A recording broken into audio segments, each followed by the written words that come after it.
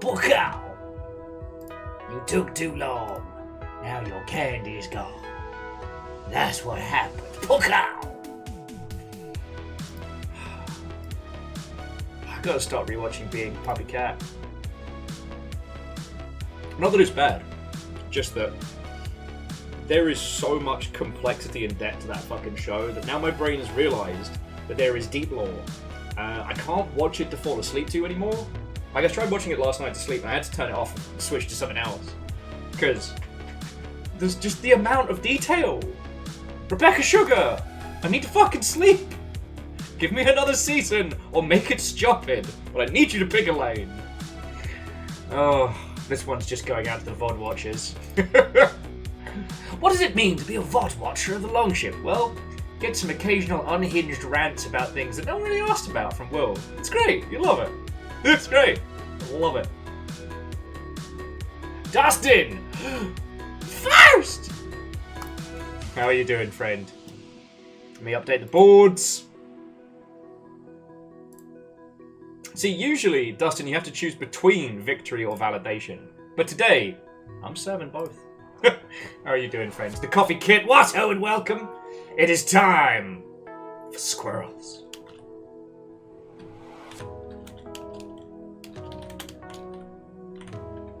Boop. I reckon end of the year we can do like a big old tally and stuff. That'll be fun. Squirrel! Dice Goddess, what? Oh, and welcome. Hello, hello. Come on in, friends, come on in. It's finally here! Sacred Acorn launch day. We get to hear some Will noises. We get to play a fucking great game with a squirrel. This is going to be a good day.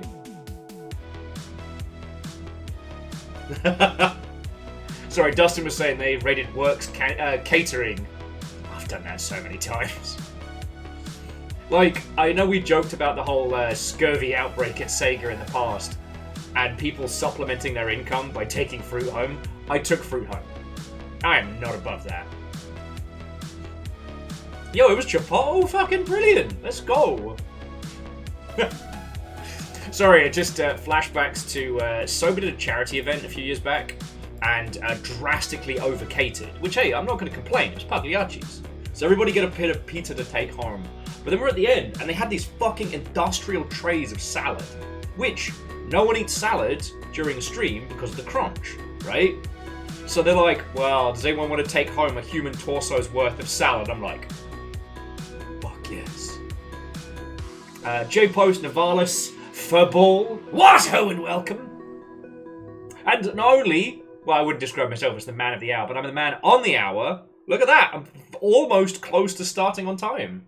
How's that for a slice of fried gold?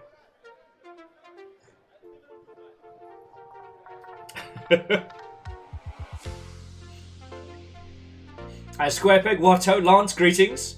I mean, Lance, it was Pagliacci, so it was just good pizza, but it was just like, because it was a charity event and everybody was, you know, nattering and being on camera, it was just enough salad to fill a small car. I ate that for days, it was great.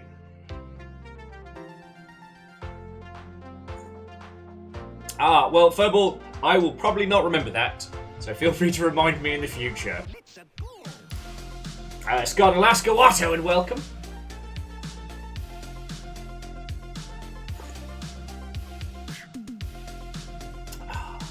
Come on in, friends, come on in.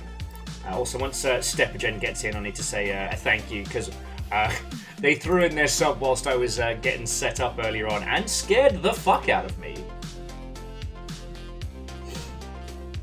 And Furball, you are entirely fine. You're entirely fine. Honestly, it's only a problem when people are like, well, I can't believe you don't remember me. And I'm like, I met you at an event 2 years ago, and you have a different Discord, Twitter, Twitch, and Facebook setup. So far as I'm concerned, you are 5 people in a trench coat.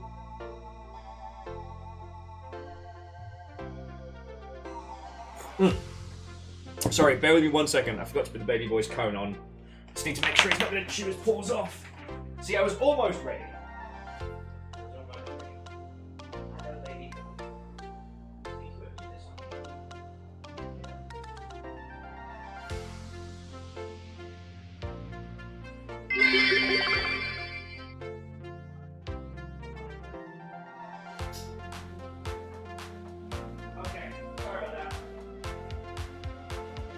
He's conked out in the other room because I got him out for a decent... Oh, J-Post. Fucking thank you. I got him out for a decent walk earlier, so he's just snoozing happily in the other room, but I'm probably going to end up being absorbed by squirrel-flavoured nonsense. And Jemami, it's been known to happen. It's been known to happen. Anyway, what ho, friends. I hope you're all having a fucking great Wednesday. It is lovely to see our friends' games come out. It is lovely to see our friends' games succeed. I'm glad we're finally going to get into the Sacred Acorn. If you do pick up a copy of it today, please, please, please, do leave a Steam review. Obviously, because this is a sponsored stream, and the lovely people over at A Few Dragons did send me a copy of the game, because of that, I can't leave a review that'll affect it. Yeah, no, Wolfgrad. But it's like I said yesterday, we're gonna do this regardless. It is lovely that the team... I got my physical copy of Lancer today. Yeah! I'm so excited, D. Jemami, obviously, thank you for the bits. Like, Lancer's just a gorgeous, gorgeous book. Oh, if you haven't seen it, Lancer is a... It's one of the few tabletop mech games that I've seen in a long time that is genuinely interesting and different. Like, don't get me wrong, I love heavy gear, I love Battletech, but Lancer is its own beast, and it's absolutely worth checking out. It's kind of like, if you don't want to do the old school stuff, I always recommend, is it Strike Frame Zero? Is it Strike Frame Zero?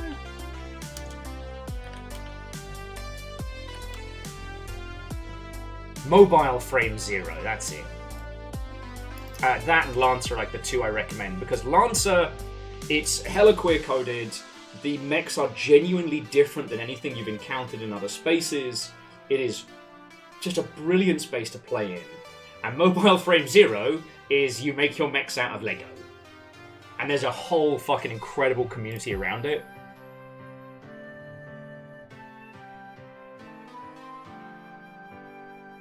Well, so Jemami, that's the thing, is Lancer's a space to tell your story, right? Like, you can do whatever you want. And yes, DJ Coil, I was thinking of Strike Suit Zero.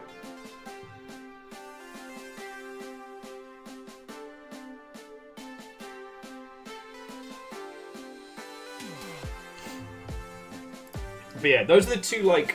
And I can't even call Mobile Frame Zero new, because it's been around since, like, 2014. But the designs for it, holy crud.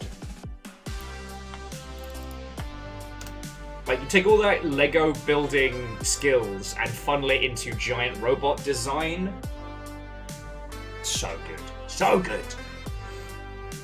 And it's perfect that if you're not into painting minis and whatnot. Like, anyway. If you're curious, look it up. It's fucking great.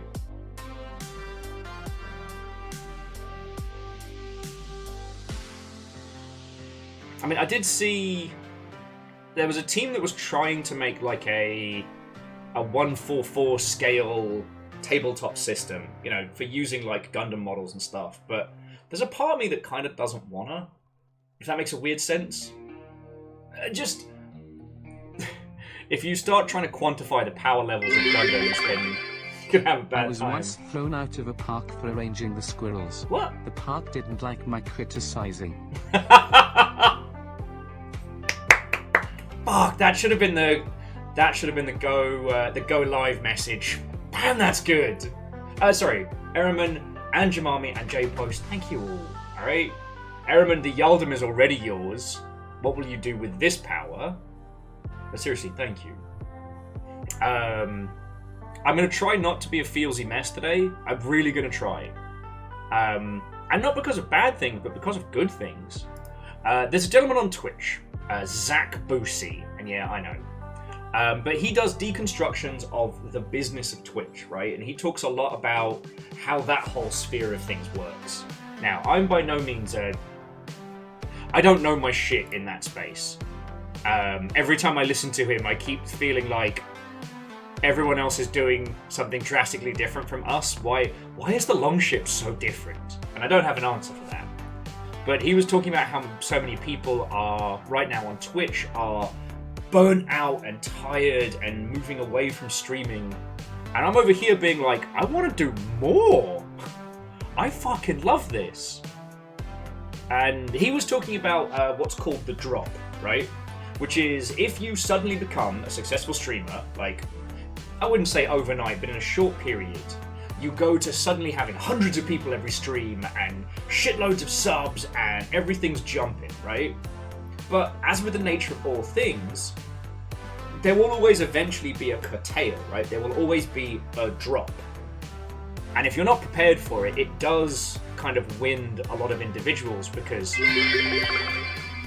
Move along, nothing to see here. 2120. 2120. What are you up to? Is this a Memnol thing? This better not be a Memnol thing. Don't be fucking with me! Get up from Baron.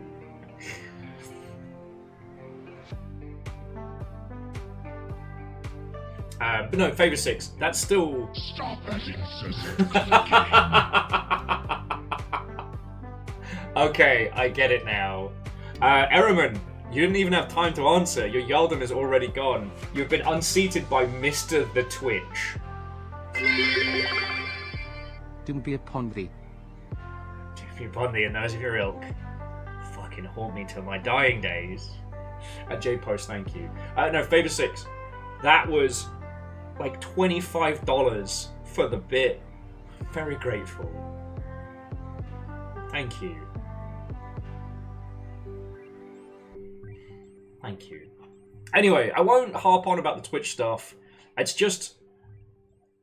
I kind of had like a little bit of a happy cry earlier today because, like, we are weirdly different from everybody else. And, like... I don't know why. I don't know why. But you lot keep this whole fucking operation going.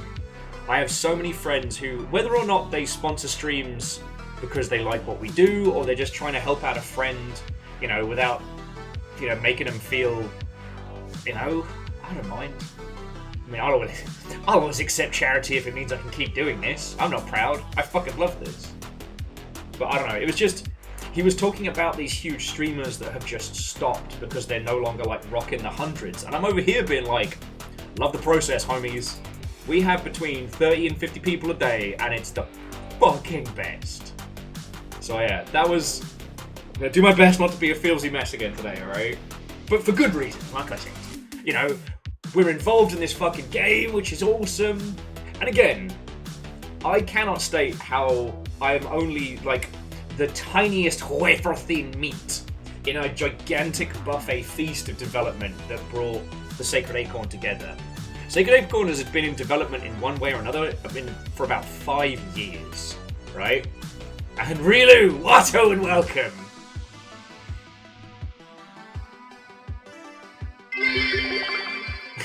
No feels today. Yep, we're having no feels Wednesdays. Feelings are outlawed! As a train starts.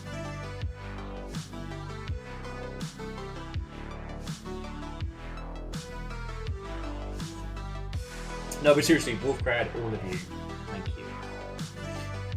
So I think about that a lot, which the discussion some people have about like surviving on streaming is diversify your platforms, and I do agree with that. But like, I know a homie that was at Twitch and was on Twitch, was doing okay, moved to Mixer and did great. And when he came back, he didn't focus on any one place. He was multi-streaming to a bunch of places. But what he was doing was neither conversational nor a spectacle. So everyone would join in and be like, oh hey, what are you up to? Crickets. Oh. Dude, okay, cool. I guess I'll just go. I am a simple bean. I see train and must get emotes. Well, Jamami, thank you. I don't know if you saw that, because Vanderbeest, thank you for the pint glass, obviously. But Jamami, the shape of those two dropped down like two little drill shots. Yeah. But then again, I am insanely lucky. You lot keep me alive. I fucking love doing this. This isn't the hard part of my day. It's the other shit of my day that I find stressful. So, anyway, just happy feels. All right, just happy feels. You know, I did take advantage of the Amazon sales, and I know capitalism is evil and bad, but I am very poor and I need to use every advantage I can to keep doing this. So, fuck baby boy, come lie down. Come lie down. Yeah, good boy. So I finally got a new mouse because the middle wheel on this one hasn't worked in like a year. I got a better stand so that when we're doing Gundam build streams, I should be able to have a camera that's like right here, down. And I got a memory card for the Steam Deck. Oh, Aran, Watto, and welcome. Hello, hello.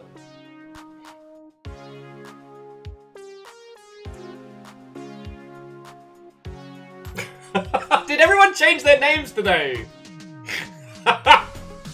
Well, Dismook, welcome back. I will probably forget that. I'm very sorry, but it's good to see you.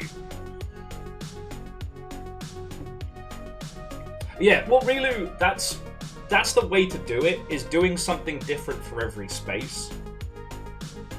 Which is obviously easier said than done.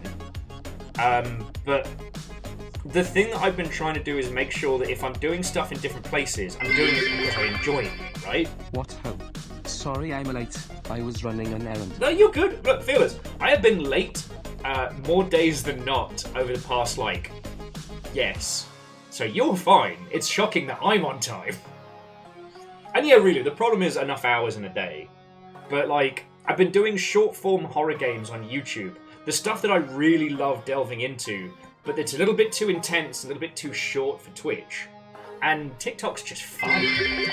Let's have fun there. You can be opposed to a system while trapped within it, and take advantage of it to survive it. Yeah, thank you, Favour 6. And hey, come the revolution. Come the revolution. I don't think any of us are going to be on the other side, you know what I'm saying? But yeah. Oh, Rilu. Well, I'll make sure to stick a few of the cheeky ones. Now, YouTube Shorts and some TikToks work, but not all TikToks work as YouTube Shorts, if you know what I mean. So I try and make sure I'm not annoying all of you that have subscribed. Aww. Ikoa, that is a massive fucking compliment, thank you. Okay, I promise I'm not sharing this to be all fucking self-aggrandizing, alright? But over on YouTube, and let me see who it was. Oh! Train extension. I totally didn't think the train was over there, Wolfcrad.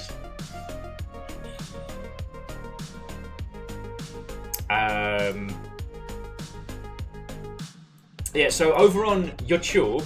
Sorry, where are my fucking manners? Wolfcrad, thank you kindly. That's $10 and another 4 minutes and 35 seconds on the train. Yeah, so over on YouTube... I'll make sure you don't get double whirled by mistake. It was... Okay, I don't know who Seth Betweiser is.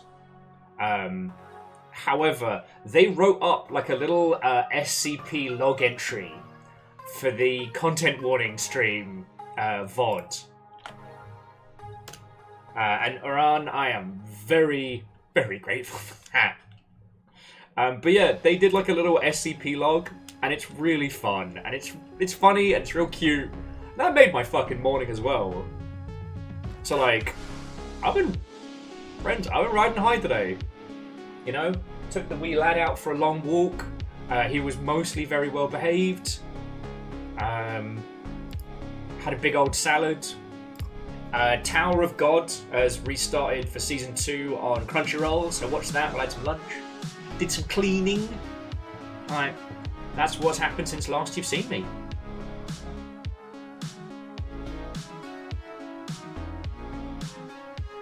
So yeah, I just wanted to share that with you all.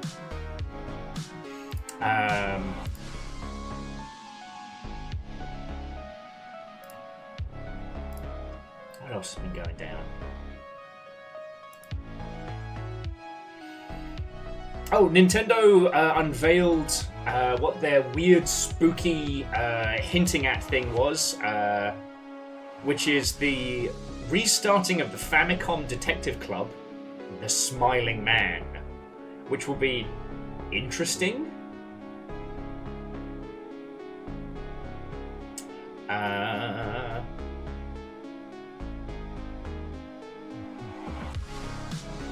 I guess the other one that crossed my feed was Koei Temco getting in some legal spats.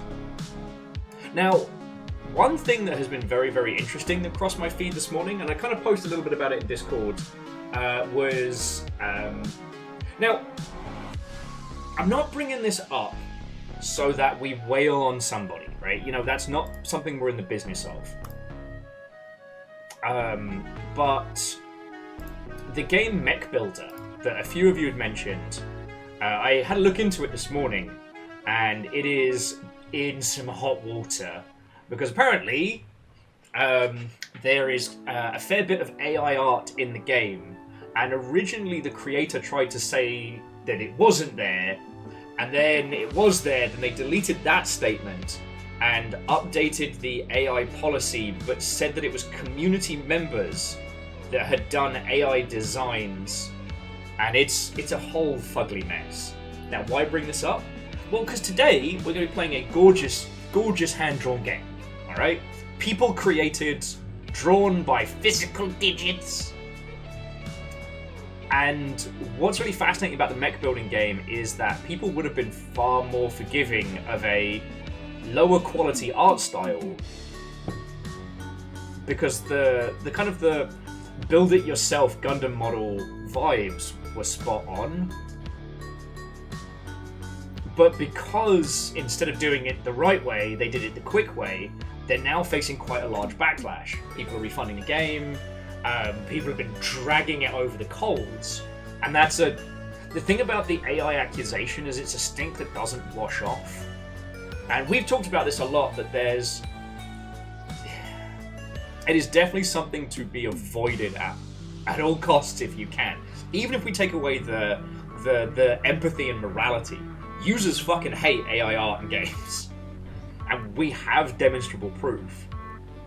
And it's just been interesting to see a game go from successful indie darling to like marked by the pox. Okay, as the train comes to a close, I must say again, fucking thank you, you wonderful people. Sorry, like I said, I'm in a really good mood today. I'm glad I get to share this.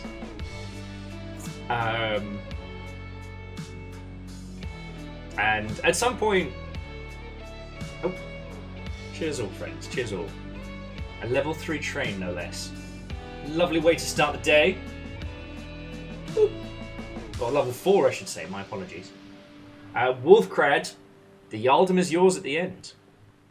And AR, I won't say anything spoilery, but so far we're 2 episodes into New Tower of God, and it's very good. Again, it's amazing how much world building they do with very little in the way of like over-the-top establishing nonsense. Night Vale and Watto, and welcome. Yep, it's squirrel time! I was going to say we should place bets on how long it'll take us to hear one of the Will characters. But again, I'm only saying that because like I only did like a tiny sliver of contributions to this game, alright?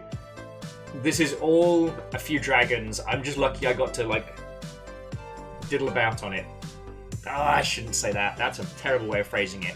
I am very lucky I got to play in the space. Please forgive the last term.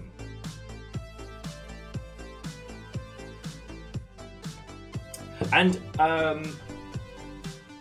so Jimami, mechs do lend themselves really nicely some janky but personal aesthetics, especially if you look at Lancer's designs.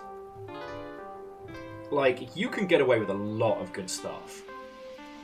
And Aikawa, I think that's what sums it up so wonderfully, is that from a purely evil villain bastard standpoint, using AI art in video games makes sense, right? But the customer is always right. And the customer doesn't want AI art. The customer wants real art. And not only is it not working, but it's also negatively detracting from other spheres.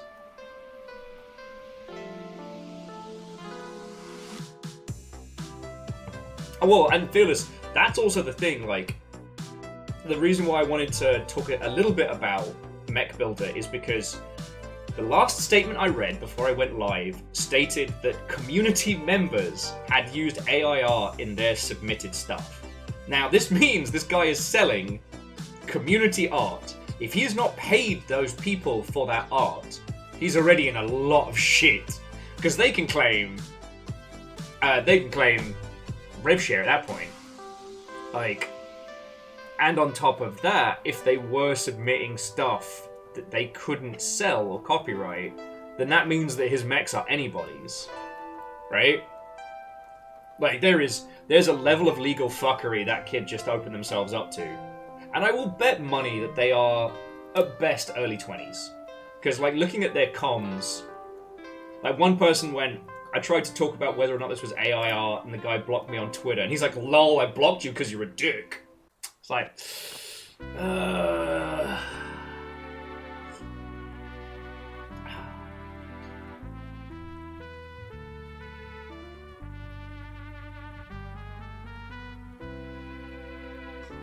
well, AR, I would rather assume you haven't seen something and not spoil it than let everybody know about the musical Muppet number at the beginning of episode 2.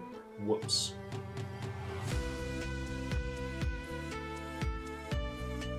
Yeah, Jamami. AI art. Wage theft. Neither are good. Well, this is one of those points where being good and being good at business line up. Taking unpaid work, especially unpaid work from community members, is a no-go, right?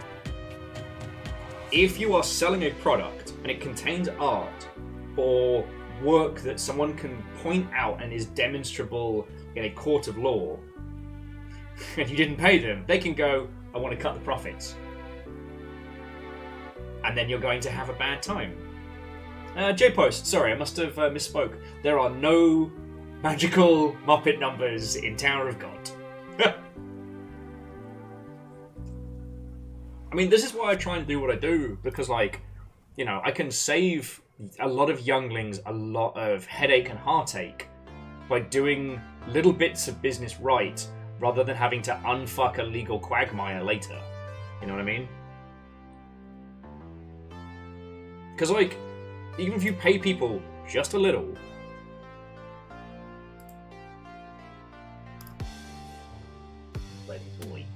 even if you pay people just a little, then you can say that you paid them for your time. Sensors online, weapons online, all systems nominal.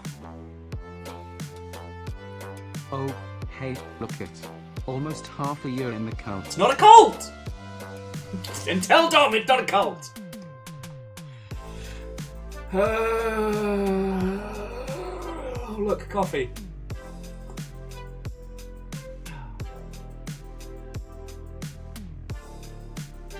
But yeah. I mean, all in all, you know, if we go by the Zalavirian method, being good to your peoples is a smart way of long-term sustainability. That shouldn't be a fucking controversial statement, yet here the fuck we are. But yeah, you know, looking to our friends' games, click holding seems to be doing very well. Though, I don't think I want to play click holding at like 2 o'clock in the afternoon on a Thursday.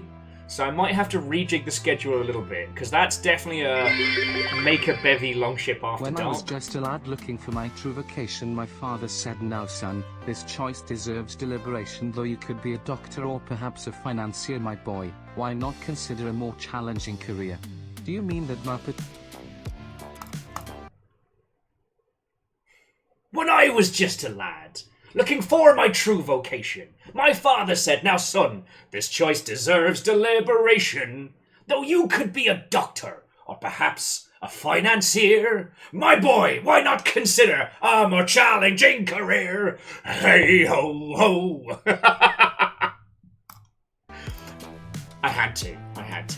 MDH, that is Muppet Treasure Island. Carry me upstage, lads. This will be my only number. And thank you for the 200 and the excuse to sing Muppet Treasure Island. Vanderbeast, refilling the pint glass against the forces of chaos.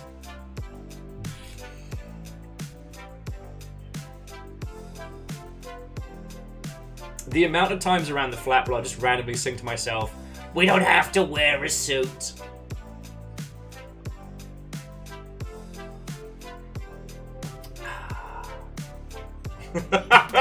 Unholy, I couldn't possibly comment. But anyway, so Limitilly, and I guess Dom by extension, how are you doing, Watto? And welcome. You're right that Muppet Treasure Island is a gift. Proof that there are forces in the universe working purely for the betterment of mankind. And while Cabin Fever is a great song, I can't sing Cabin Fever. But honestly, friends, like, that's the long and short of it. It looks like Flock has been doing real good. Clickholding's been doing real good. If you're interested in it, there was a really interesting thread about how the gentleman behind Balatro uses signposting to teach you strategies in Balatro. It's really clever. Reactor online. Sensors online. Weapons online. All systems nominal. Oh look. Nearest amount of months being a cult member. And why, yes, it is a cult. Why do I do this, young William? Because I can. Viking 64 hug. You're wondering why I don't interrupt you, Dom. You're wondering why I don't... Backing sensitive. Bacon, stop telling people you're dead! What's the streamer equivalent of child services? Get fucking called on me. But the thing was, Dom, through the entirety of that, the entirety of your 69 months... Nice. The entirety of that, I could hear your laughter. I could hear it.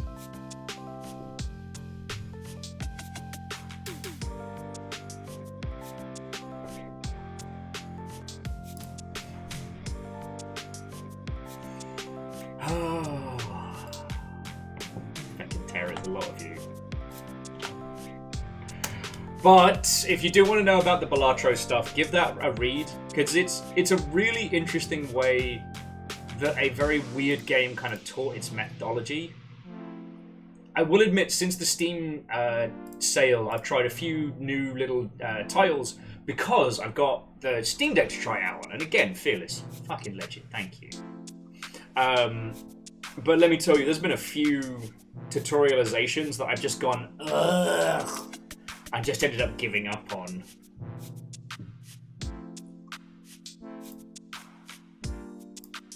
Like, woe betide any teams that take their cues from Mobage in terms of teaching the user. Woe betide.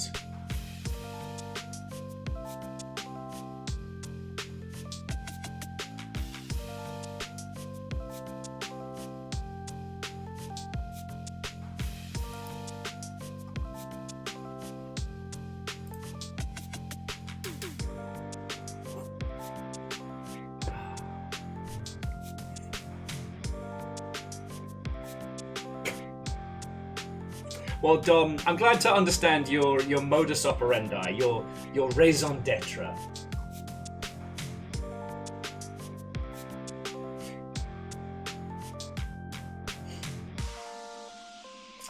Well, see, Limitilly, we should team up. We should turn the tables.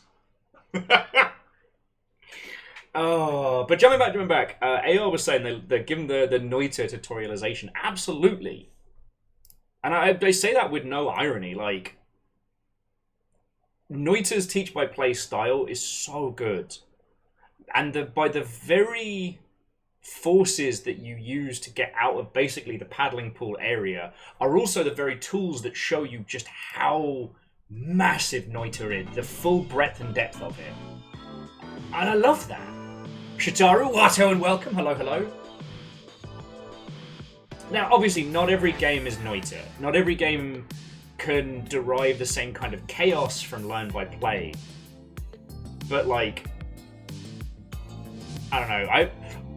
I think I mentioned to you when I was playing, like, Idle Fortress on my phone. Because pre-Steam Deck, you know, Mabage was pretty much my only bedtime gaming option that wasn't full-on Tears of the Kingdom. And Tears of the Kingdom is not a casual play by any means. And what's been really tragic about that one is that I felt like it was the start of something really interesting. And then I realised that the tutorialization is in itself the whole game. The whole game is just collect a different coloured icon from a different page and do that until death.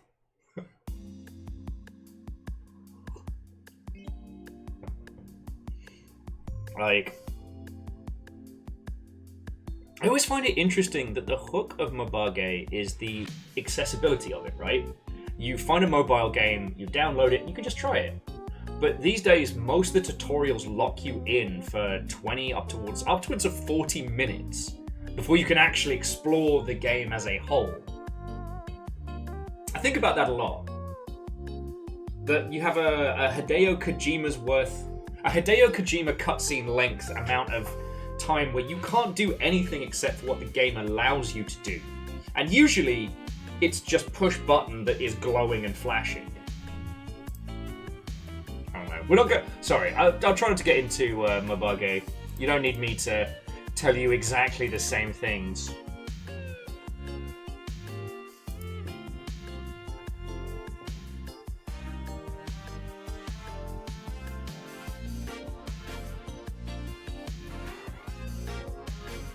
Okay.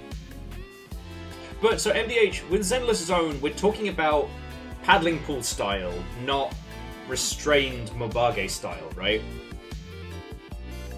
Because I will admit that I didn't have the fortitude to persevere with Genshin because I wanted to go and explore. And I kept having that little... Look, I'm not saying that I would have taken the little tutorial character and popped her in the microwave for 5 minutes on high, but I was thinking it very loudly the entire time I played it.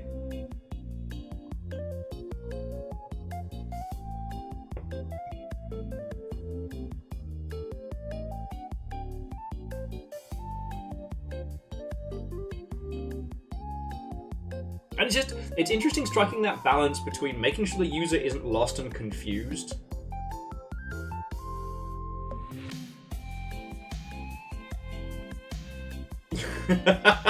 AR, well played, well played. No, it's striking that balance between making sure the user isn't lost and confused and trying to find out what the heck is going on, but also not taking agency away from them.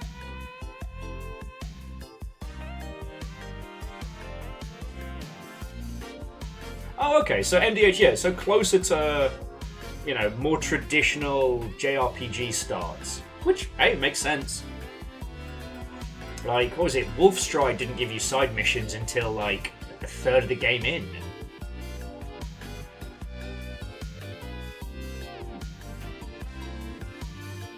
Oh god, yeah, okay. Wolfcrad, that should be, like, as a universal standard.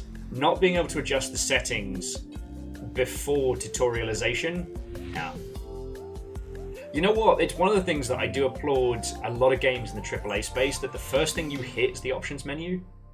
First thing you hit.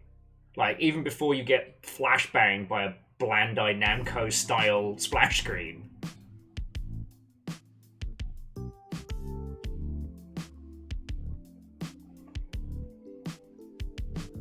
Yeah. Now, so Fable 6, the Morrowind... It could be argued that the Morrowind tutorialization is a little too far the other way. Because, yeah, I've told you all the stories of my varying attempts at Morrowind. Like, my first character got beaten to death by a guard because I picked up something I didn't know was drugs, and I went into a store to sell it, and the guy's like, yo, I'm not talking to you while you're on drugs, so I put the drugs in a bin in his store, sold some other things I picked up, went to get my drugs back, and he went, that guy's stealing my drugs! and I got beaten to death with a fucking stick. Then had to start over. Like, it's not easy. It's not easy. I would say that Morrowind could have done a better job of teaching you not number does thing, so much as the mechanics and rules of the world. But then again, the reason why we still talk about Morrowind and we don't talk about Vendetta, the hack and slash RPG set in not Vienna on the 360, bet you forgot about that one, is because Morrowind's wild freedom means that once you get to grips with the world, it is a world that you can play.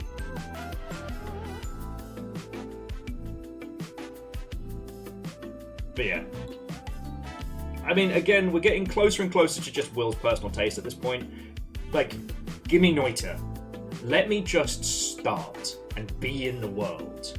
Even if I get my ass killed, even if things go wrong, give me enough time to get it before making me understand it. But, like I said, it's been on my mind because I nearly bounced off of Terrascape because the tutorialization was just getting so obnoxious. But I persevered, and now I'm afraid of that game because it's that fucking good.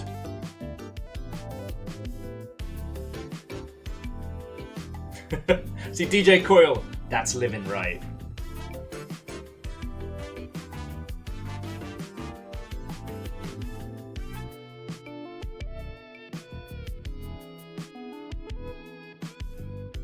Wolfcrad, you did not know that story? Huh.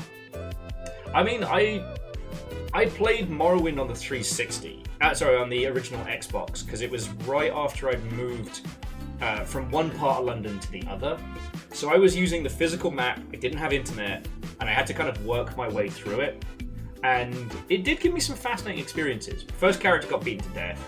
My second character, I got so lost, but I managed to find the Assassin's Guild. And I basically lived under the arena in this little place I claimed as my own, and just went off on assassination missions. Still kind of proud of that one.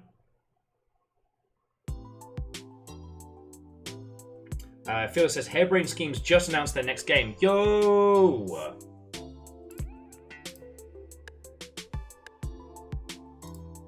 That's definitely some Discord-worthy stuff.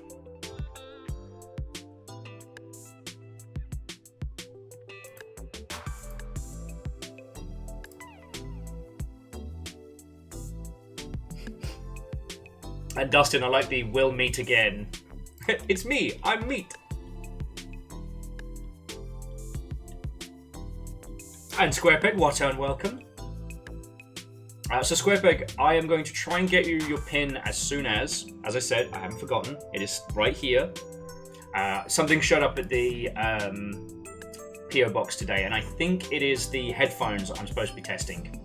So I'm gonna have some cool little cyberpunk accessories for a week and change. Basically, well, you know, Jimmy, as in intern Jimmy from Sea of Thieves. He was actually a badass, and I feel really awkward calling him Jimmy the intern, because definitely my industry senior, but that's not the point. Jimmy's friend makes earbuds based on mech designs, and Jimmy kind of was like, yo, you two gotta talk. So I'm being sent some headphones, being sent some little wireless earbuds to test. And like literally to test. It's not a sponsored thing. I mean, I guess it is if I'm being given free headphones, but like I'm literally doing bug reporting and like spec testing. And one of the tests will be trying to do a stream with all of your lovely selves. So yeah, I will look like if you ordered a Ava Pilot off of fucking Temu, but not the headphones, the rest.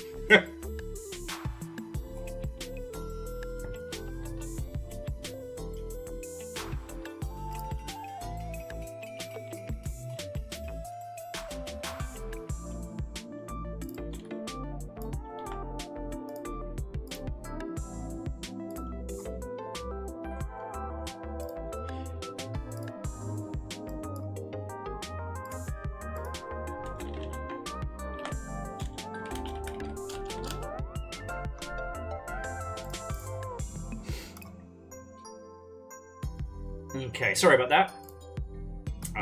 But yes, so it means I do have to head on over to the PO box of VV soon. Aikoa, you could accuse me of being many things. A robot is definitely not one. A geist, a varying form of unhinged undead, certainly. Time traveler. We've got a lot of evidence that I do time travel at some point. Predominantly the fact, the current prevailing theory is that me and Fred somehow used time travel to stop Michael Bay making a Terminator movie.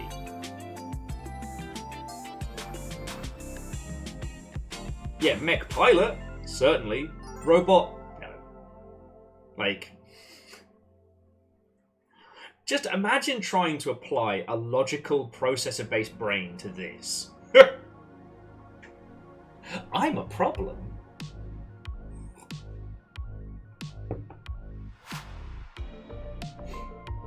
But yeah, it's just because I was bringing that up because I'm going to be heading to the PO box as soon as I can.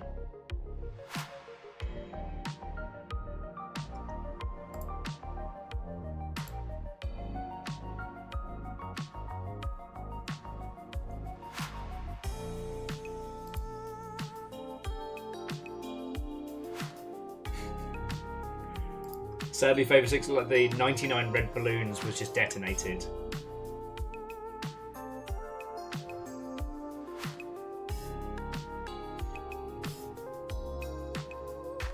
Stop that incessant clicking. Ah, thank you, Favour 6. Gifting a sub to my favourite Greek philosopher. Both of these.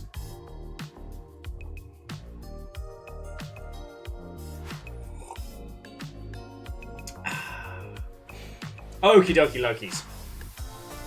So, we got probably about like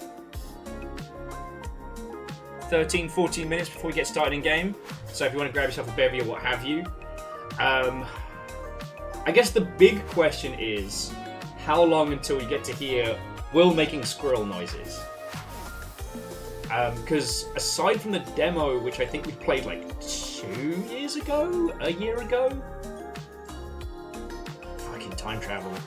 Like, I have not touched the Sacred Acorn. I don't know, like, I don't know where characters are located. I do not know the story.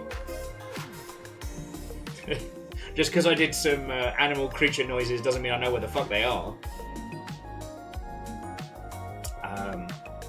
So I'm trying to think, like, how long do you reckon it's going to be before we hit the king? Hopefully we don't see the weird zombie anytime soon. And no idea what the Grumpy Grumpus is.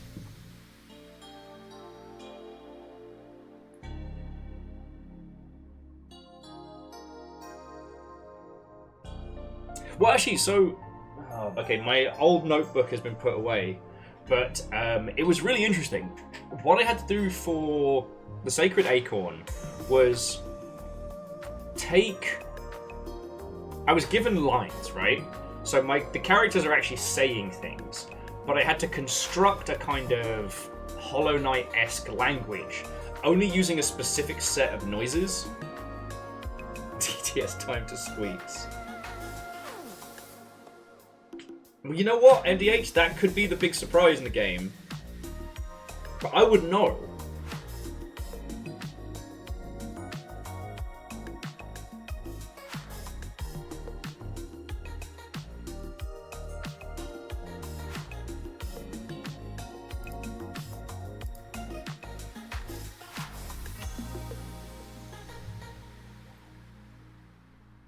Yeah, part of a steal. Barfanada.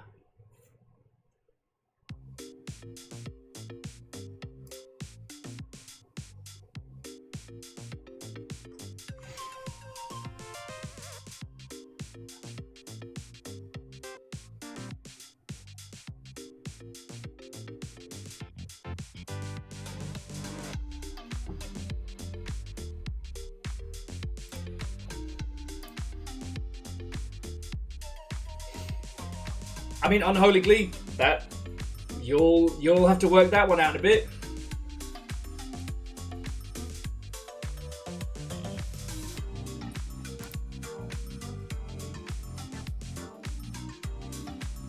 Hell yeah, Fearless. Okay, Ikoa, I will pass on your personal greetings to the squirrels. But hello. Have a lovely rest of your evening. I'm glad we got to hang out in Natta for an hour. Talk about giant robots and tutorialization.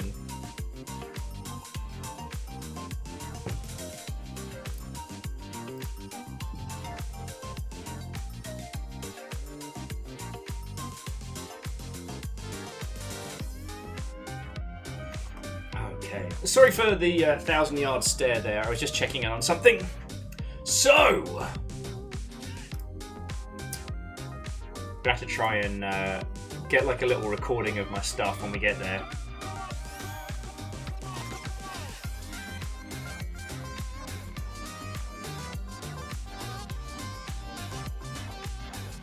Okay.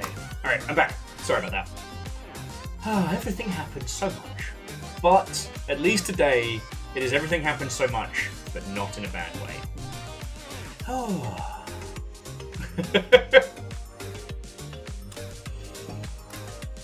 You know, they say when you do, everything happens so much. Okay. I'll tell you what, let's just get the game started. If we're going to have to deal with a spot of Faffermancy, you might as well get some smooth squirrel jams.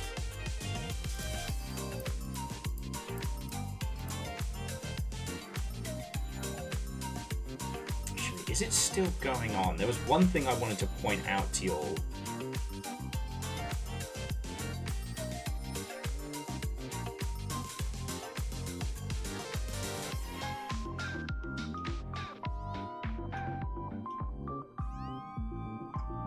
Sorry, bear with me just a second. Okay, so I don't know why this is so fucking hidden, right?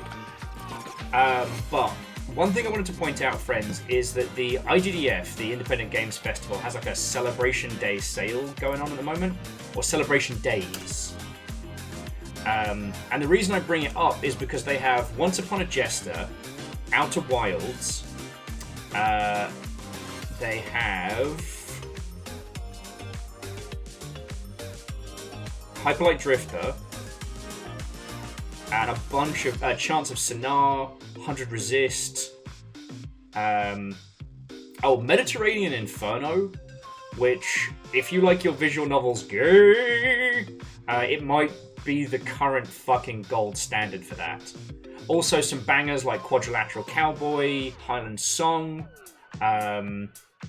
hell, The Space Between for like less than $2.50.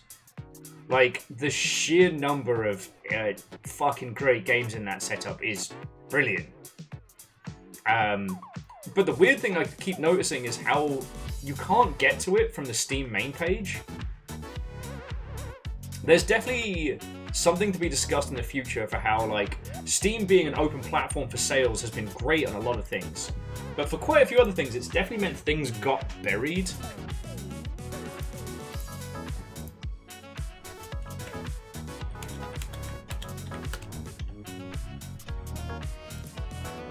Like, I don't think that's excuse me, I don't think that's excuse me. Oh, that's what I get for actually eating lunch before I get started. That's how prepared I was. I don't think that's a discussion for today. You know, I don't want to pick apart Steam right now, especially at a time when, you know, for good or ill, at least they've stayed the course, you know? I've gotten so many confusing emails about my Game Pass subscription, which I technically do not need anymore, but that's another story.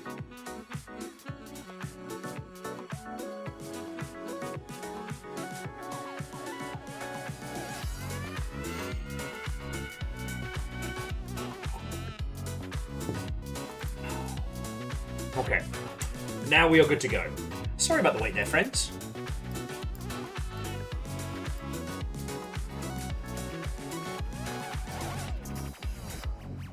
We had a smidgen of a hiccup there, and I was freaking out for a sec. If you can still hear me, give me a good old 09 which is kind of like an '07, but you curl it round. Ha! Boop, boop. Boop.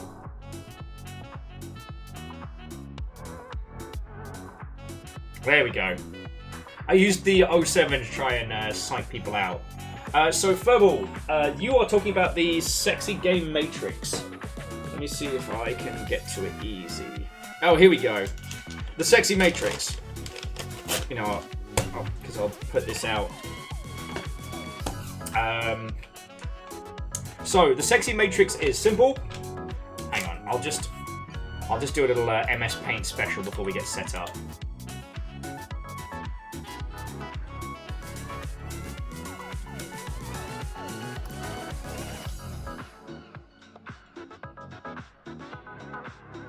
And yeah, 09 is a flex. Alright. So if we bring this up here, bring some horrendous green. So our chunky green access, top to bottom, and our funky green's up there, and our funky purple across here. This is our sexy matrix, right? This is a good little shorthand for working out when games are being creepy, but it's basically the green line is agency, and the purple line is sexiness of the world. So basically from here... Oh, give me that good brush. Chunk. Big chunk. So from here to here. So this is an unsexy world. I'm trying to think. So an unsexy world would be something like...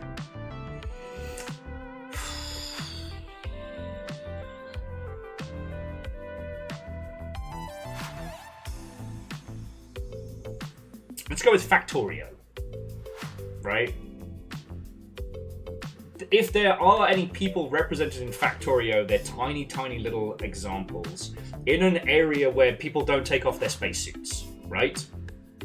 An incredibly sexy world will be something like Paradise Killer and beyond, a place where an environment and a gaming environment where sex and sexuality is part and parcel. Hot people doing hot stuff, sexy people doing sexy things, right?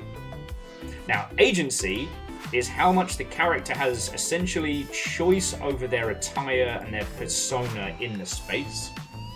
By which I mean...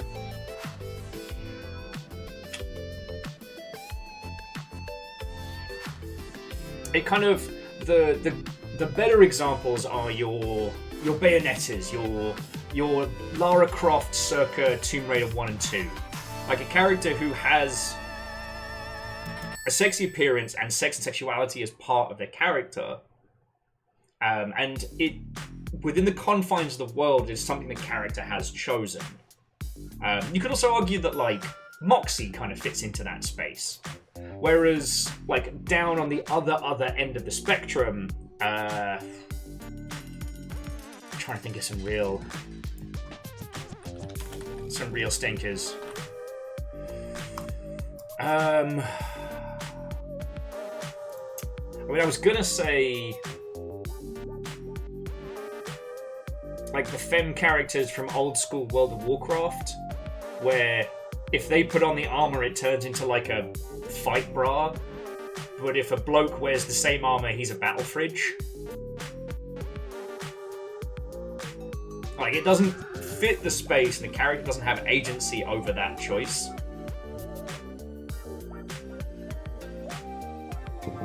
So, using this graph, it basically allows you to quantify why some games feel gross and grubby when they have hot characters, and some games are like, that's fucking great.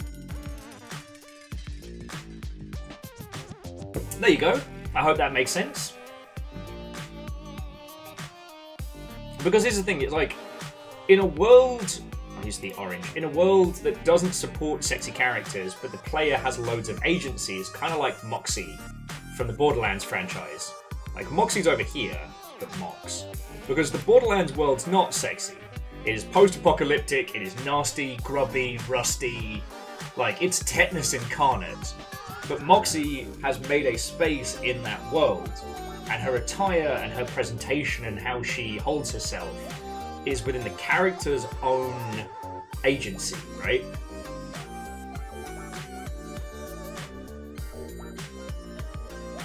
So Ferbal says someone's been watching Stellar Blade. It's been coming up a lot. Yeah, Stellar Blade, it doesn't feel like the world supports the sexiness, and it doesn't feel like the character has much agency.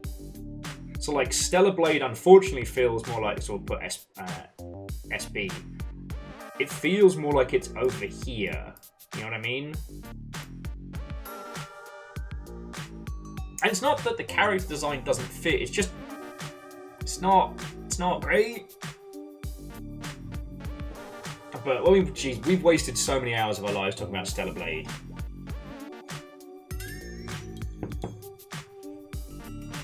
But then again, I would say, like, Bayonetta's world doesn't support the sexiness as much as something like Paradise Killer.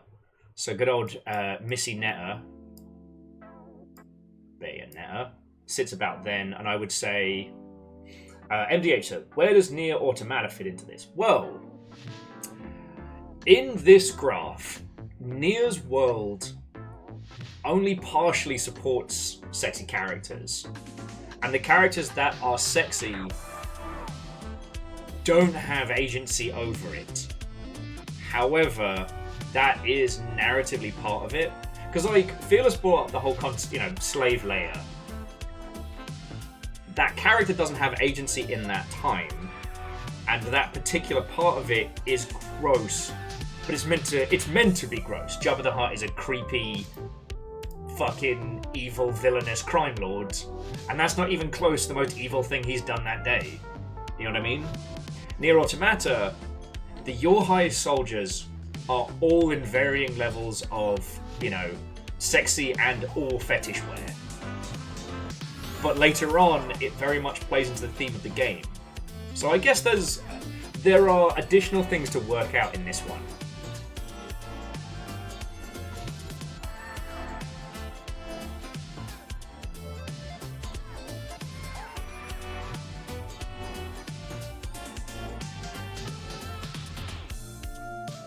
Because that's the thing is, like, without spoiling it, because I really cannot recommend Nier Automata enough.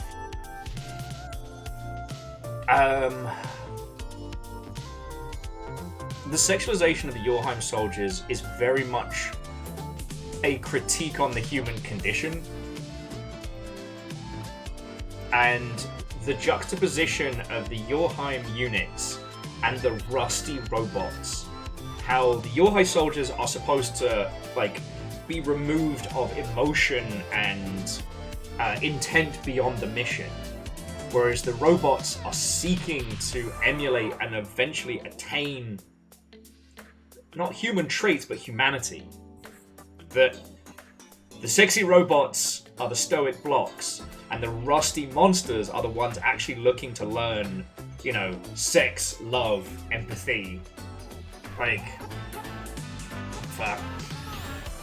Again, that whole thing, I still think about it to this day.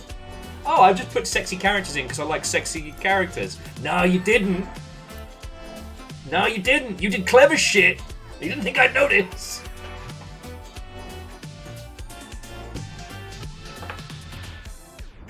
So Orzine, Fear Effect,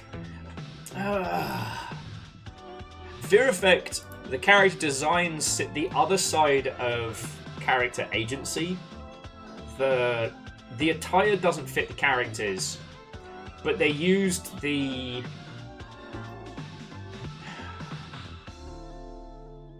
This is always a difficult one, because we're talking PS1 era games. Like, games as an industry was still struggling to do representation well in any way, shape, or form.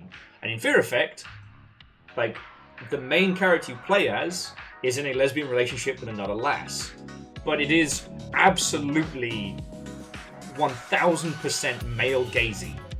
There is nothing genuine or relatable about their relationship. It is what a 15-year-old lad thinks two lasses sleeping together is. Right? So, like, with Fear Effect, it does not feel like the characters have agency over it.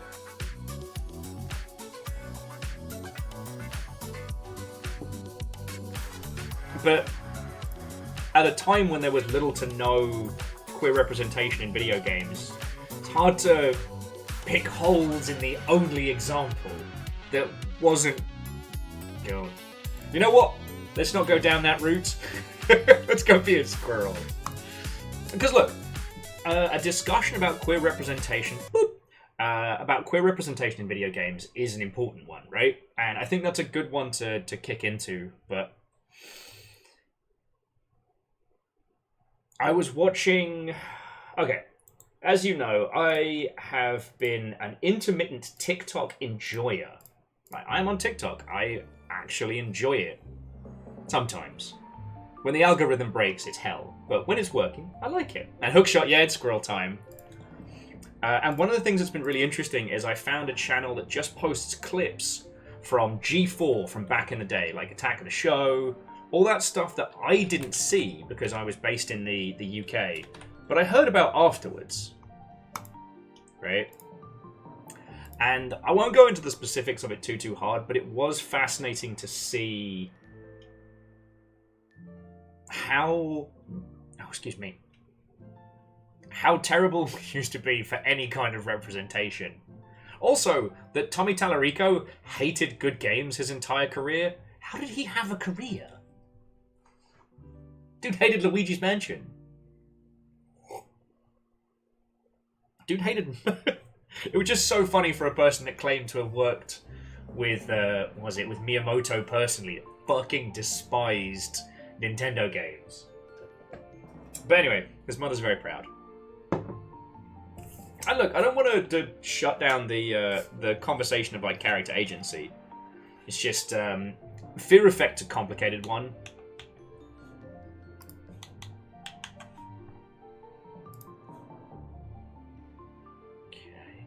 Okay. Show death counter.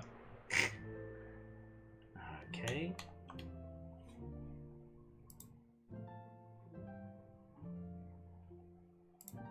Patmos Geo. There we go.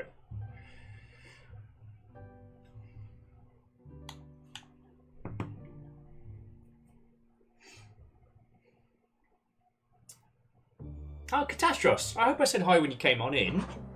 And I hope you get a chance to try this out for yourself. Like, not just for the fact that my dumb voice noises are in here, but because I think this is going to be a bloody good game. Indeed, indeed.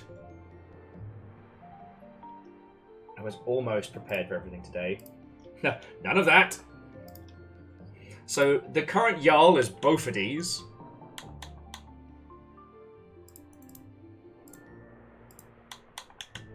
I just had it.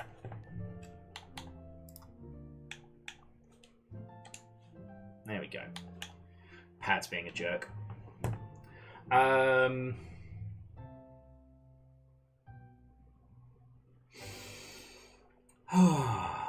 Okay, so before we get into any other conversations, first off, this is a sponsored stream.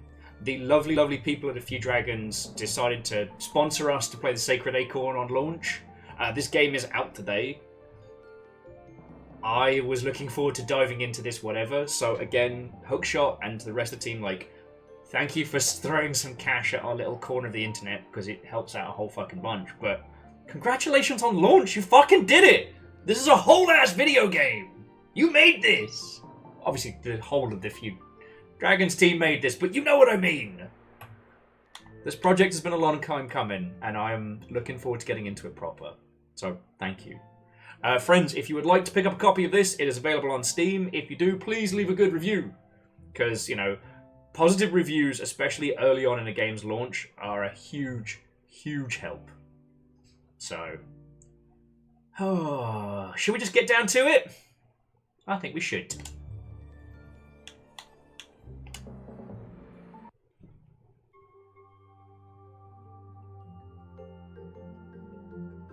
Oh, don't you fucking rain world me, Hookshot. The elders have always been here. Guardians of the sacred essence, they shaped the land and gave us life. and we gave tribute to the elders as thanks for their gifts to us and Tansra. Harmony may be something squirrel. Until...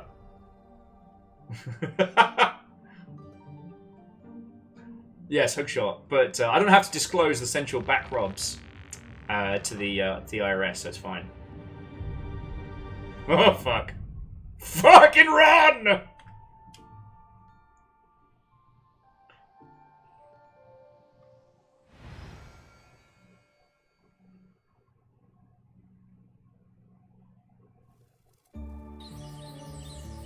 Big stretch. Friends, have you ever napped so hard you left a crater? I have. Remember all that stuff I was saying about tutorialization? Look, it even tells us where we gotta go!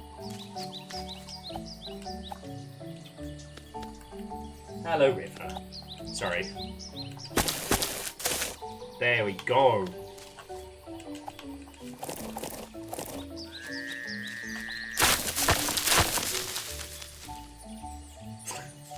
Okay, other squirrel, you look you've seen some shit. Emma! There you are! Something is wrong! We need to get back to the village! Tasaka is angry with our offering, and the others from the tribe are trapped in the glade. I barely made it out! We need to get back to Timberglaive and tell old Melu. But the way ahead is blocked, and I am very afraid. Can you find 5 seeds and open the way? Hurry! Alright, I'll kick ass for you.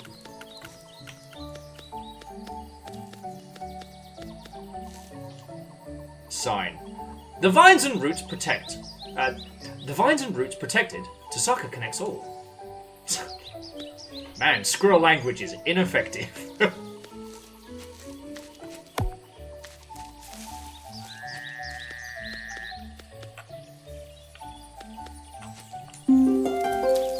Channel your essence to heal. 1 orb of health can be used multiple times to fully heal. Okay. Actually, so one thing I did notice from just having a quick glean the Steam reviews is a lot of people were giving this kind of like, I don't know, were drawing some comparisons to Hollow Knight, which I thought was interesting. Well, ow! Bastards.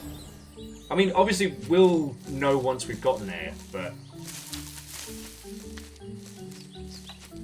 it's going to be interesting to see what this has become, you know? No! No!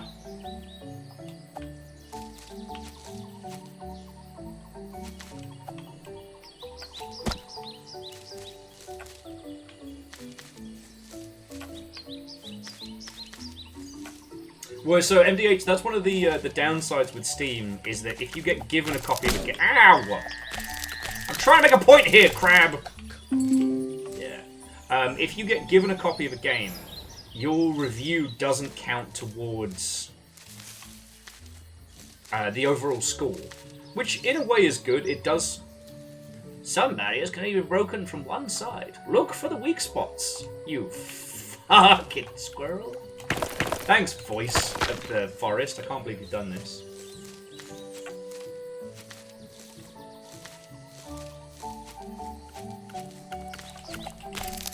Ow.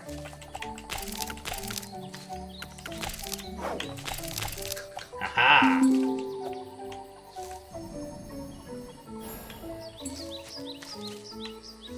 Okay.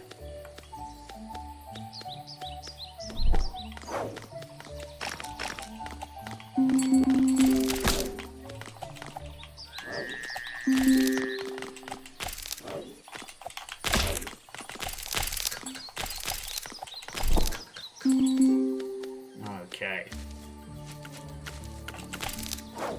Oh, fuck, I should heal.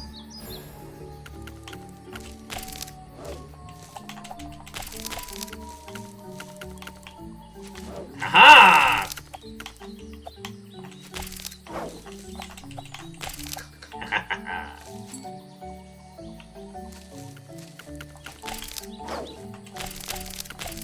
Get wrecked on crab. Look, it is rare that... Oh, spend 5 seeds. There we go. You're an ass. But let's go back and see how the other squirrel is doing. But no, so Hookshot, like, what I saw was positive so far. Just gotta get you more friendos saying more things.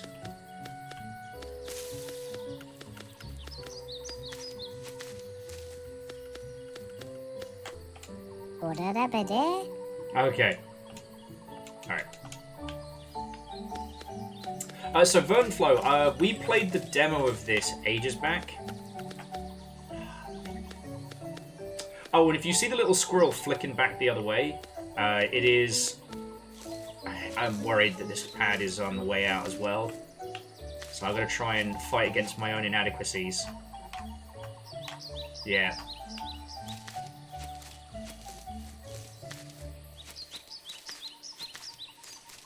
One of these days I'm going to get another one of the Xbox Elite pads, because they're so good. They make my hands not hurt. And Zeke! What a welcome! So, we played the demo of this ages back. This is the full version, it is out today. This is a launch stream. And yeah, Zeke, Hookshot and I think most of the A Few Dragons team are based out of Oz. Ow. Ow! I have been slain!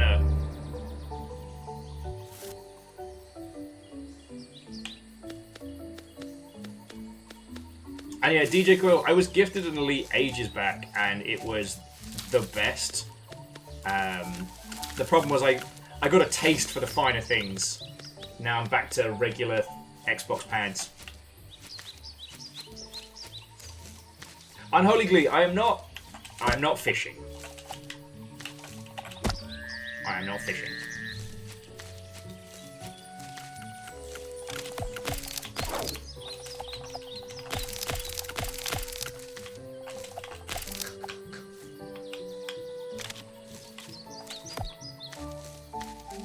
Okay.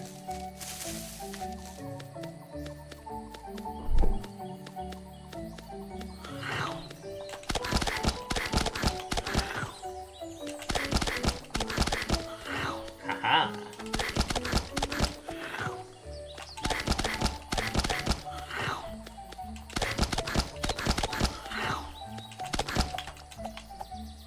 I actually have to pay attention.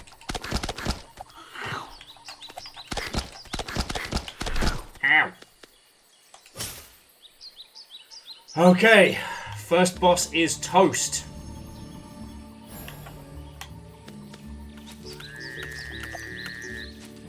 I don't think... Can we get to a little nervy friend from up here?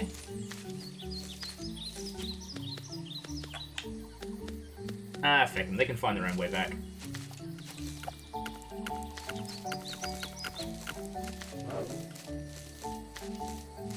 But yeah, so Zeke, how are you doing, friend? How goes it? Currently, I'm trying to guess what the over-under is on us meeting one of the characters I've done voiced. Signed, Timberglaive, the Village of Ruins. Well, we need the king. I don't know who Melu is. I mean, I know who Melu is, but...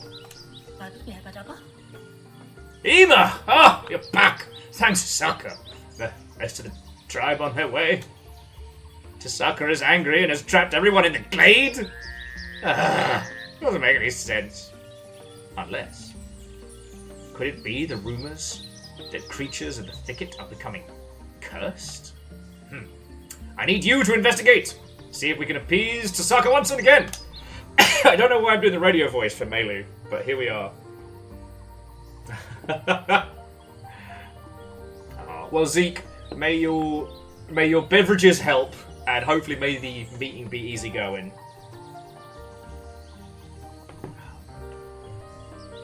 Vernflow, those terrible Mad Cat GameCube controllers are probably worth bank now. They're probably becoming relics, because I can't imagine anyone would have kept them neatly. But first, rest the burrow while we clear the southern path for you. Alright. Let's go meet the other squirrels! Nyama. Haha, you haven't rested. Do that. me when I log on to Discord. Oh man, I can't believe...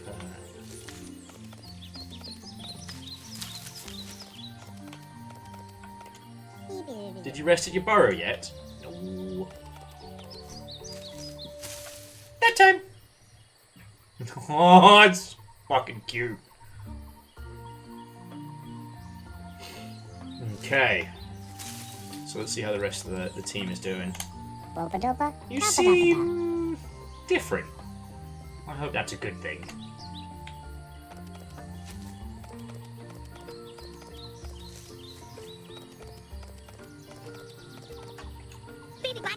Have you noticed more crones around than usual lately?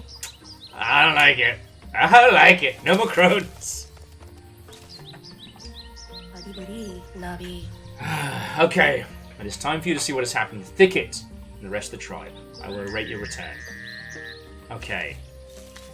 And he said did he say he'd cleared stuff to the west? Vila? Map stones are so fascinating. They can help you show you where you've been. See, this one shows we're in Timberglade right now.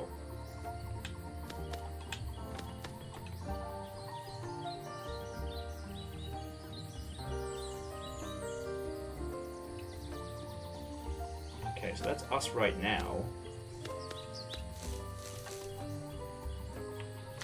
Let's have a little look around. Okay, so we need seeds for map unlocks. Okay.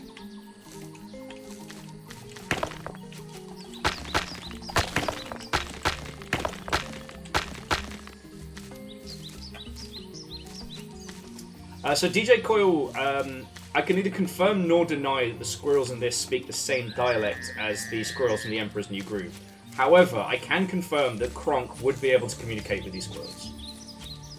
You know, obviously, I don't want to speak on behalf of the dev team, but Kronk could absolutely talk to these squirrels.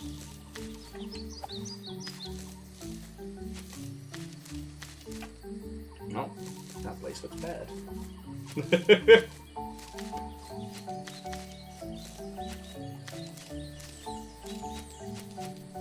Oh yeah, it's just so DJ Coyle. I thought it was worth stating. There's enough similarities in the dialects to allow for that. Amos, what are you doing, buddy? Lie down. You're okay.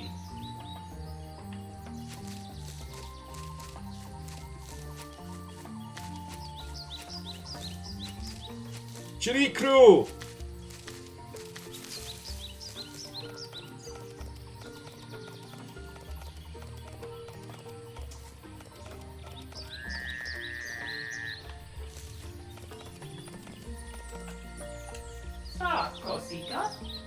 Okay, so Egna the Crow.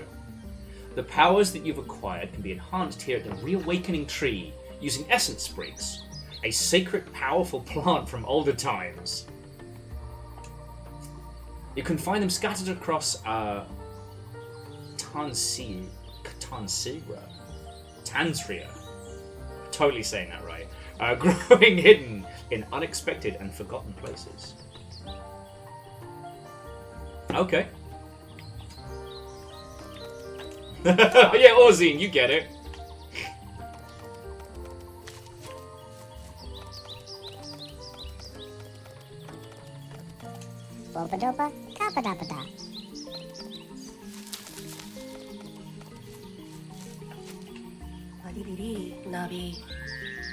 Okay. So find out what happened in the Emerald Thicket.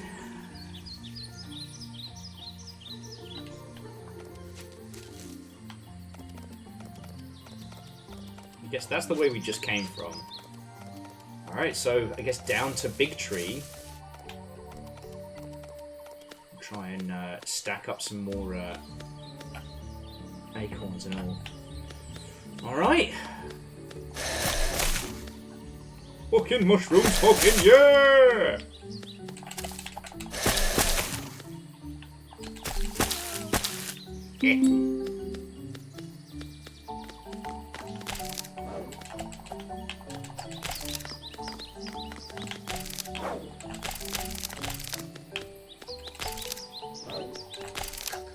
Can do hit and run tactics. Alright. Spracken's a squirrel. Tiny mushroom! Get wrecked! No! No! No! We need 5 seeds to activate the next map stone.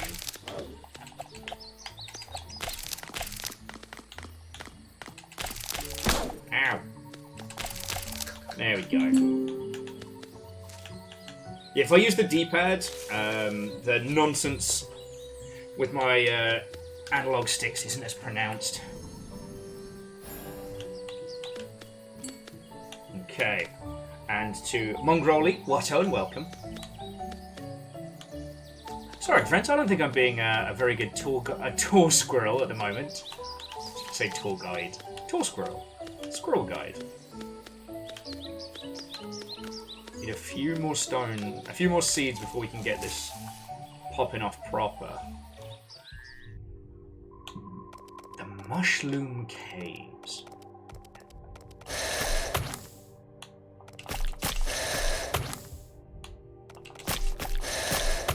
I will say, I do feel like I have the advantage. Get one more.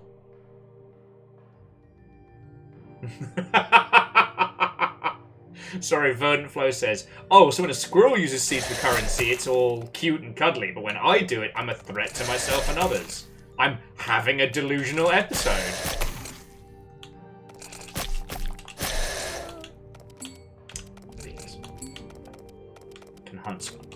Can hunt shrooms down here and hopefully get another seed to unlock some map pieces.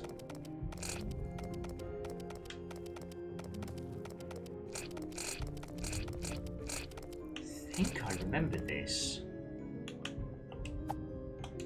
So this is the shrine to Sacred Offering.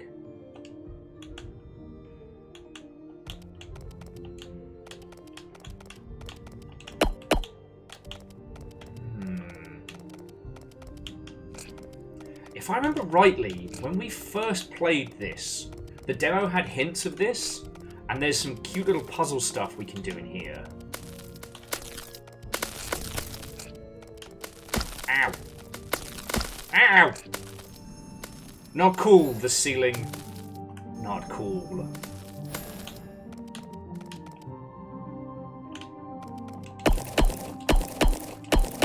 Okay, I'm not quite strong enough to bust through that yet.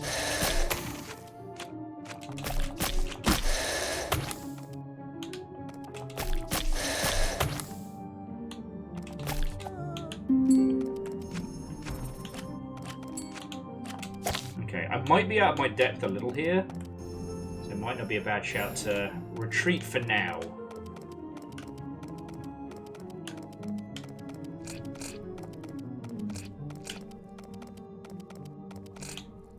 Will said, pushing further into the darkness.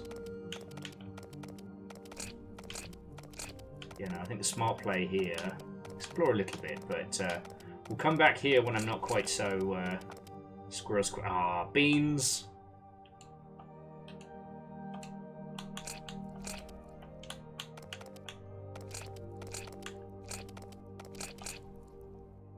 So we are here. So the shrine is there, we've been there. There's some kind of big mushroom that way, another mushroom up ahead. There's definitely more to these caves. You see the gap in the map, right, friends? Ow! Alright, come on, you little bastards.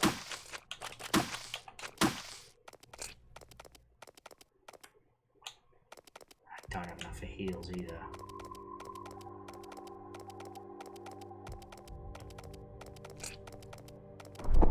Bugger.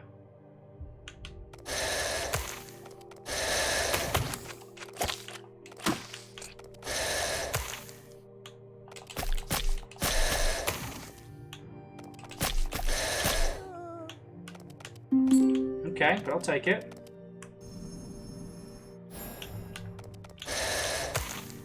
Ow! Apparently straight to the feckin' squirrel face. You guys are way more fighty! Okay.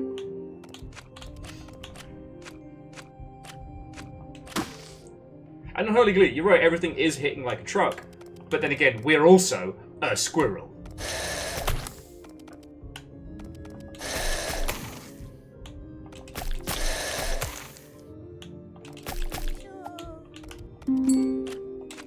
do feel like I have a little bit of an advantage having played the demo prior, you know.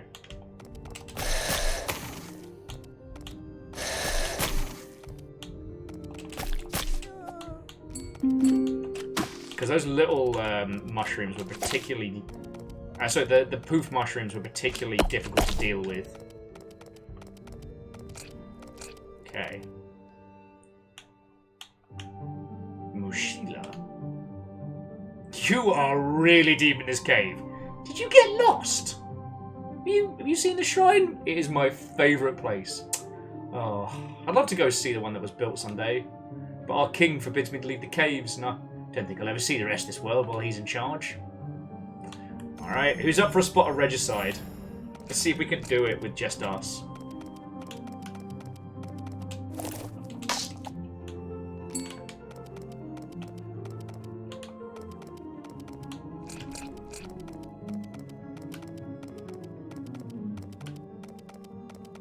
Now that's an interesting point. According to the chart, King Squirrel is down to the furthest point. I think we faced him in the demo. But that means I don't know what this bit is.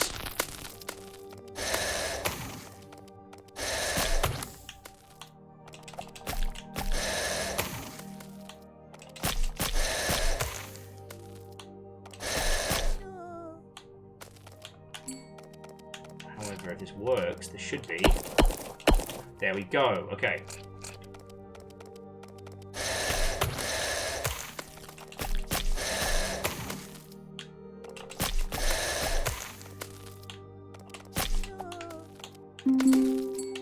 And we're back up to 5 seeds, so we can handle that. Alright. Sorry, I'm already into this. Please, does anyone have any video game stuff they want to talk about while I'm just doing my squirrely best?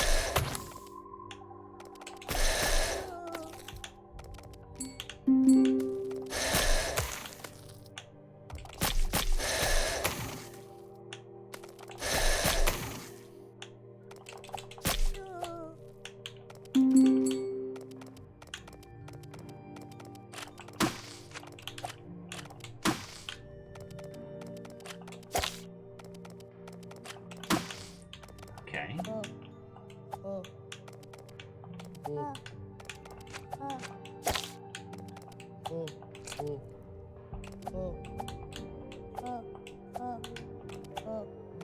Oh, we got ourselves a music puzzle. Okay.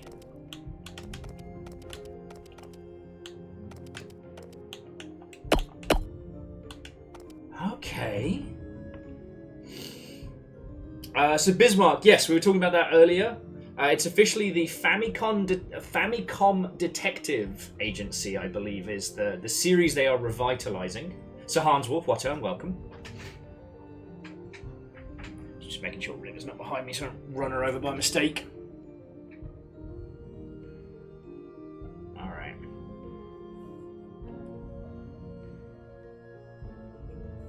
No, I was just having this thought. This is giving me this huge, and I guess this is just for myself.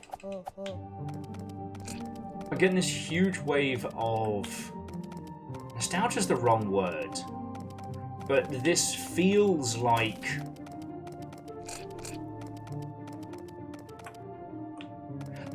a Game Boy Advance game that I've been obsessed with for years, and I'm finally sharing it with you all. Does that make sense?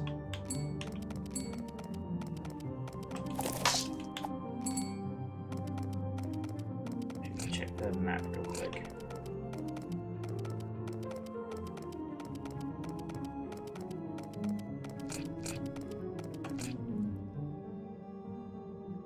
Okay, so the shrine is there. Alright, so we gotta try and beat King Mushroom. Because if we beat King Mushroom, then little Tiny Mushroom can go off on adventures, which King Mushroom has forbidden. Because he's a great big regional dick. Sorry. Child-friendly game, spends the entire time cussing. But, like, yes, I did play a king in this one, but I played the good king, not the Mushroom King, which makes me great. Alright, see, I can remember how to do this. Sure.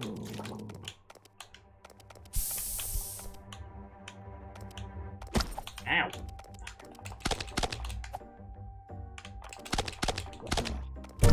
Oh my fucking stars! He broke my little squirrel face. Elder, he broke my face. He broke my face.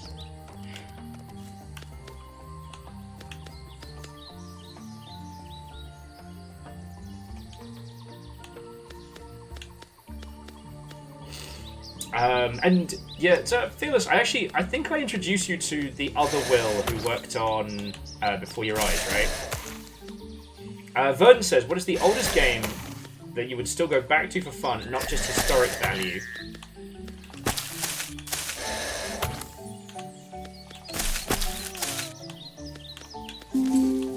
That was, so Will, who worked on Before Your Eyes, was the one who was giving out tarot cards instead of business cards. This is good, should be enough for us to get the next map stone. Yeah!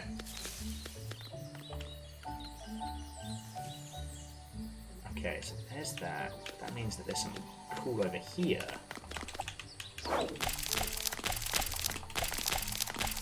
Rogue.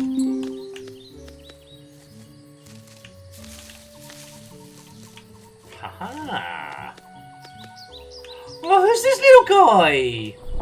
Oh shit. Fuck. It's just a game about squirrels!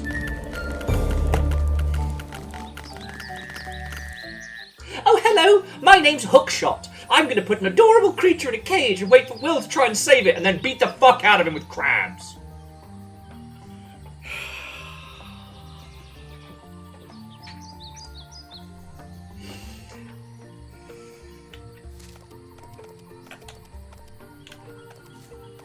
Where's my therapy sword?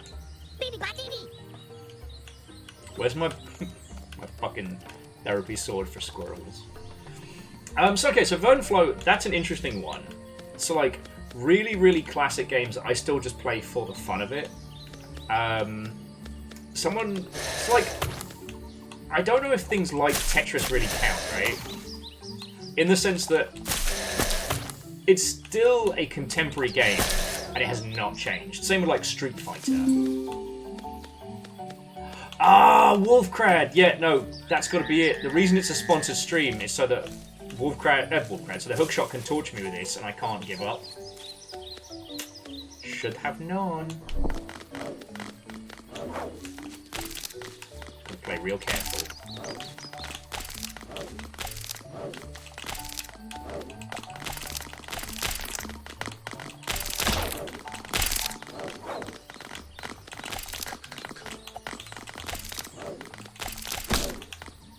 No.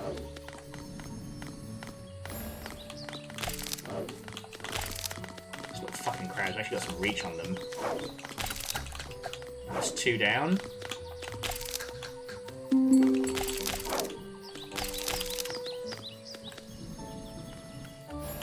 Okay, this last one seems to have regretted his life choices. Okay, here's little friend. I win. I saved the little guy. I'm a hero.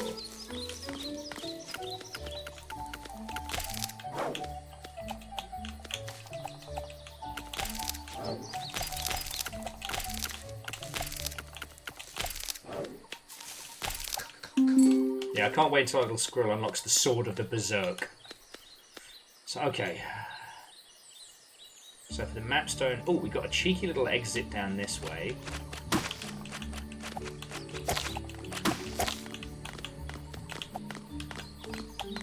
Can't get out that way yet.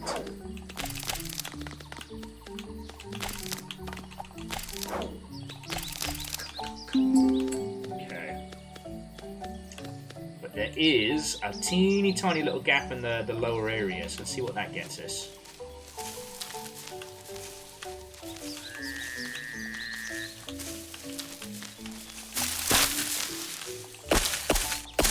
Aha! I'm a genius. I'm a genius. Take that, crabs. Oh, those things.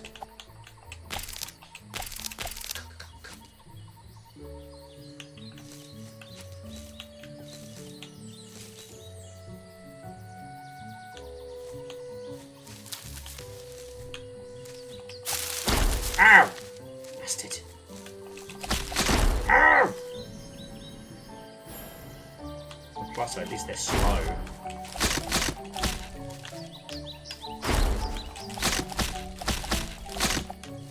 Ow!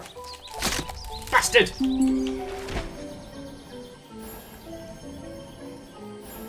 It's fine. Don't worry about it. A health orb, or as I'm calling them, horb. Anything else down here? Oh, welcome back!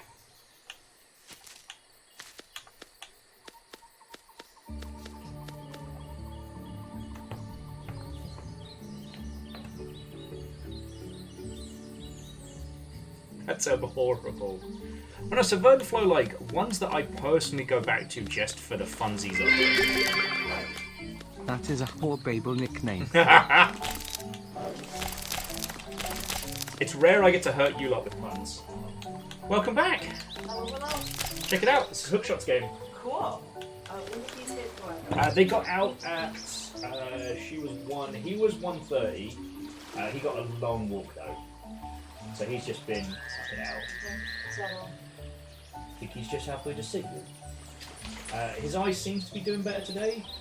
It was a little bit gunky, but nothing bad.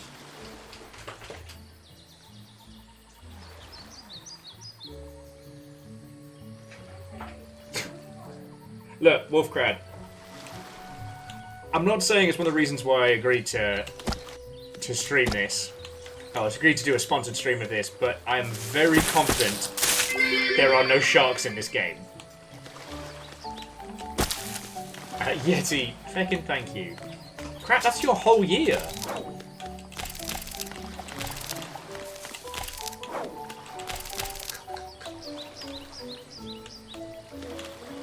There we go.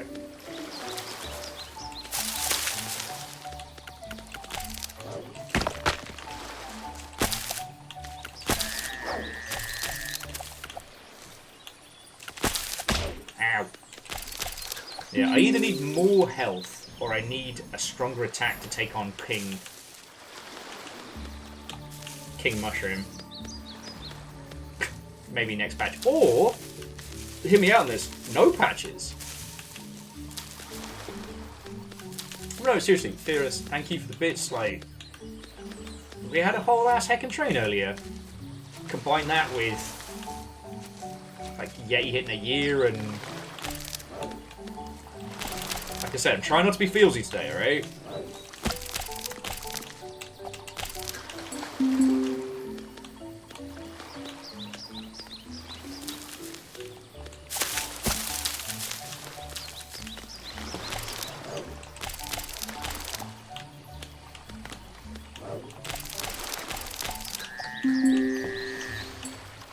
So, Verdun, to answer your question, MechWarrior 2 Mercenaries, because it's easier to get that working on modern systems than it is MechWarrior 3. And there's still just something about it. I think the unbridled freedom of it, I still find a ton of fun.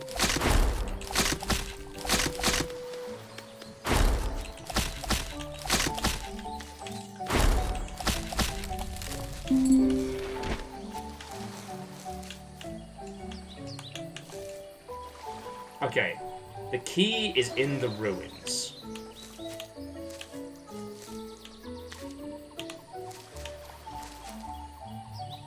What is that? It's like a little rock turtle thing, friend? Fuck, that's cool. Okay, I want to make friends with that. Of the Mega Man series, the one I actually go back and play the most... Ow! Of my own volition is, weirdly, Shinobi on the Game Gear. I know that seems like a weird one, but Shinobi on the Game Gear is basically just What If Mega Man but ninjas. But there's something about the tunes, the gameplay of it that I still love.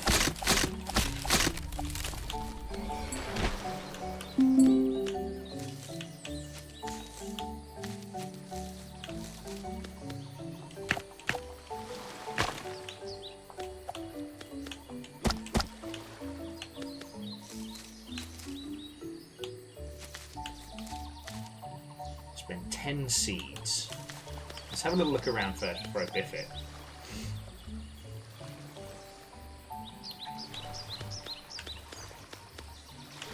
Where's that?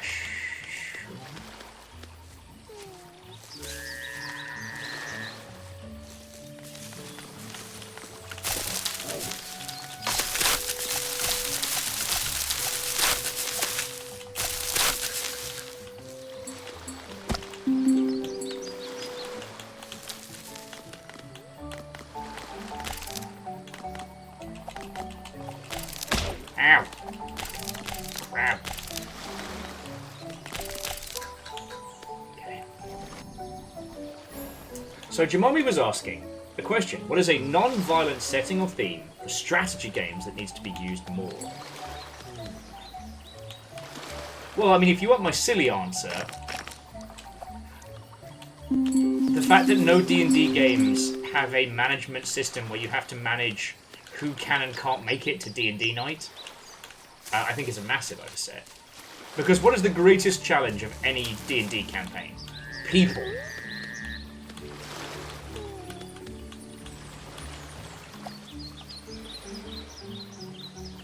Yay! Saved it! Haha. Ow. Ow! Fuck! Okay, I saved the thing, so it's fine. It's fine. Elder, the forest's fucked and everything keeps trying to kill me.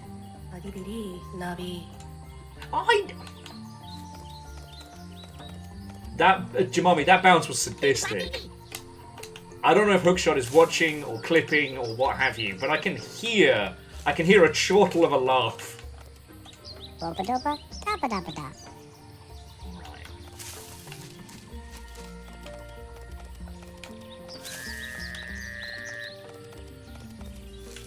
Just loves that map. Oh, you know, Verdantflow, that was it. It's not that I'm playing terribly. It was a tactical maneuver so we could head back to the village.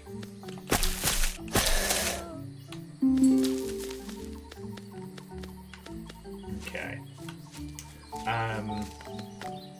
But so you know what, Jamomi? One thing that struck me is since the success of Game Dev Tycoon, they never did a proper follow-up. And honestly, of game series that I feel, and scenarios that I feel work in like a non-violent strategy, the world of making video games is, ow! Fucking brutal! No, I thought Game Dev Tycoon was really interesting as a concept, and with a little bit more time, they could have done so much with it. I'm sure there's like a Game Dev Simulator now. Well, last I saw, I couldn't find anything else similar to Game Dev Tycoon. But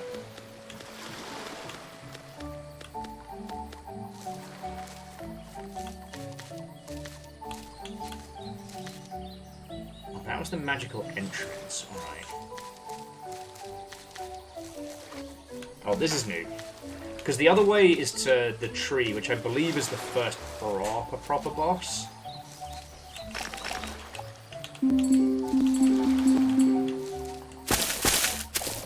There's this nap spot. Okay, need that.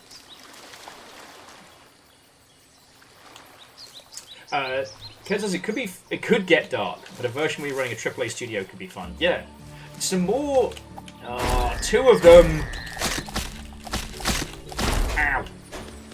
Ow! Ow! Fucking bastards.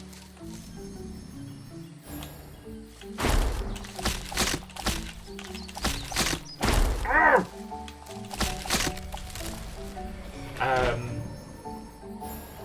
Like, honestly, doing some stuff similar to the movies, in terms of, like, procedurally generating game posters and art and stuff like that could be a ton of fun.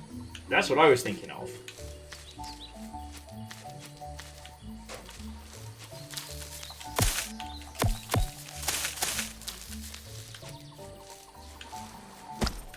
Oh, that was on me.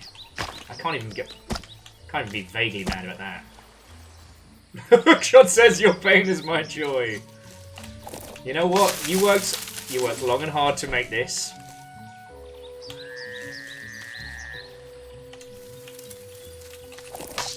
Right now, I don't have anything else to spend seeds on. Okay. But no, that's something I'd like to see, like, as a non-conflict based, or non-violent. I think that would be a lot of fun. And also, we've been talking a lot in the previous weeks about, like, content as reward. I think that's the bit where Game Dev Tycoon really could have shined but didn't get the chance. You know, it's being able to, like, design your game's poster and things like that.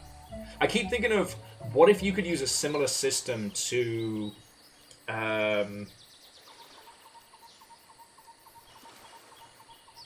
the Cosmic Wheel Sisterhood, and designing your tarot cards, but it's your game's poster.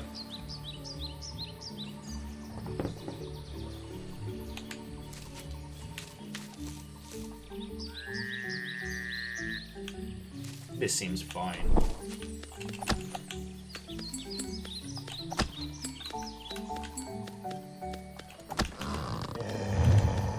You look like I feel, mate. Ow!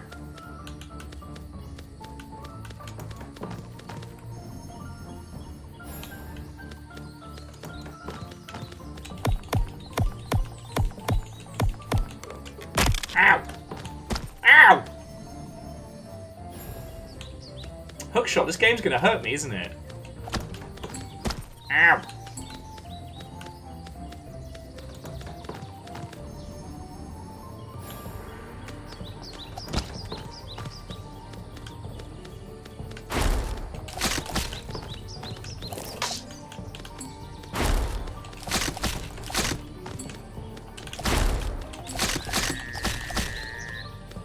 Oh, cool, 2 of them. I love that from me. God damn it, tree fucker!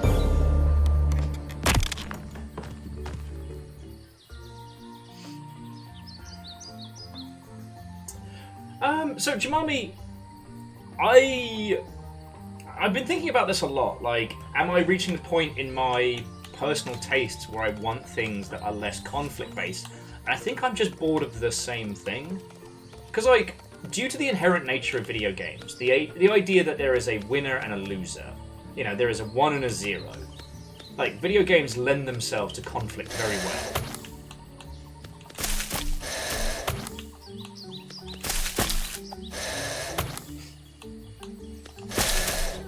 Hookshot just says, yes, it may hurt you. Having the best fucking time. I can hear you laughing.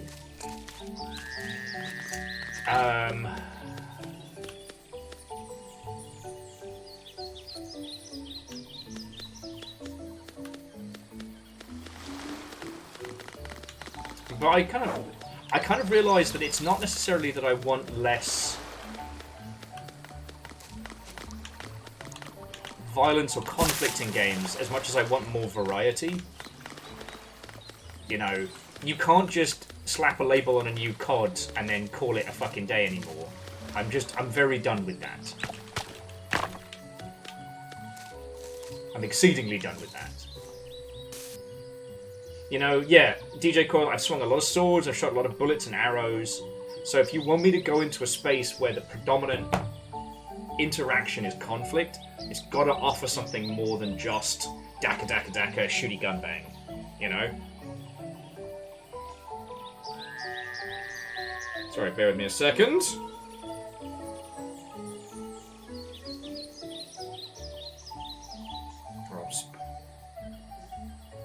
Spam. Spam! You know, it's been a while since I've been a cute woollen animal fighting against, you know, the forces of darkness and corruption.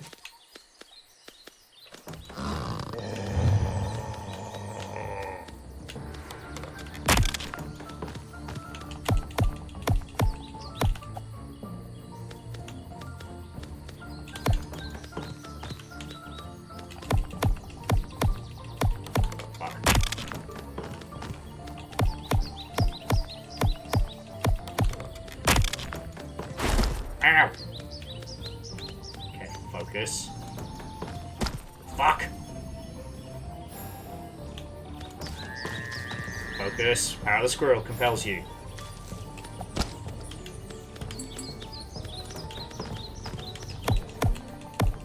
Ignore the ads.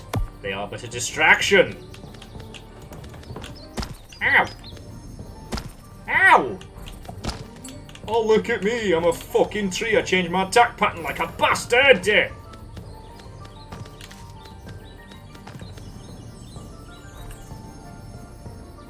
Squirrel buddy, I need you to finish healing.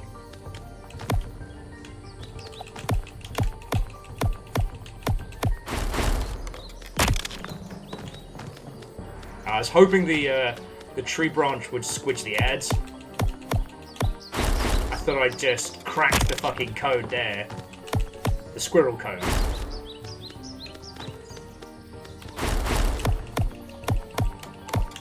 Ah! My squirrely face!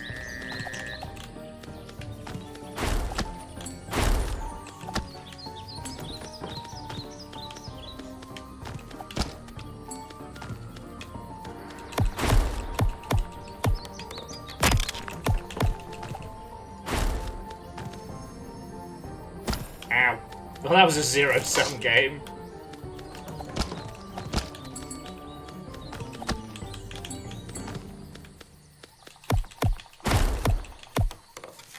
No!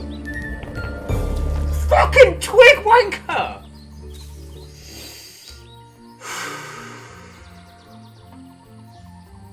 Yeah, well, DJ Coil, good luck.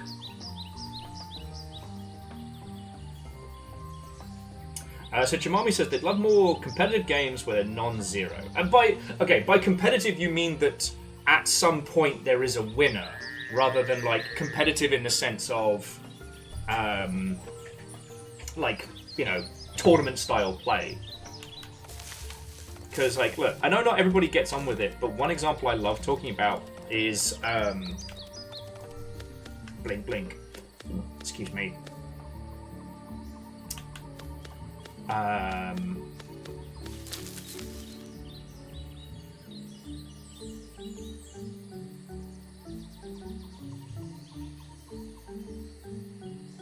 Stellaris! Fucking hell!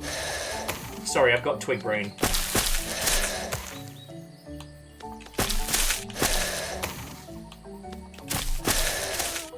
Because one of the things I came to love about Stellaris is that you can have a story without being, kind of, air quotes, the winner.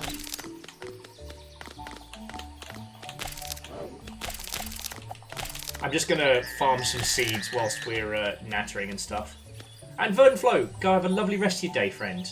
And if you can, please, please, please, pick up a copy of this, leave it a Steam review. Let's help some indie friendos.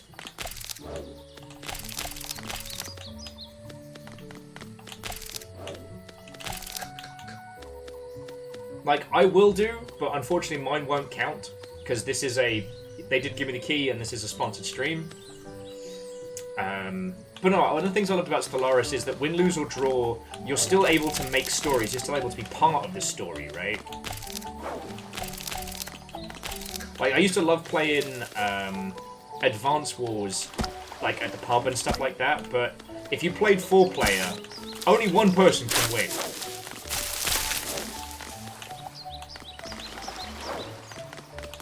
And, I don't know, that ultimately leaves somebody feeling shite.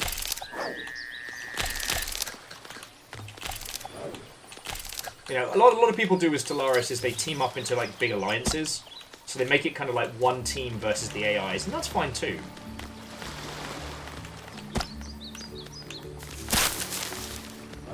But yeah, but thinking about victory beyond being the dominant fighty force in a game, I think is also another important one. Why are there more of you? What are you doing to me, Hookshot? Doing to me.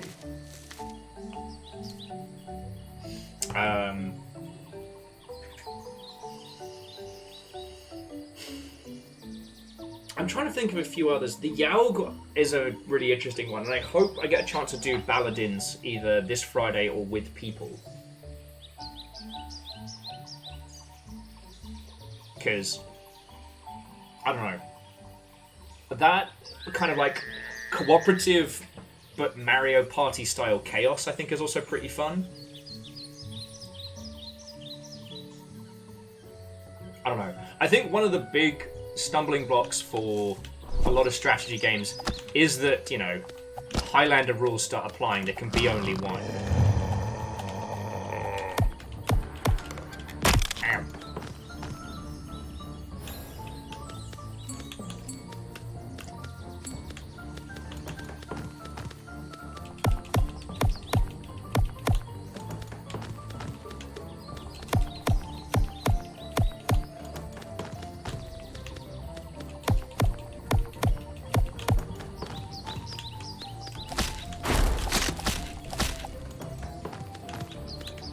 Ow. Double ow. You guys are butts! You guys are butts!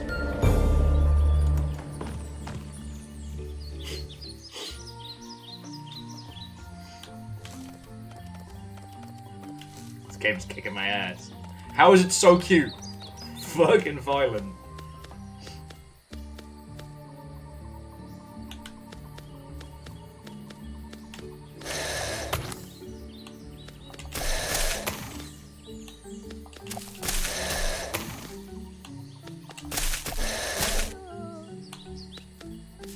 But yeah, no, sorry. With strategy games, I think one of the problems is inherently they're built off of the old board game philosophy of, you know, risk and all that nonsense. Your team versus my team, right?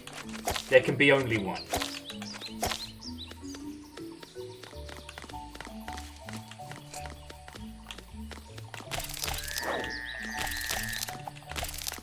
Hang on. Didn't the door code say that there was... Hang on.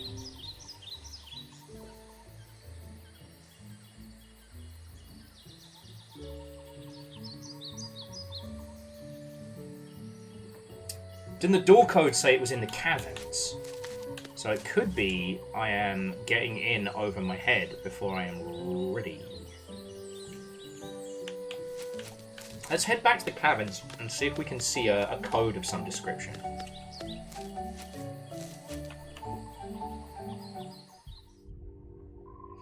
Because we still need to beat King Mushroom, but he, like, one hit from his, like, down smack and I'm done.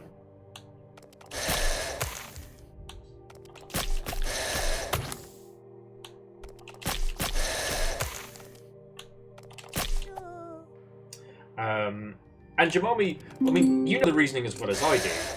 Like, it's easy to program in win conditions, but it's real hard to program in, like, house rules and the decision of who does and doesn't win. For a lot of people, ambiguity isn't something they're looking for in a game.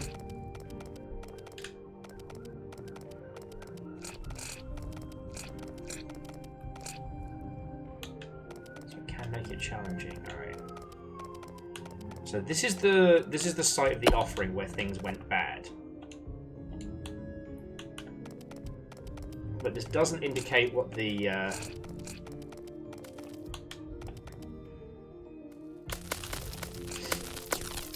this doesn't indicate what the code might be. So just keep on going in.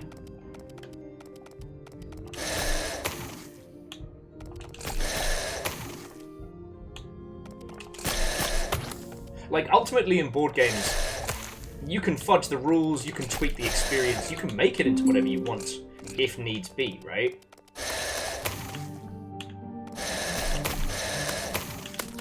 Ow.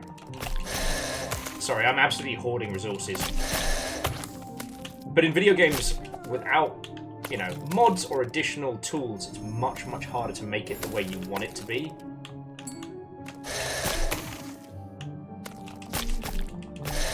I also find it interesting that single-player RTS games always end up being drastically different than competitive or online.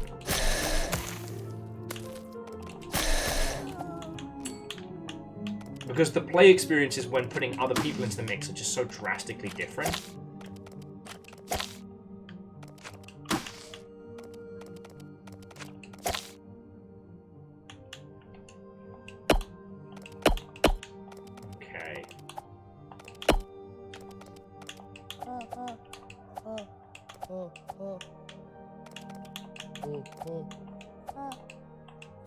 Okay.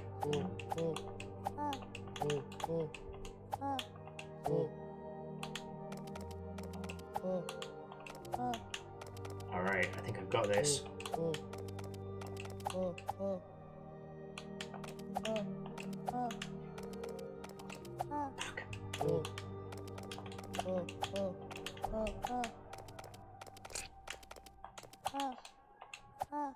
Yay! I am so smart! I am so smart! Hey no, Jamami, go get some sleep. I'm gonna be here for ages, because this already has its hooks in me. Sorry, I don't know if that's contrite to say on a sponsored stream, but it's just... I'm desperately trying to remember the name of it. There was a Game Boy Advance game, it might have been the Samurai Jack one now I think about it, that was very evocative of this. But this has a little bit more of that Hollow Knight vibe to it. So it's kind of, I'm being given a classic game that I loved, combined with a newer title.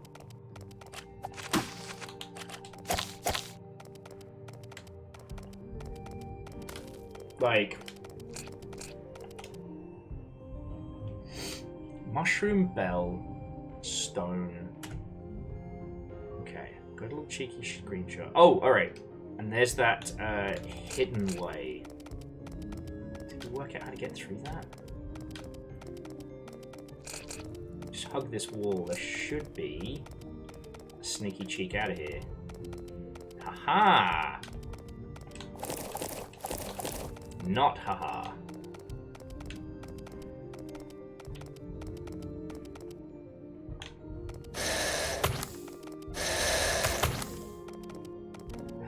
Mushroom friend. He's waiting for the king to give him leave. Okay.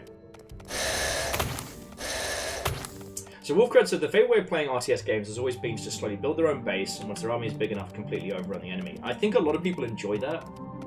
What's been interesting is seeing how games like They Are Billions and... what was the one I played recently? Thrones.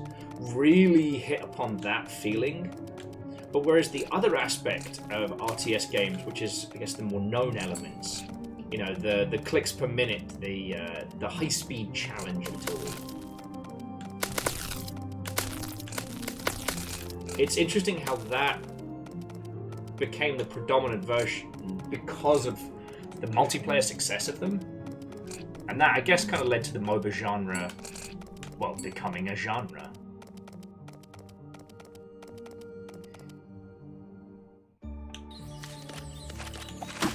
I do think it's worth noting the success of They Are Billions and other similar titles that just take the base building aspect and turn it into its whole own thing. I don't think I've ever won a game of They Are Billions.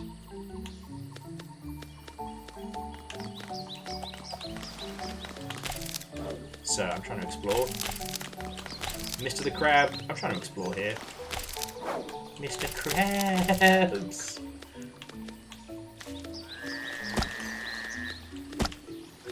Get through here yet. Not that way yet. Okay.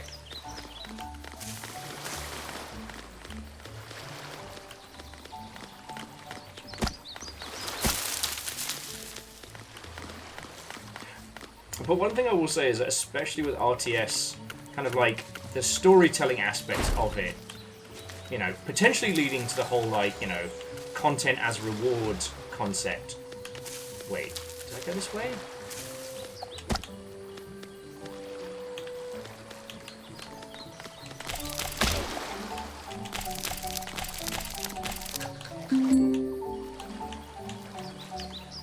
Oh, he knows what he did.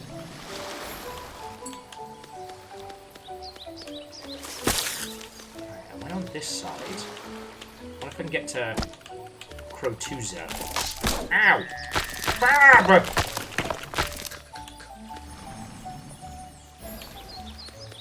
I cannot believe how much this adorable game about squirrels is making me fucking concentrate. Take a little breather here for a second. I don't know. Problem is, like, RTS games are some of the hardest to make, right? And they have one of the lower returns on investment.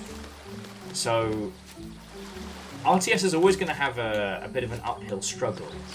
because it's a series that just doesn't make bank like the rest, but can't be made as cheaply as other games. Does that make sense? Kind of putting you almost on like a perma back foot.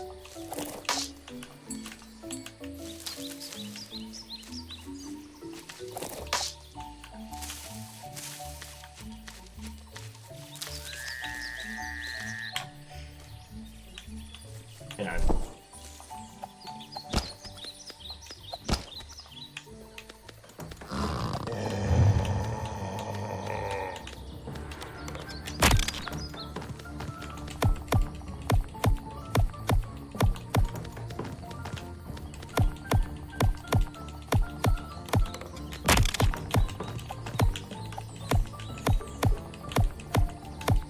Embrace the way of the squirrel. Ow. Cheeky bastard.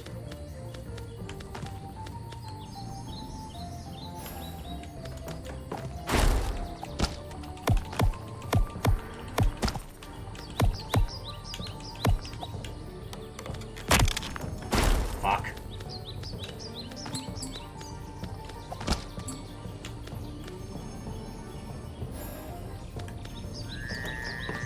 Fuck! I thought I could get away with a cheeky heal there.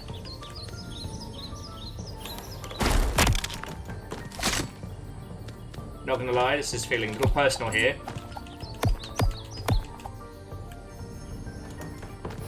Damn it! I'm just trading heals with this great big oversized shitty twig!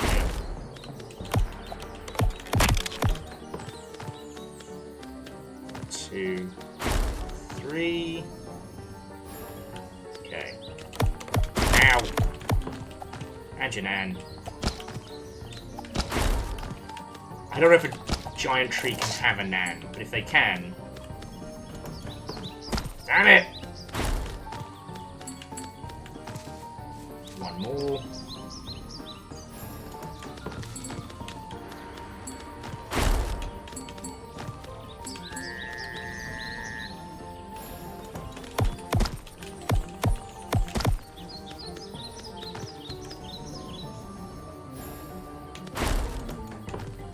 Squirrel buddy, I need you to not fight me on this.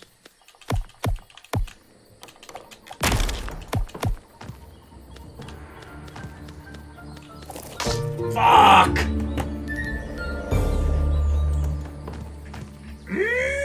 Hookshot, what have you done to me?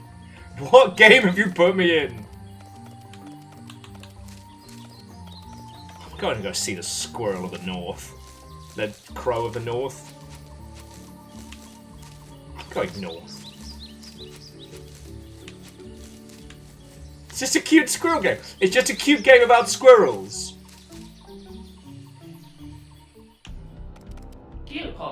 The obsidian cliffs rise before you. The fires here will test you, but this is where true heroes are forged. Be brave, little one. Don't fuck it up. Don't fuck it up.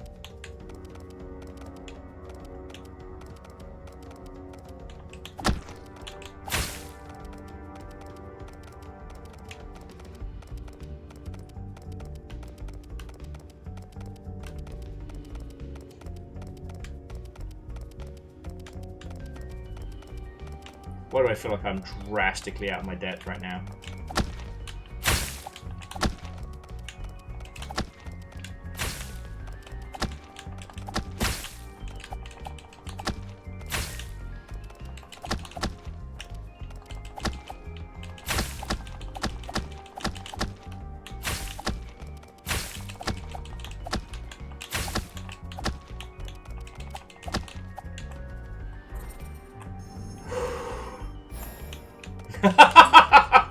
Sorry, Hookshot just added, your ability to play is out of my control. You sure you didn't program a little button, little toggle switch that just says, fuck Will.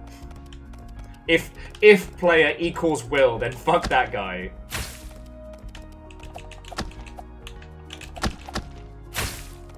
I am definitely not ready for this place.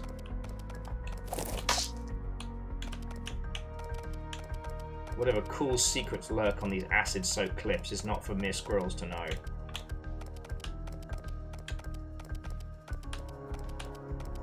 If player equals Ginge, fuck 'em up.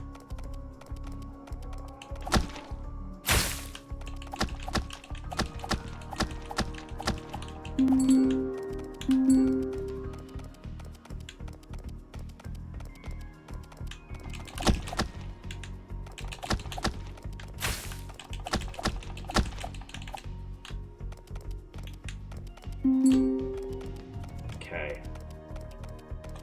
Geopole. I don't see anywhere to head to for now. Okay. Squirrel Tuzo remains out of our grasp.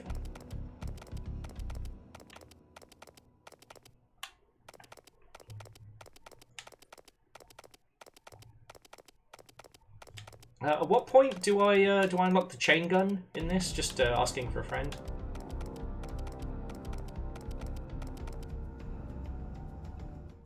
Stubborn Squirrel Simulator. Which will break first, the squirrel or the man?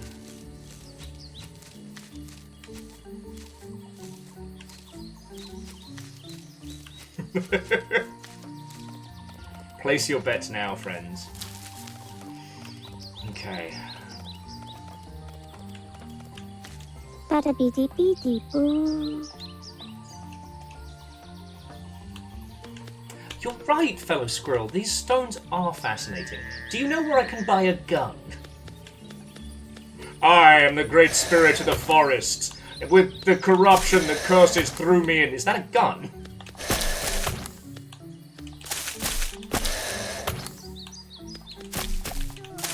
I don't know if you've considered doing a crossover with Squirrel with a gun, but at this point, I'd welcome it.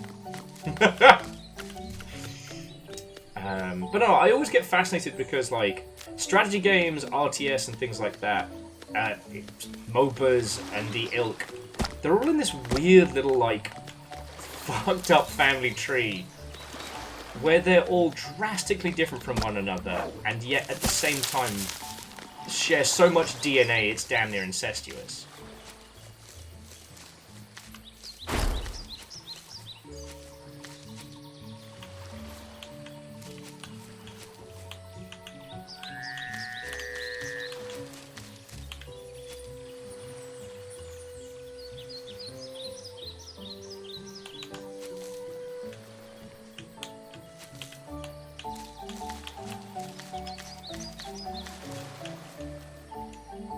Key is in the ruins.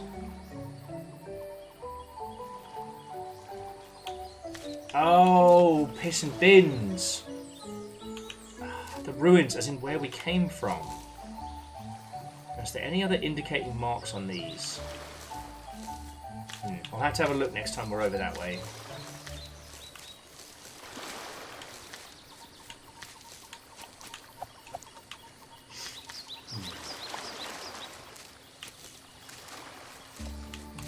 I guess it's just... It still feels like there's so much untapped space in RTS as well. And personally, I've been kind of... You know, honestly, obsessed might be the right term. Fascinating seems like I'm underplaying my obsession. But the concept of the hero RTS... The sense that you have a character that you play and express yourself in that space, but it's also an RTS, is always a tricky one. I've played a few, you know, ones where you're like a transforming mech and you have an army to control. Or like old classic games like Machines where any one robot can be your robot. But I find myself, I don't know, you can't control an army and play a character simultaneously. So you've either got to have really good, you know, AI and design, or AI design, I should say. Alright, let's set ourselves up for success. Alright.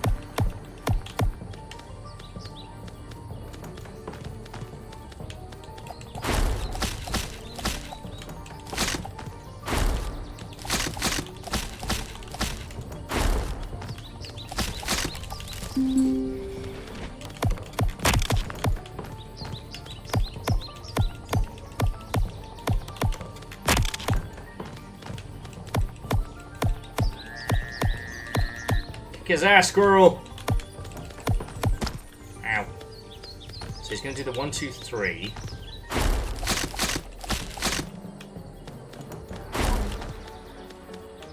2, 3. Ow. Fuck. 1, 2, 3.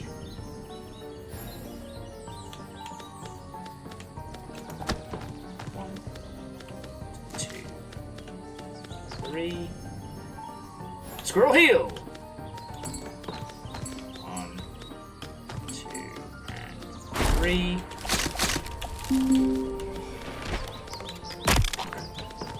Go straight to that 1, 2, 3. Heel.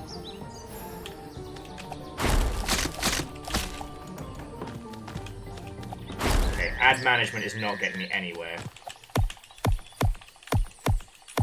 I must become the squirrel.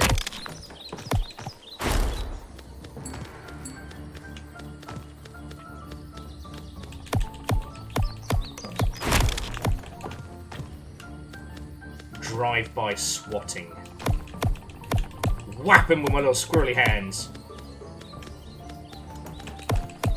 1, 2, 3. 1, 2, 3.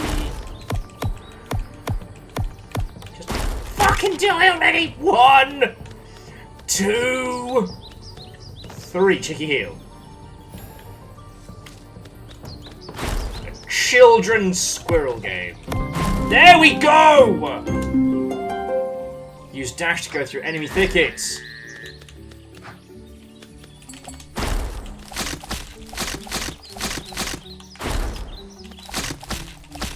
Absolute bastard. Whatever years this game has shaved off my life, Hookshot, you owe me! You owe me!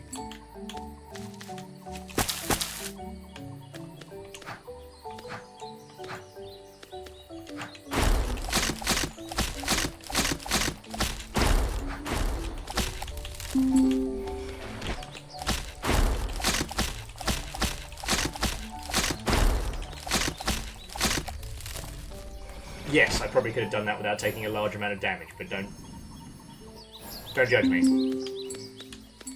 Or do judge. Judge away. Whoop. Whoop. Ha. Whoop. Okay. Activate mapstone.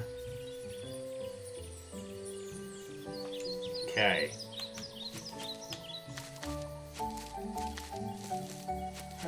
Bloody hell, boy.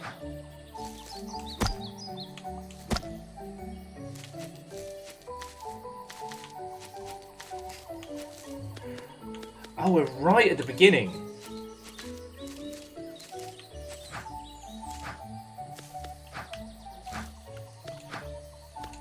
Well, I guess Mipsy the scaredy cat is back.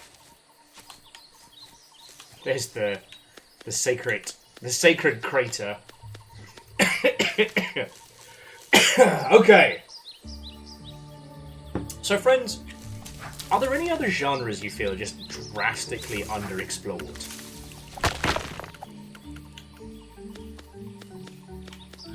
And like, we're putting budgetary limitations aside for a second.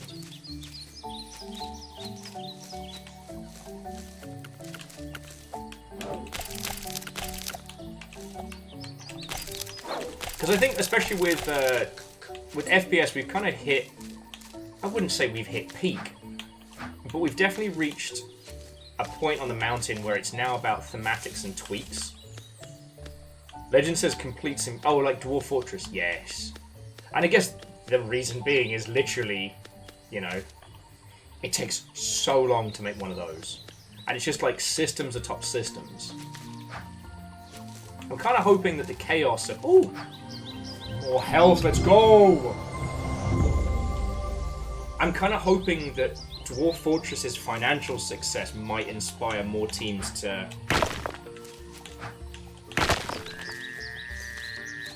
invest in the possibility of having similar games, you know? Okay, so I could have found this earlier if I'd been paying attention. I love that for me. So, top left, bottom right. It turns out the idiot was coming from inside the house.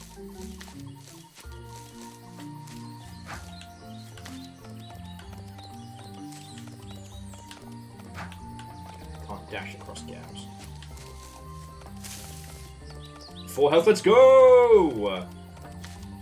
Alright. You're back! Is the rest of the tribe on their way? Has the guardian of the Emerald Thicket been saved? What do you mean you fucking killed it? What the shit, squirrel? We needed that! Sorry. So it is Mas said. The rest of the lone tribe are gone. We are all that is left. We have lost to Saka. Without our guardian, the thicket will soon die and our acorns will turn to dust. Ima, I think you might be the only one that can return the Elder Magic to the Emerald Thicket and save the lone tribe. You must travel through Dusty Canyon and find Zafita, home of the crones. They may be able to help save our home if it's not too late. Hurry now.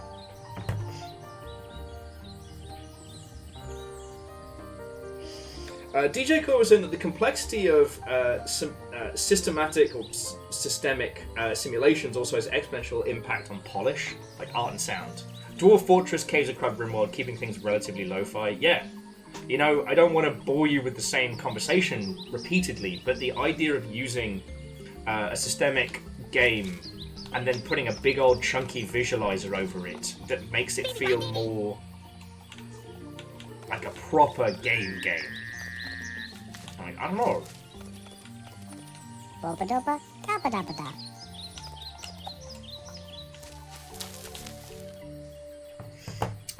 But that is literally the plot to one of my favourite books, which I've told you about several times.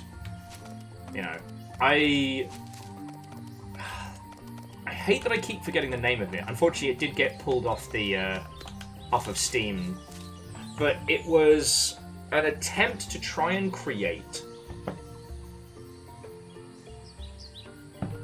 It was an attempt to try and create something similar to like a low-key Ultima Online, but with a procedurally generated world.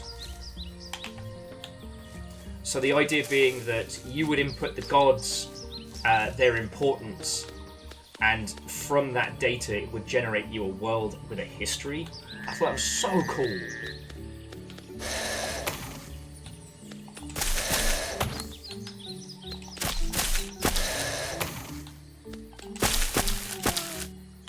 And DJ Coil, I think that given a long enough timeline, I do think that... Ow. Fucking crap. That given a long enough timeline that No Man's Sky is the most likely to achieve that goal. I want to go fight a big mushroom that I can dodge. Brainstorm, feel the thunder. Brainstorm, it's a wonder. I had to hear it, so do you. Numbers... Thanks to the power of gin and poor sleep, I can't remember the songs. I can't get stuck in my head. It's just you. You must suffer alone. And again, Numbers is quoting the song from Hero Mode. The what if child labour was the solution to all your video game crises?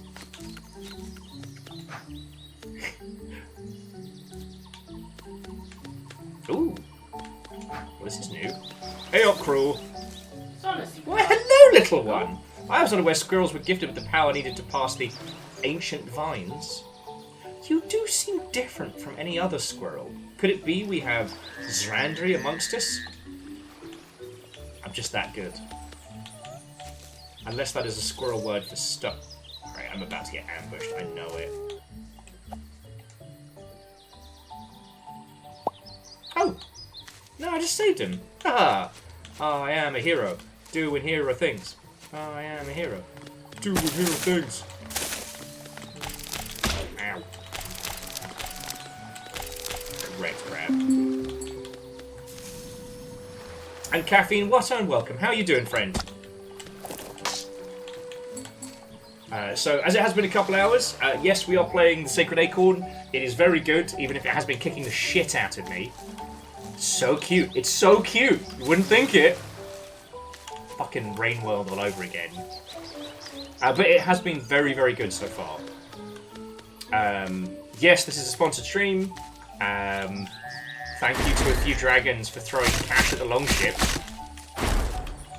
to play a game I already wanted to play with you all. Ow. Ow! Fucking bastards!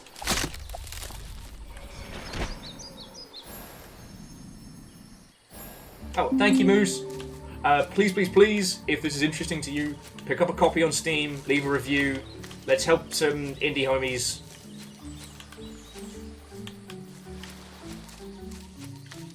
Okay, so we've got this. We've almost put this whole place together. But what are you? You're a Gotis. Hookshot! Is that Zeke? Friend! Gotis follow. Make map. Show world.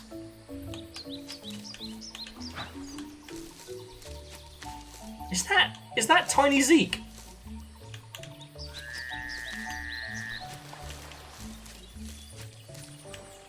Who's my little buddy now?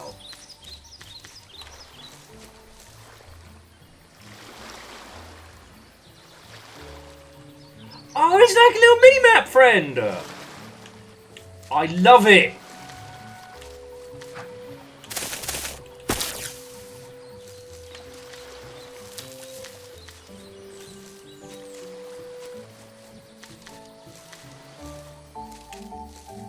Well, it sounds like Zeke.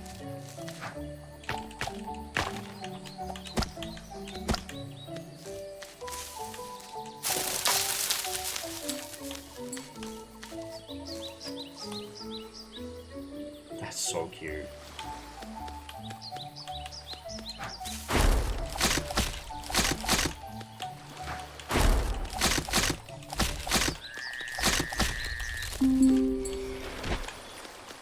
Okay. So we are here. Definitely missed something. But yeah, I guess apart from fighting the great mushroom, hit the majority of it.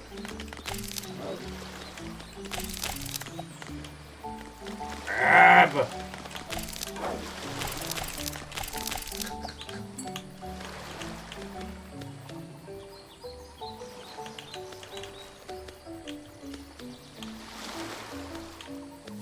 The only thing, sorry, jumping back to what DJ Coyle was saying about No Man's Sky and, like, you know, the systems atop system style. The only thing I keep pondering is at what point their engine limitations are going to creep up on them. I mean, I think they probably already are. Because ultimately it does feel like they are going for the goal of the everything game, right? Whether or not that's possible is another matter.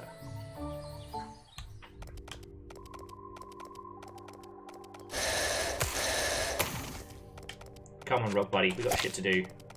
I'm gonna go kick the crap out of a gigantic bastard. Oh, actually, I might be able to use the dash to get through the little side entrance here. Oh, that'll be very nice. Beans.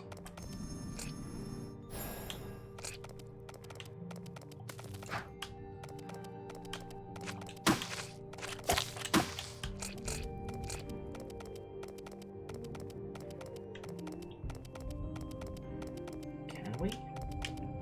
Nah. Fungi. Okay.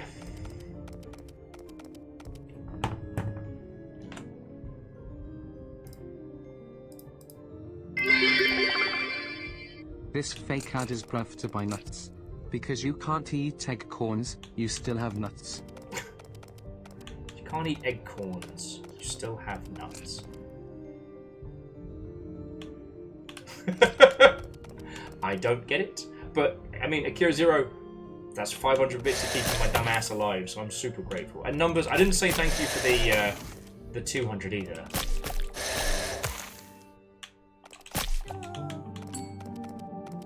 I would say I'm sorry for inflicting the Brainstorm song on you, but...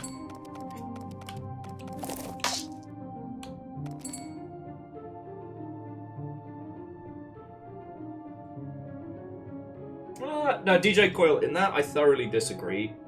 Like, until we in video games hit what I call, like, the top of the mountain, we can't know if a genre is oversaturated. So at that point, I would say from a commercial standpoint, we know what is rampantly available and what isn't. You know.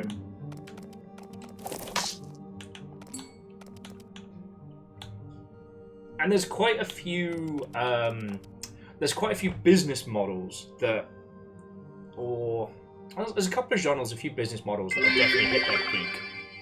So funny story, my IO put out a bug fix and gave us compensation. The bug was considered a nerf to a character, so there was a huge amount of outcry. My IO's already backpedaled and giving us more compensation for unfixing it. That is interesting. I have noticed the difference between like community management on Mabage and community management on standard titles. Alright, so dodge the spinning orbs, avoid the stank. Of course he puts the stank up. And don't get hit. Watch out.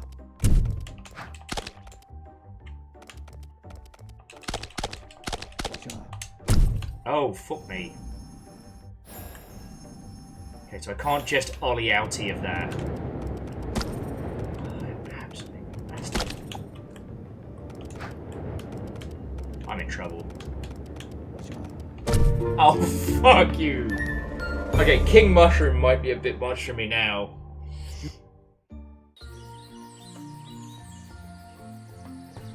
Alright. Come on, little rock buddy. Guess we'll head to pastures new.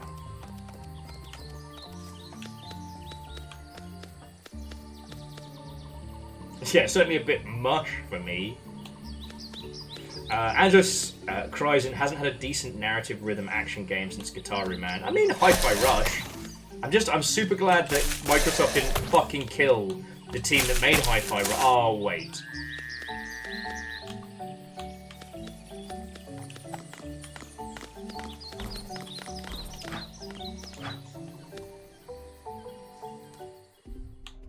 Okay, welcome to Dusty Canyon. Sucker?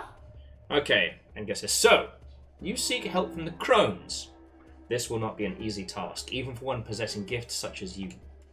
You will need to find and defeat 4 of their warriors and face their Khan to prove yourself a worthy ally.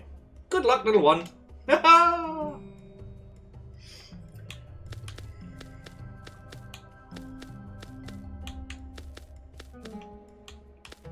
no, it is one of those things that's really interesting that in the Mabage space, when you have things like downtime or when there are errors or community outcry, the standard place seems to be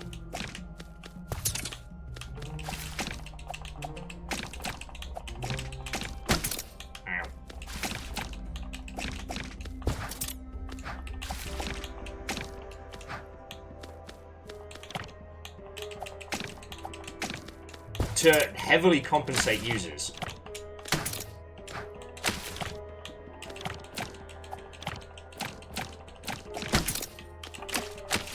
Alright, I'm not even hurting these guys. Let's head to the village. We can explore this later.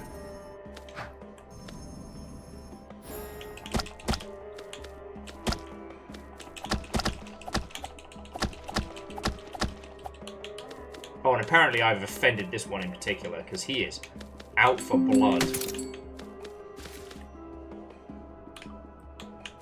And we have no map. Definitely have no way to break that down. Okay. Naru, Watto, and welcome. You have not missed Squirrel Times.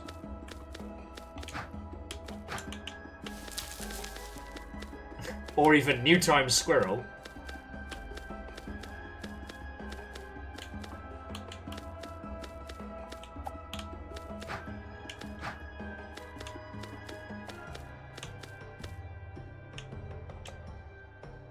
Krogan Warrior. Oh, because they're crows. You hardly seem like a challenge. This will be quick.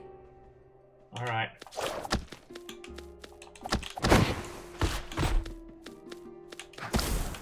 Fucking hell. Can't hit when he's up there.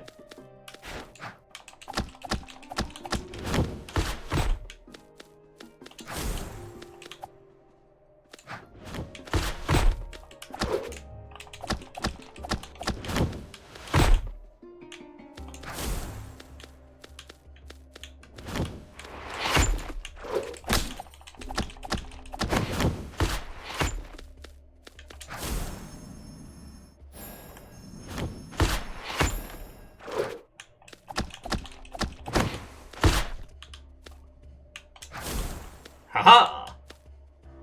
Hold that thought, friends.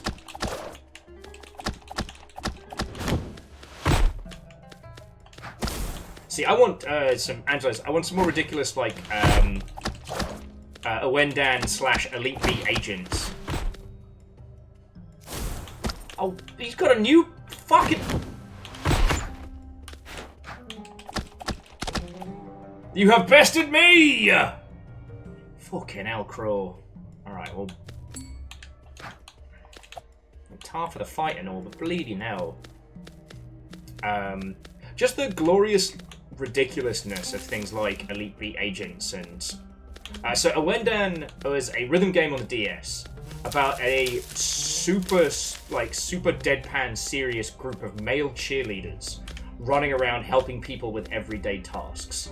Elite Beat Agents was, instead of just localizing Owendan, they took the gameplay and you play as a group of super special secret agents who work for the government, who through the power of dance and song help people with all sorts of problems, from crossing the road to surviving an alien invasion.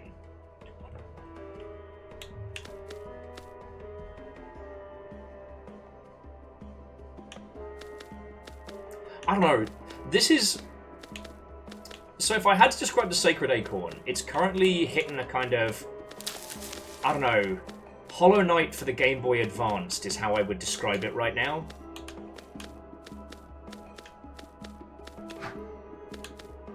You weird little weirdos. Okay, so later on we'll have to work out how to beat that.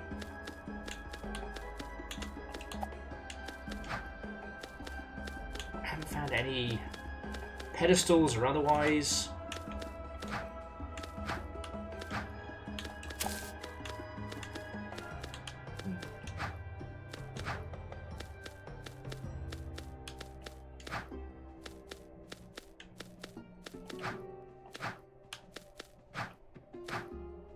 Oh, here we go.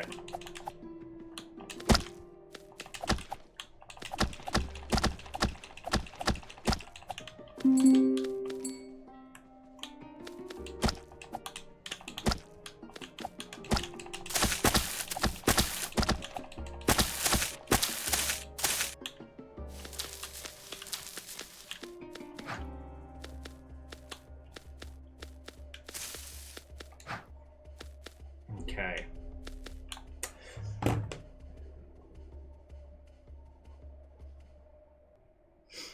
Okay. Sorry, so jumping back. I do think that with analysis of genre, we can understand what users are burnt out on and what they're having a hard time with. The problem comes with turning it into actionable data, right? Because we're at a point now where it's safe to assume that games are experimenting with most genre crossovers or genre blends right now. It's not a case of your idea is super secret and no one else is going to think of it and it is a one-of-a-kind blending of X with Y. More that multiple people see a gap in the market or are inspired by the same thing and all work towards creating something, which is kind of cool. That's not a bad thing. It is the amount of time it takes to create something. You know, I was talking about the fact that, like, you know, the first person to start hitting like the Balatro likes is going to make some bank. Okay, Crow Warrior, I'm not ready to fight you. I assume that's where Grand Crow is going to be. Yeah, okay. So that'll be if I can... Oris, our savior, to rebirth and create.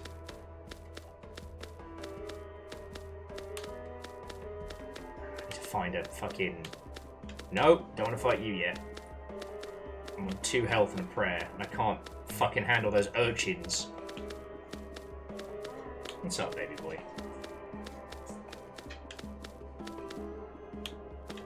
Let's keep heading for the village.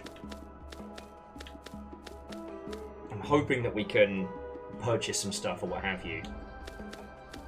Naru, we just gotta get there.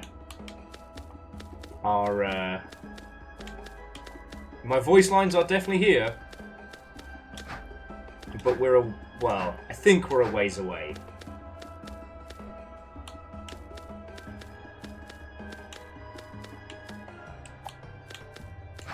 Ow.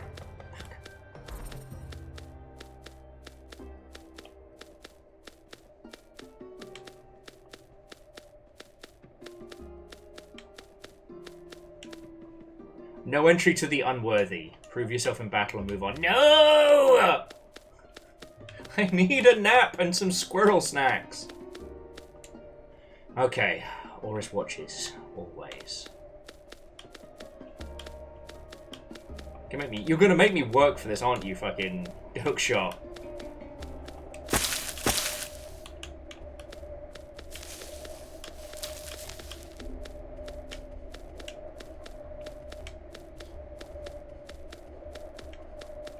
Oh, beans.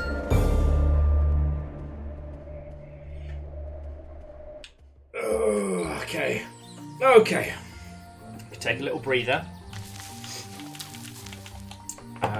Sorry, my previous point on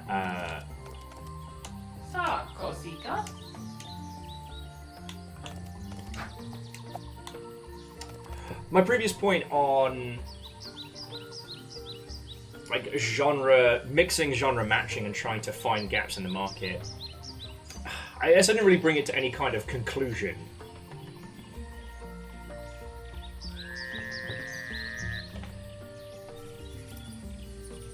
I guess the only thing that I would add that is actually actionable is that not all genres are equal. And that's both in terms of like business and creativity. Like, making something as a platformer is definitely less of an undertaking than making an RTS game. You know, an FPS is one thing, but, you know, you could argue a driving game is harder.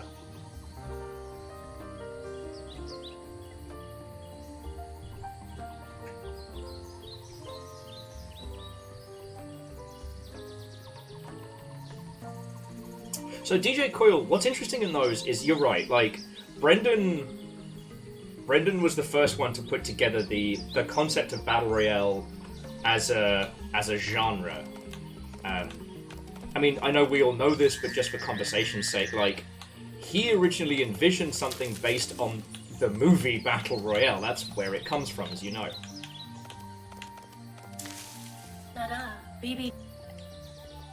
If only we had the Sacred Acorn, alas. Thing of legend. A tale from my youth. Mate, if you're holding out on superpowers, I will go Super Saiyan Squirrel and win this.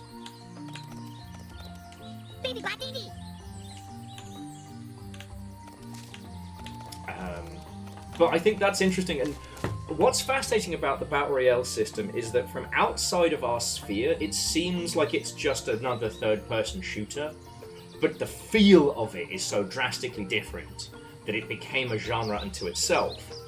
And in terms of putting it into an existing framework, it was quite simple. But what was interesting with the shop simulator element, so I always get it wrong, it's like Racketeer, which was a huge success indie darling from a few years back, where you just play a shopkeeper. And it was a surprisingly large amount of time between that doing well and people starting to make their own. And I don't know, I've been thinking about that a lot. Racketeer. Yes, thank you, Naru.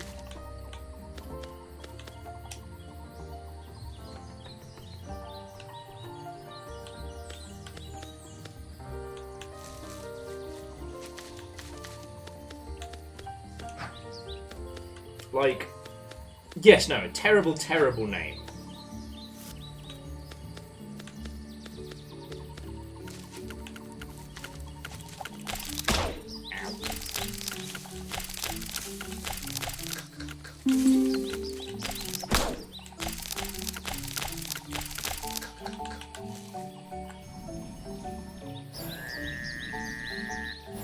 But what has been interesting is if you think about when that came out versus when we saw the real explosion, I'd argue that Moonlighter was the one that lit a fire under everybody. Don't ask me why. Like, it should have been more. But the fact that we got Potions: A Curious Tale, Potionomics, and the one with a really good... No, Potionomics was the one with the great animation style.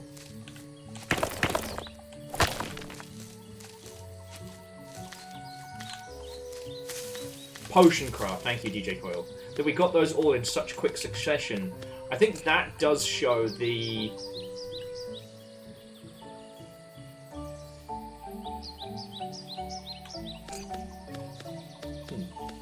I think that does show the speed at which people can hit upon a very similar idea. And again, this isn't like a diss at or anything. It's... I don't know what I'm saying this apropos of. Yes! Thicket is rich in rewards. Saka has provided well. Fuck yeah! I don't even know if I'm supposed to be here yet. I'm not even supposed to be at work today.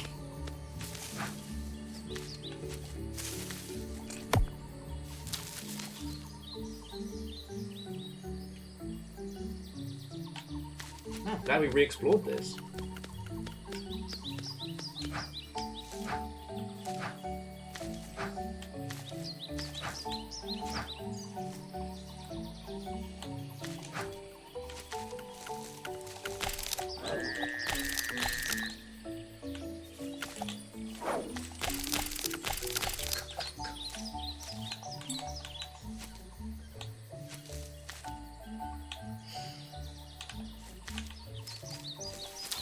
Interesting. DJ Coyle was saying that when they did their market research, they concluded that econ, I assume you mean like economy simulators, like you run a store or you run a genre, you know, were the most underserviced high attach rate game on Steam. Yes.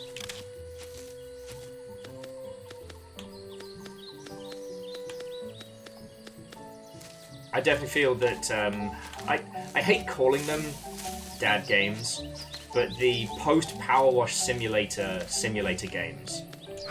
I think that one's pretty saturated now. But God, after... See, again, this is what I find so fascinating about it and why these discussions are so interesting. Because Viscera Cleanup set the pace for those. But it was interesting that... Okay, I guess there's just no map in that midway.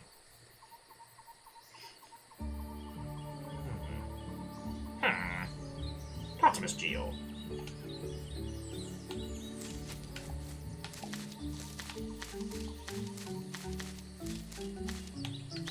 So DJ Coyle, I would say that Job Simulator in VR kind of hits that... There needs to be a better term for it, but there's a lot of VR games that have you in that kind of stationary, gimmicky place.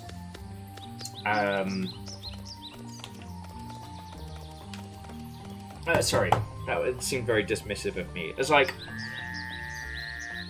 Job Simulator is something I would put in the same vein as... Is it Trover Saves the Universe? No, it's the one before that. The Office software.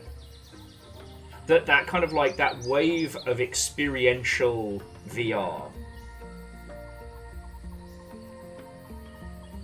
You know, it's not an existing genre turned to VR, it's a VR experience. So like, I Expect You to Die would work very well, it could work well in just an FPS environment, kind of like We Were Here Too. But Job Simulator wouldn't be fun in another environment, it would be kind of stressful. You know, there's a game coming at the moment where you drive your own cutie patootie food van around and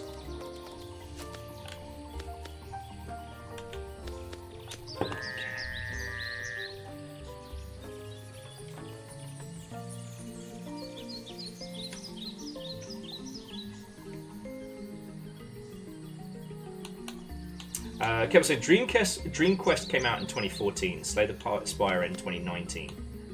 Okay, Slay the Spire was out in early access well before that. The irony being is that, like, I only know about DreamQuest, Ket, thanks to yourself and Emmons. Like, DreamQuest was the game, so far as I understand, that if you knew CCGs or CCG design, it was the shit. But outside of that sphere, DreamQuest is still rampantly unknown. I don't have to do that anymore, I can just go past it.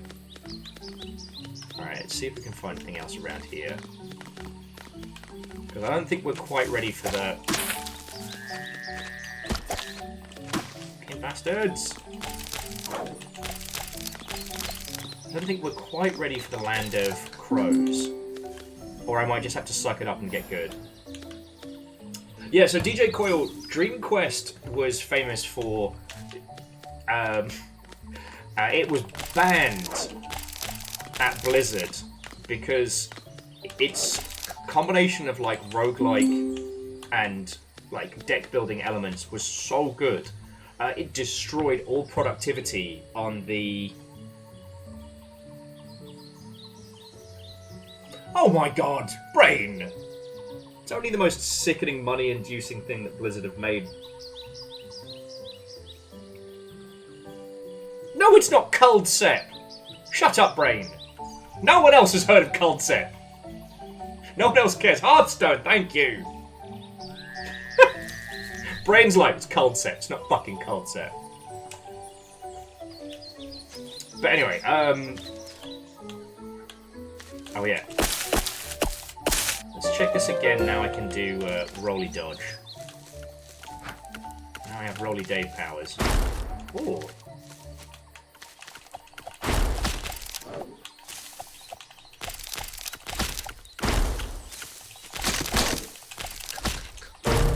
Sticks.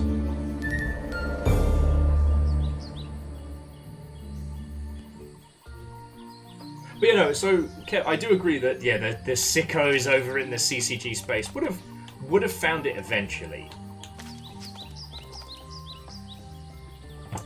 Yeah, Ortrudy, I love it. I've never had anybody else to play against really with Cold Set because, like, yeah, it's Magic plus Monopoly. But the problem is, everybody I know who plays it fucking so much better than I do. But I play it better than anybody else who'd just be introduced to it, so I'm forever stuck in these starting gates. But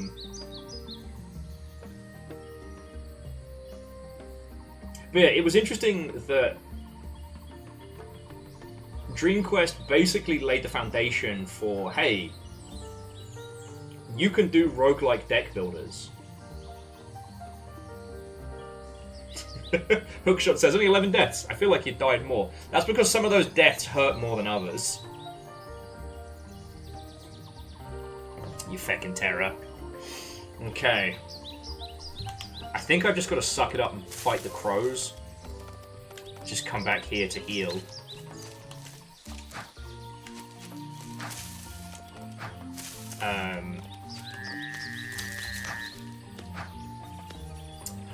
Andrew says, back on the genre thing for a moment. Popped up over the weekend. Life is Strange kind of stands on its own thing. It got me thinking this whole, like, teen movie. Well, I mean, Life is Strange is... Do we have a good term for, I guess, post-Telltale narrative games, right? Like, in Life is Strange, there isn't a lot to do. You move around, look at things, you're progressing story, but you have, like, poignant choices.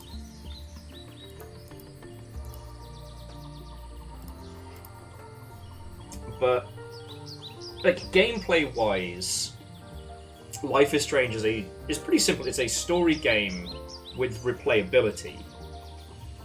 Thematically, we haven't had much of kind of like the teen game space. Mainly because the amount of time it takes to make something in video games, by that point, something that is contemporary and... If you think about the teenage years are always the years that move fastest culturally, it's incredibly hard to make something that is authentically that, unless you yourself are able to put out a game very fast and are in a subculture that is represented by it.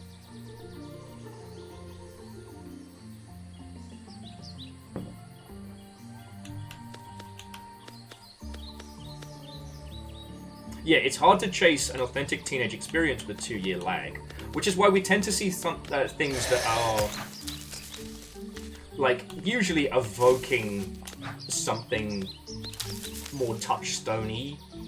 You know, Stranger Things basically gave a bunch of devs a blueprint for creating kind of like a 80s teenager adventure. You know what I mean? Alright, let's see if we can find some map tables, and let's see if we can find some more crows to fight. I just have to avoid fighting those fucking walking urchin bastards.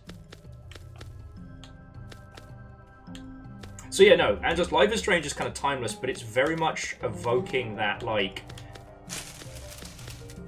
that post-90s vibe, you know? How authentically that was as being a teenager in the 90s is, I have no clue. Like, I grew up in the UK, I don't fucking know anything. Toby, that's because this game slaps. Why doesn't your squirrel have a Geodude? No, this is the Sacred Acorn. This came out today. My voice is in it somewhere. I don't know how far in we'll be before I get to introduce you to the things that I've put my vocal cadences to. But yeah, I'm playing it properly for the first time. Having a fucking good time of it. Come on down. This is a sponsored stream. Just so the FTC doesn't beat me with a stick. It is a sentient map. So the little stone turtle allows us to see any maps that we've unlocked. We haven't unlocked any maps in this region, so I'm just overheated and lost, like real life.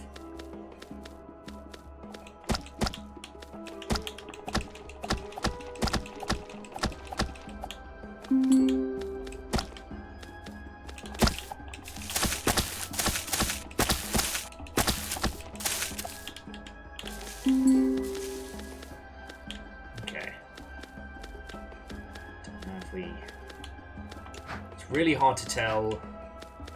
Okay, that's one of the other trial grounds, but that's the trial of the king. So we did explore this bit, but I need to fight 3 or 4 other... Oh, there we go.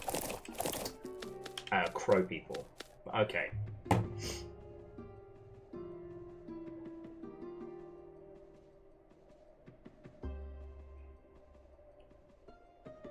Well, so Angelos... One of the other things that Life is Strange did, I mean, I guess Square Enix would admit it, was it also showed that thematic space is valuable, you know? It's taken a long time for larger publishers to understand the truth of everybody plays video games, which is, you know, making video games for, you know, disenfranchised teenage femfolk is viable. As much as it is making, you know, shooty gun bang nonsense. That's him! Oh, the squirrel hiding underneath. The squirrel. There we go. Proper nap. Little fluffy birds. Okay, so yeah, we're not ready to face the king yet. We're going to fight some other crows. I got this.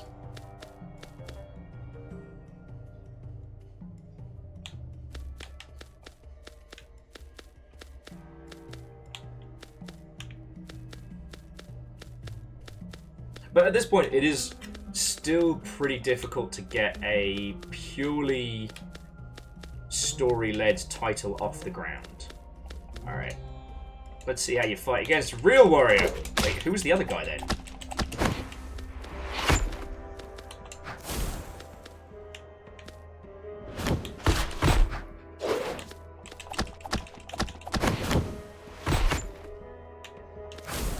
Haha.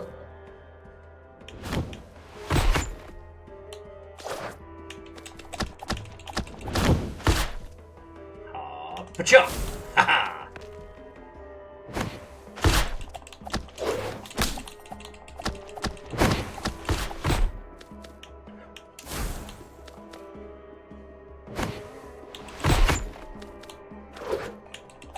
Hang on, let me kick this guy's ass.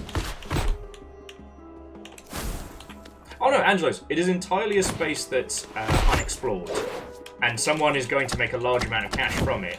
I know there's a few mobile titles that are some of these story-led stuff that are huge in that space. But I just need to kick this crow's ass first.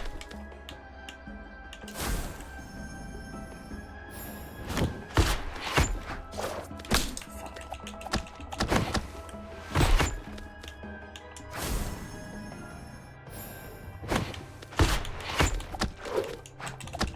There we go. Okay, that's 2. So, the reason why I bring up story-led is that you need a strong blueprint for the narrative beats of a game like that, right? Like, teams got to know what they're doing. Predominantly, a large proportion of big studio games, as you well know, are prototyped first.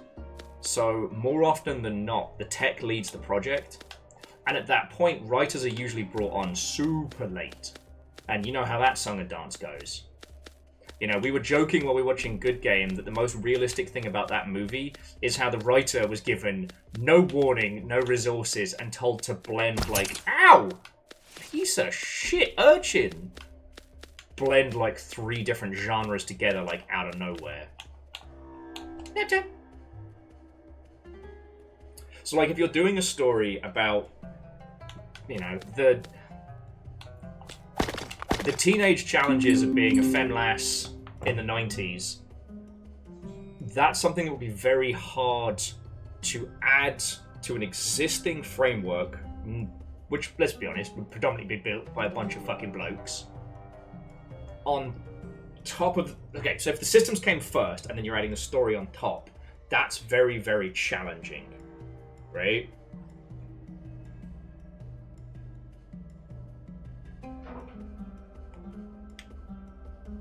And yeah, Naru, that's also a very good point. Like, I'm not super knowledgeable about the hidden object space and those spheres, but those are parts of the medium that exist, like, outside of the purview of the standard. Butterfly. My friend now. Yeah, the Nuggies are playing their own hidden object game. It's called Where the Fuck is the Salad?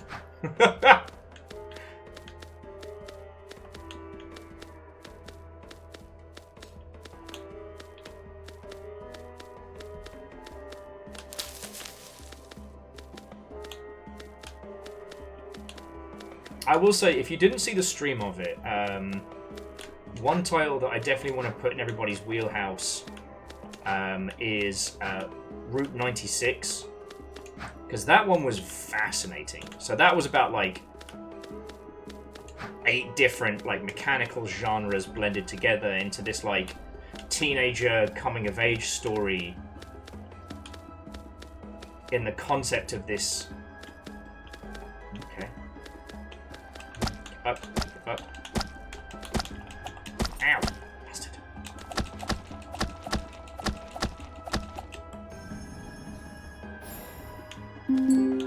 in this teenager kind of coming of age story, like seeing this country, seeing a country that has fallen apart through the eyes of the teenagers left behind was very, very good.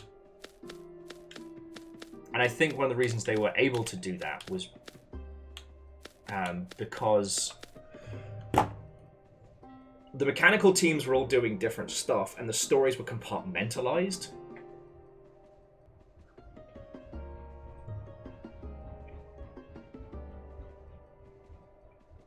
Yeah, so Fearless, I don't disagree, but like Disco Elysium was narrative first. They came up with the world before they decided on what kind of game they were making. And with Persona, that comes off the back of the Shin Megami Tensei series. And their whole bit was, you know, we're not your dad's Final Fantasy, we're not Dragon Quest, we're cool and hip. And combining that with a slice of life school concept was pretty clever. But, you know, let us not say that Persona 1 was great and perfect with no flaws. It took them a bunch of takes to get that formula right. We all know.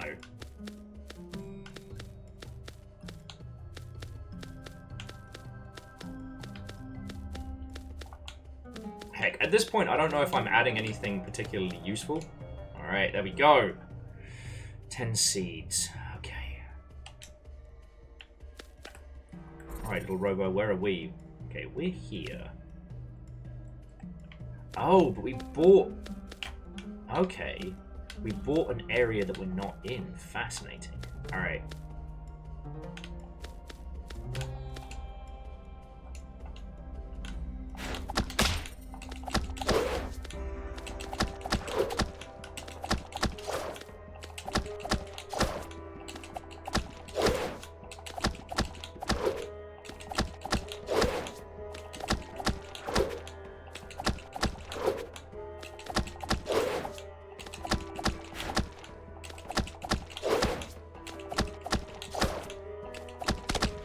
Okay, such might, you win. I'm just a random squirrel showed up and just started wailing on this poor guy. Alright, we got one more crow to fight. So Naru, you're right that visual novels lend themselves well to narrative, but I mean, for all intents and purposes, you're writing a book with a frame of pacing and visualization.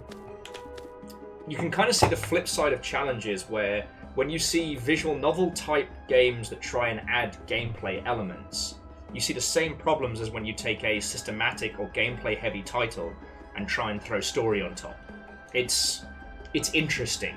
Now, again, the solution is always easier said than done. You have a writer on the team from the beginning. Like, easy. Simples, right? There's no way the solution to the problem could be that easy. You know. But again, Supergiant have proven so many of these formulas in the past.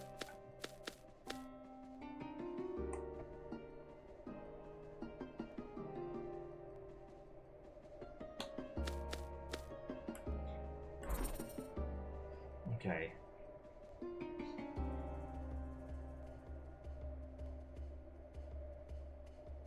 Alright. So I think there should be... By the pedestals, there should be another crow battle. Oh, here we go. Alright, next contestant. Please. Hadouken!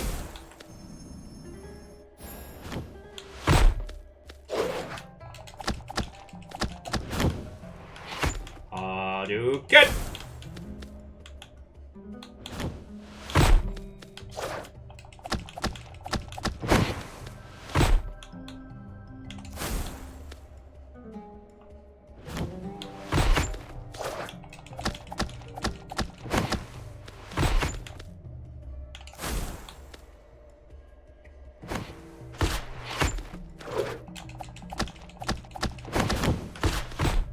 This squirrel first. That is squirrel, this crow. I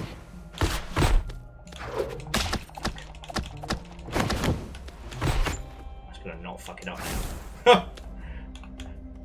Don't fuck it up. Will, don't fuck it up. He said fucking it up.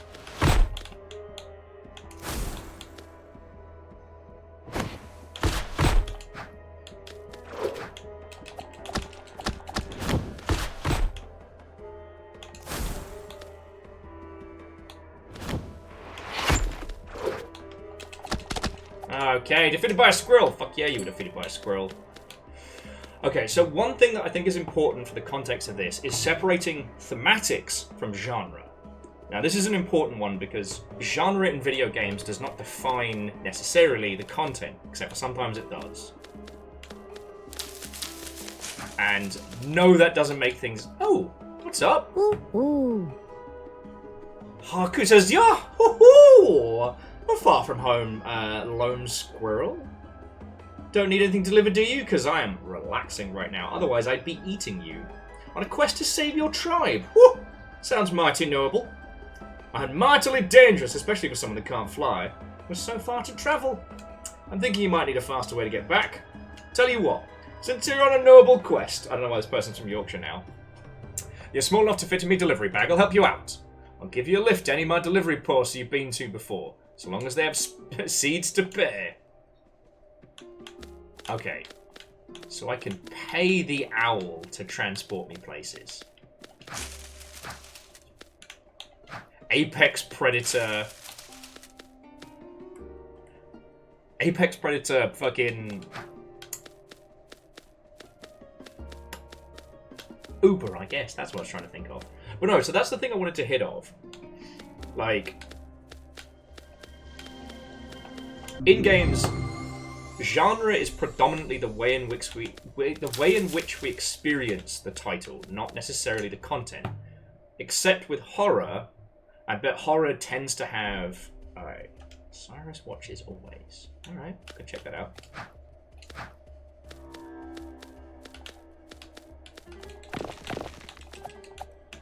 Oh, somehow we need to get down to that cave.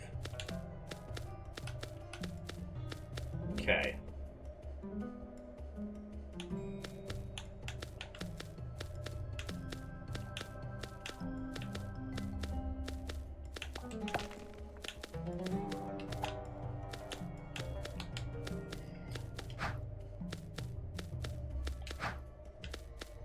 But, so like, going through the exploring the teenage experience could be done with a lot of genres.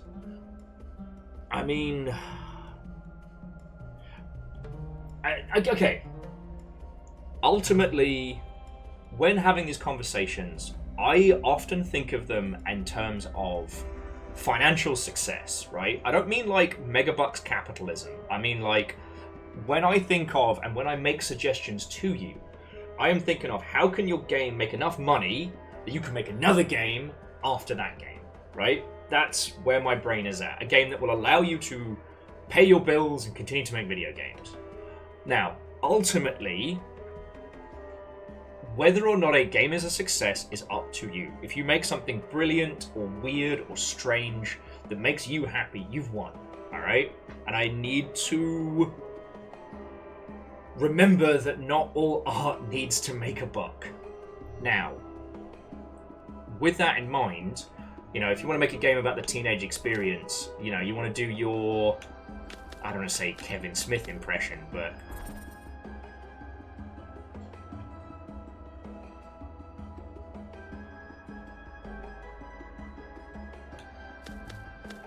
Okay.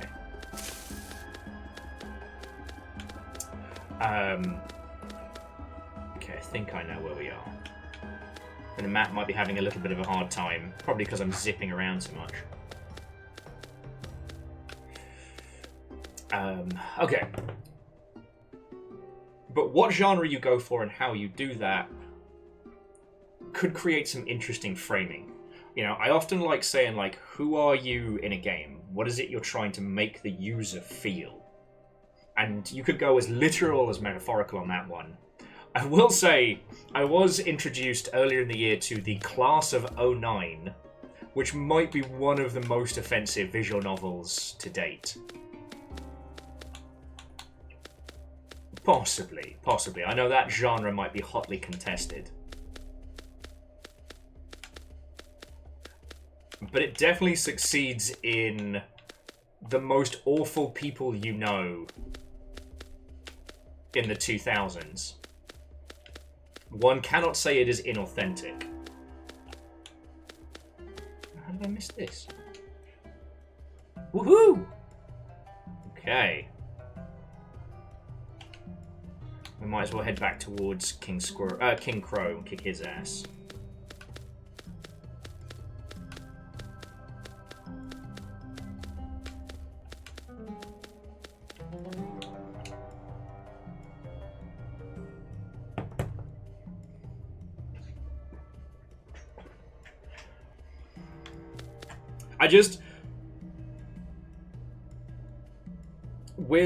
With Class of '09, I would say watch some clips of it to see whether or not it is personally heinously offensive, but it is very much the as teenagers did speak in the '90s. Well, in the 2000s, I should say.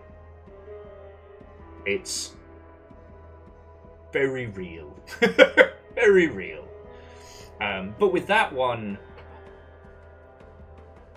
they basically use the trappings of the visual novel, flip it with the idea that you are not a dweebus weenus trying to date a bunch of super hotties at school.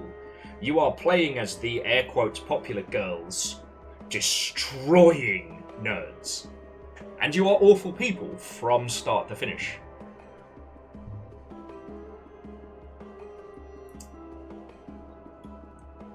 It is very literal. I forget where I was going with it. Oh yes, just like how you want to evoke the emotions you want people to feel through this experience. Now again, this is one of the things, I can't tell you that, you know. I was very much a loveless teen, but I got lucky. I found a bunch of other little nerds during my high school years that I pretty much stuck with through until I started doing drama. You know, these were the same homies that I was playing Phantasy Star Online split screen with on the weekend, you know. One of the peeps that we hung out with used to be in the air quotes cool kids until he kicked the shit out of a guy and they threw him out, and somehow he ended up with us. And that's my buddy Nate. He has twin girls now. He's a real good guy. But like, when he found himself on the out and out from the would-be cool kids, somehow he ended up with us. That's real cool. He's the bloke that let me play all the Metal Gear Solid games while he was out doing... He's playing cricket or something? God, I was a weird kid. But that's why I have a mildly encyclopedic knowledge of Metal Gear Solid 2, because I had to play all of it in one sitting. And I got all the turn your console off now warnings that you only get if you binge Metal Gear Solid 2 in one sitting.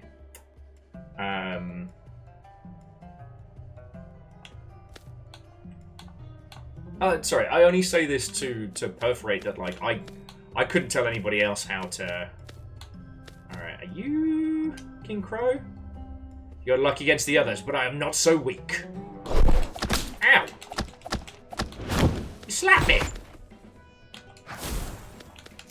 Oh, okay. You good?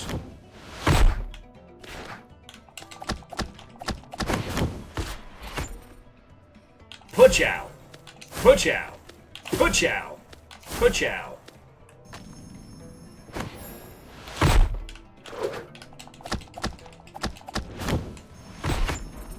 That's a bad time to heal.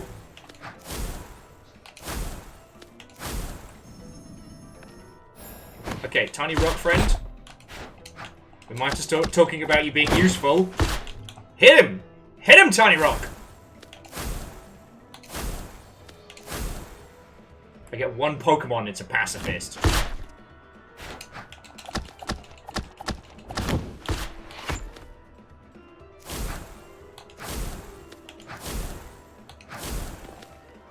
But yeah, Naru and Peeps, I don't mean to bring up the dark times, you know. School is something that we survived, right? A strange Darwinian experience.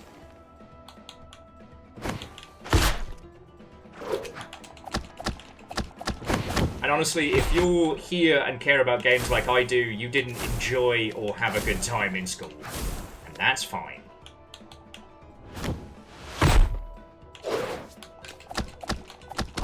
There we go! I am a warrior worthy of the Krogan clan! You will be permitted passage into the gates of Zafita. Yeah, Zafita. Come find me when you are ready. In Zafita. Where's Zafita? Well, it's near Zalegis. Sorry. Have a quick little nap. I am a warrior, Hookshot. I can stand on my own 2 squirrely feet against the king of all crows. Put me up against fucking a gigantic cracked out mushroom and I'm having a bad time. Actually, let's go to the crows just in case they have some, like, crow sword I can get or something. The crow people accept you, young squirrel. Your strength is admirable. Now take force this medallion of the forest and this fucking gun we found.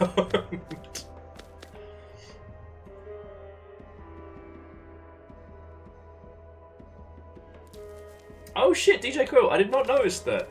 That's real cute.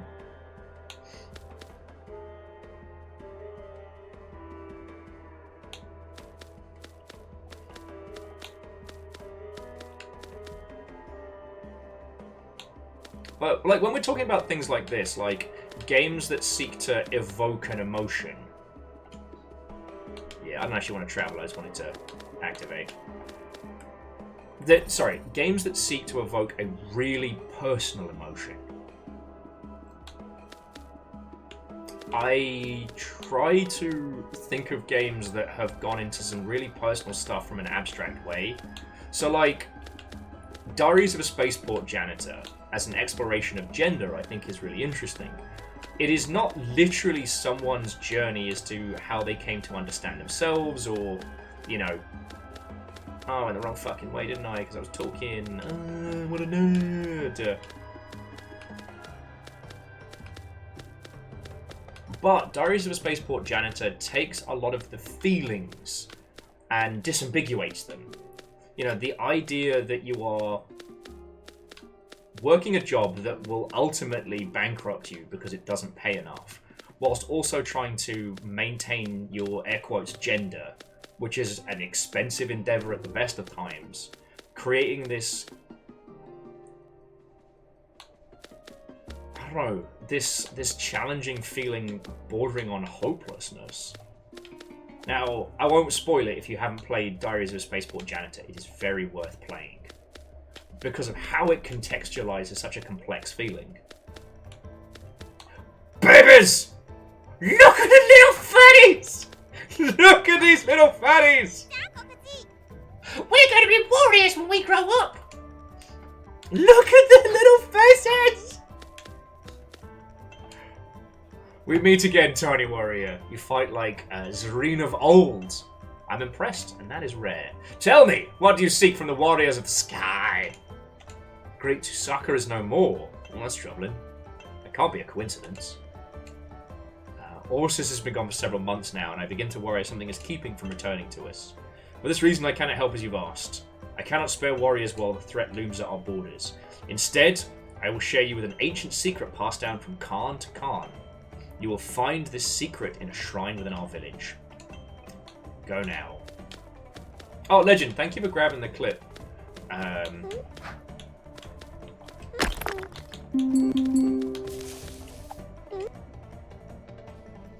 Little friend, look at these little fatties! They're little chubby chicks, I love them! Oh, that's so good. And we get a big pillow? Worth it. Yeah, I thought you said this game was gonna be hard, Hookshot. Psh. It's just fucking cute. Ignore the death counter. If I could put my hand over it. Ooh, okay. Unlock Sprint, 100 seeds.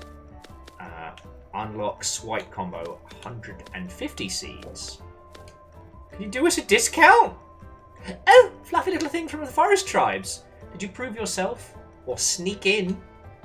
Isn't it anyone in these days?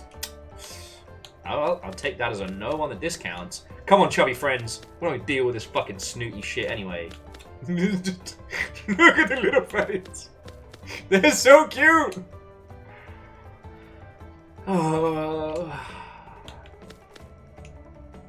Horus will return a new breath of life to the canyon, I'm sure of it.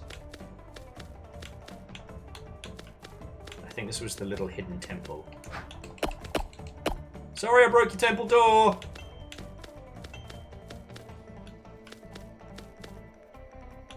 Fucking yo!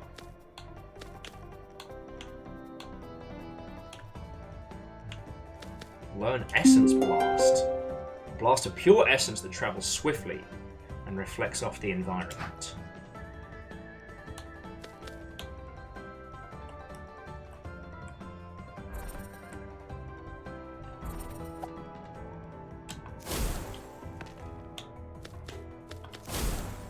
Ooh. Hadouken. I can literally cast Acorn! By the power invested in me by these nuts! These nuts! Sorry. This is really cute. I don't know why I'm being a jerk. I can now Hadouken the locals. I mean, make friends with them. Oh! We can use this to fell the tree across the canyon we saw earlier. Ah, come on, squad. Look what I can do. I got moves now.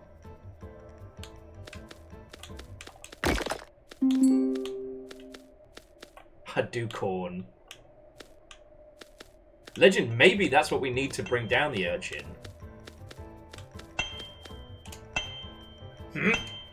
Oh, we don't see outsiders around here, master. Well, you must have proven yourself. Wish I could have seen that.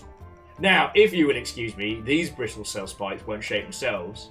And someone, staring at the king, keeps fucking throwing them around the place and losing them!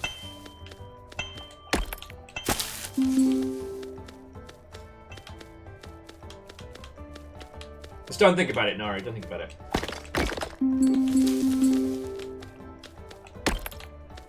That's right, grab some more seeds, have a snooze. Recharge my Hadoukens. Little nap time. Oh, it's so fucking cute. Okay. So we've got the Hadouken. The Hadouken takes us out of here. We might be able to defeat... It would be a journey back. We might be able to defeat...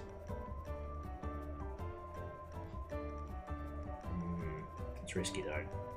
Sorry. We could take on the great big bastard shroom. Because if we beat the bastard shroom, we free the tiny shroom. Yeah. Oh, so Naru, sorry. Diaries of a Spaceport Janitor has been out for a good while. And it's a very good game. How literal is this sign?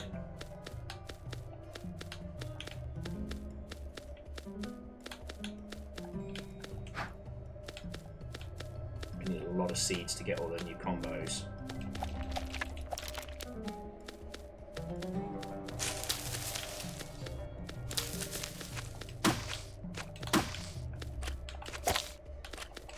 Like, it really does feel like you're on an alien spaceport where everybody else seems to know what they're doing except for you. And again, it does such a good job of evoking an incredibly unique feeling.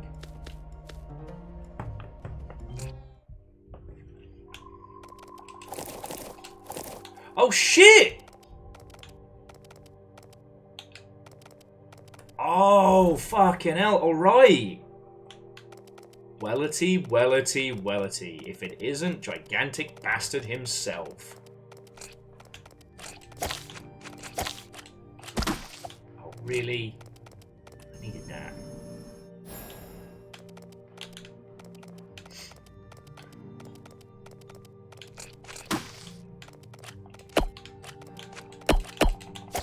Well, considering we learnt that move from the,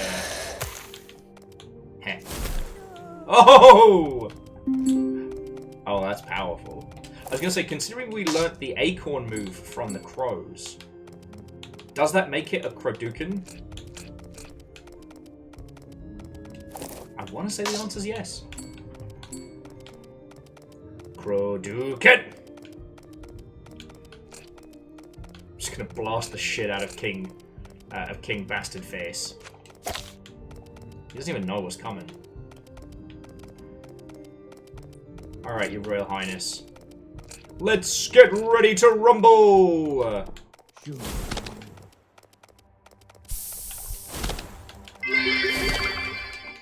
Croduken.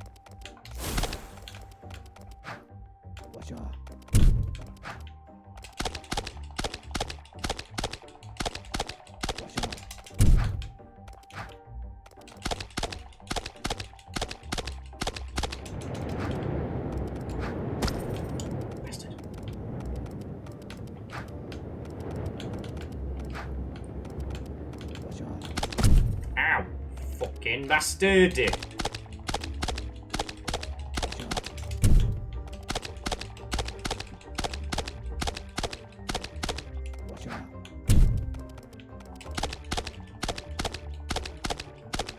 Wish I had more Dukins. Yes! Oh, you tried! Charge up a powerful swipe. Okay, you two fireballs are not invited to this party. You have no lines in this play.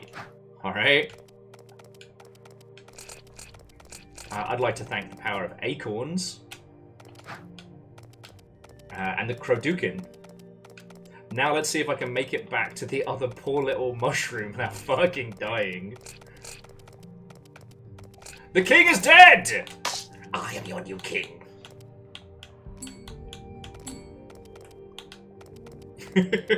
I shall be the Squirrel King! Wait, no, we already have a Squirrel King. And it's me.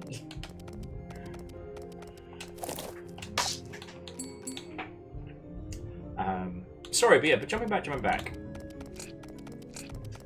I think that's where the beauty of video games kind of comes in, is that if you want to, with a little bit of clever thinking and, you know, not destroying yourself, I think there are a lot of genres that could match thematics that haven't been used. Like, there's one I'm personally looking forward to that's coming out later this year that's... So it's a World War I, I believe survival horror is fair. Okay, that's something that hasn't been explored a lot, but it's been explored a little. But this is an isometric top-down, like, and it is very much kind of... I hate that Signalis is the easiest shorthand to explain it, but essentially it is like Signalis World War I. Yeah, conscript. And it looks really good. Okay, you are free, Mushla! Is it true? Is the king no more? Oh, can I go see the world now? I will follow you! Look at our little squad! I don't know what you do, Mushla, but I'm glad you're here.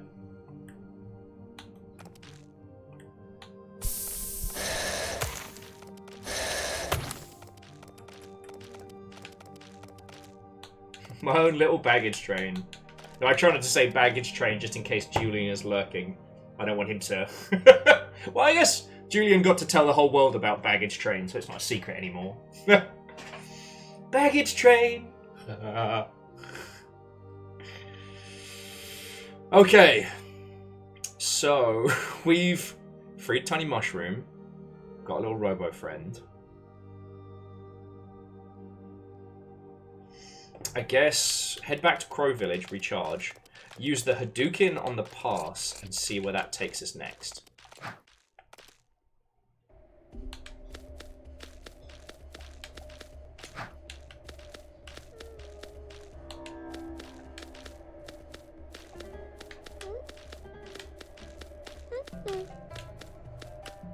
This is bad, isn't it? Okay, but we freed him. Enjoy your freedom, young creature. Tell the world of our tales. Tell them of the troubles we've faced to get here. Oh, this was the wind spirits. Oh, this bit killed me earlier. Ow! By the looks of things, it's gonna kill me again. hook shot! Oh! You thought you got me. You thought you got me, but I lived. I'm the squirrel who lived. Oh wait, where's our little rock friend?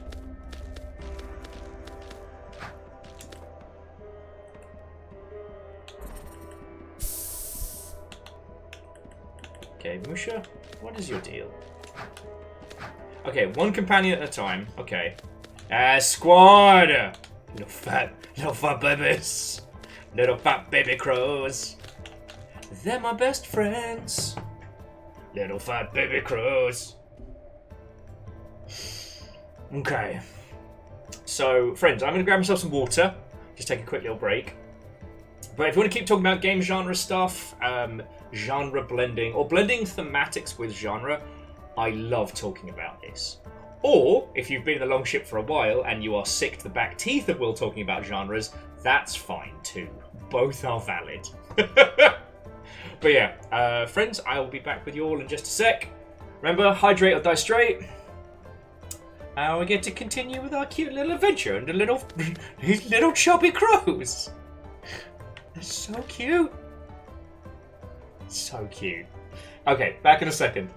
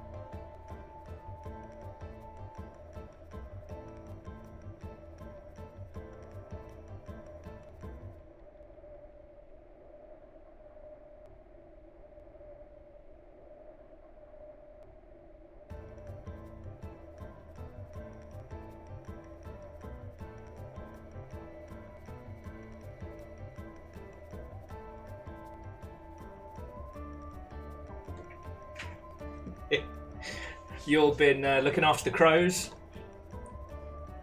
Got myself some cold water, and it's time for adventure. Okay, so Hookshot, what does Little Mushroom do?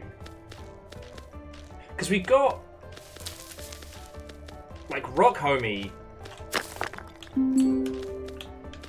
Rock Homie gives us kind of like a map as we're moving around. What does Mushroom Friend do? So press the companion button. It's like a little. That's a plume that damages. Oh, okay. That's a shame we already kicked the shit out of King Mushroom because it's pretty powerful. But in theory, head outside of the town.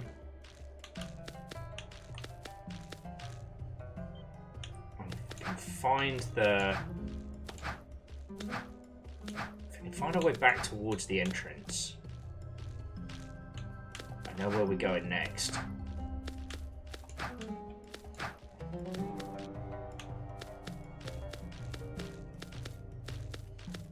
Because early on as we came through here, there was basically like a fallen log. Oh, a soon-to-be fallen log, I should say. Okay. If it's not up round here... You almost got me, you little bastards. Oh, right, yeah. Got the Hadouken now. Should test it out on those bad words.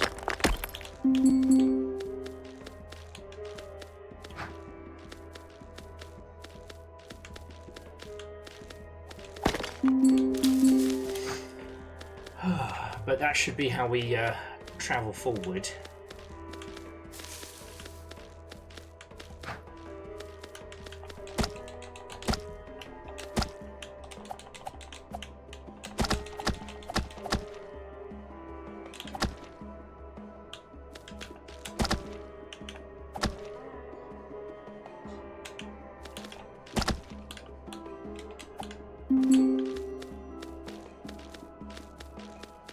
Hadouken!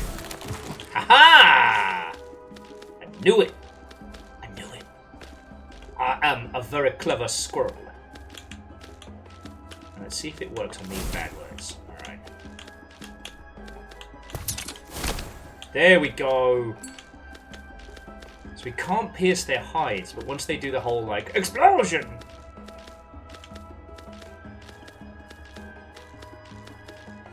Where does this take us?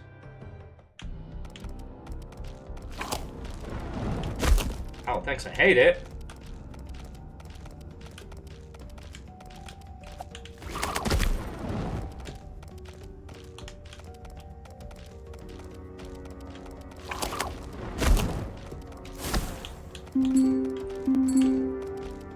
Trying to use the Hadouken sparingly,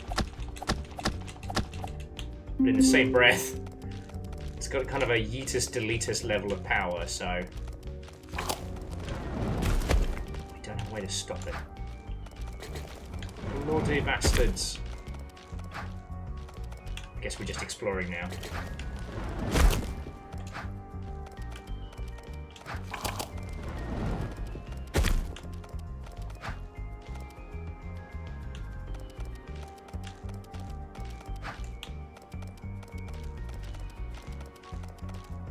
Okay. Guess we're just not ready to start traversing the Acidlands.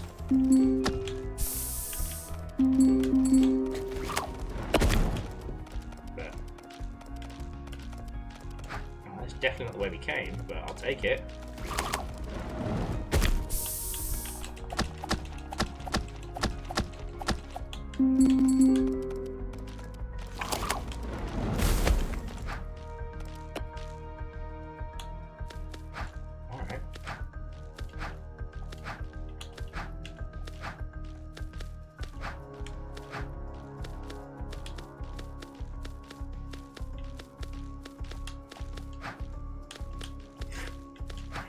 I can't believe how seriously I've started.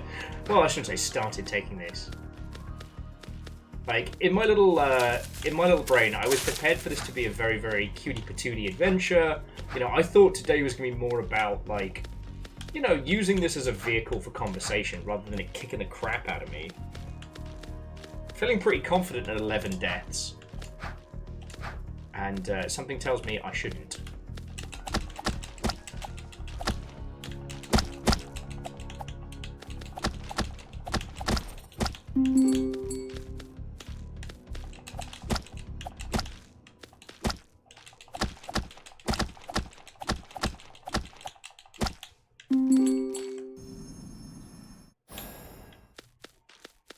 Yeah, got my serious hat on. Alright, and we have activated a whole ton of the map. Love this.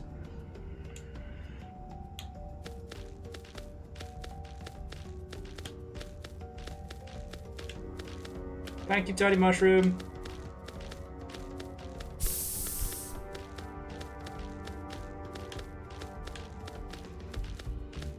Naru, did you pop it in the wash? Because I did do a wash earlier. I did notice an hat in there. Okay, no, there it is. Cool. I was a little worried I'd thrown it in the wash ahead of time.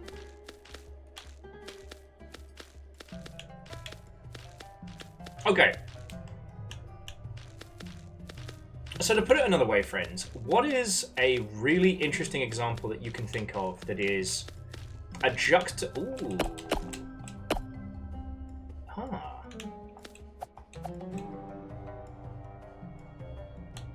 I feel like I need to know this. So it's Broken Moon.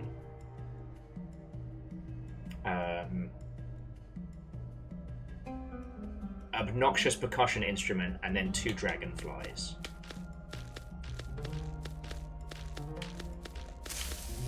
Moon, percussion, 2 dragonflies.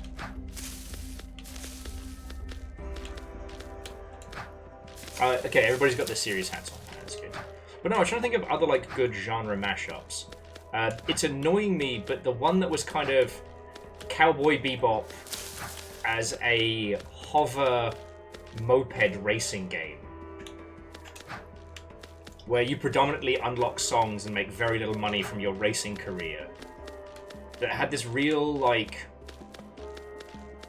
Forgotten Generation vibe. Oh, Vernflame, Motor by Numbers is a good one. I'd also say Super Puzzle Makeout League. That game goes hard. But you know me, I love a game that likes to pull you in with a mimetic premise and then goes, surprise! It's actually good.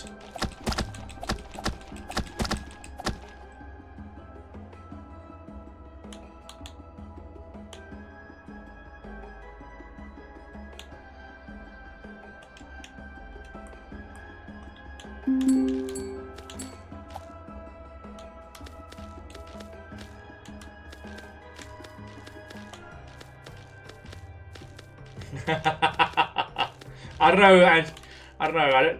I can't see that taking off. You know.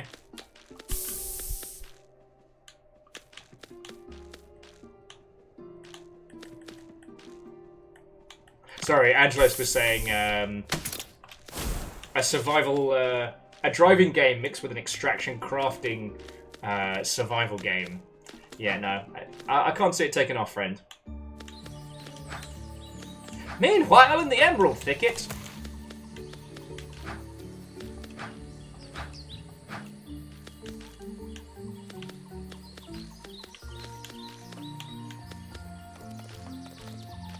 Okay, so we now know what the owls tribe is counting on you. Okay, that's fine. I'm counting on me too. Bopa-dopa, kappa-dappa-da. Cosita. New powers you've acquired can be enhanced here and reawakened. Ooh, okay.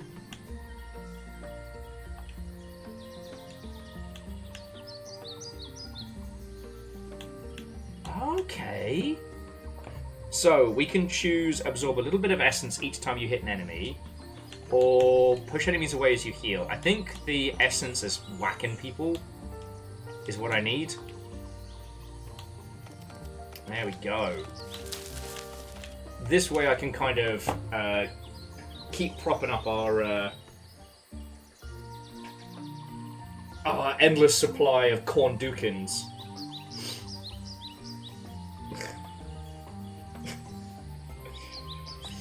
Oh, yeah, and I will say, Angelos, I really hope Pacific Drive did good during the Steam sales, because I know a lot of games did.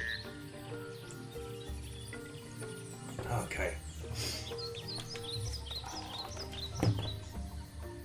What the fuck was I saying beforehand? Oh yeah, just games that do a good juxtaposition. Now, what's fascinating about Pacific Drive is that I really do think it's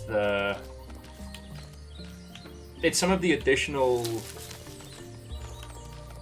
crafting construction mechanics that really turn it from being a bit weird into being something special. Because, okay,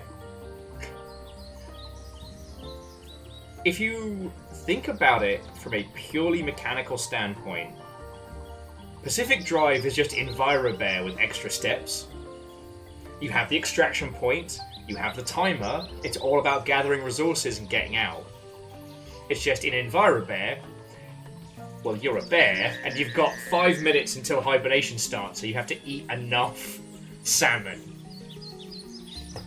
It's honestly, it's the craft, repair, and improve of your car that makes it your car that I think is where that game really shines.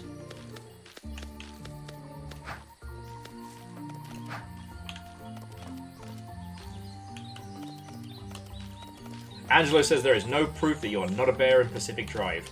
That would be a hell of a twist. I'm still kind of hoping for some additional content. I've specifically left it installed.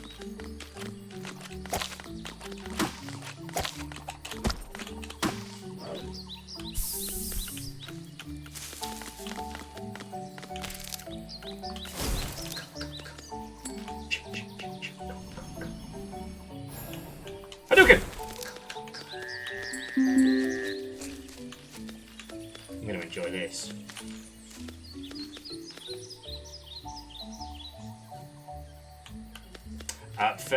Fair.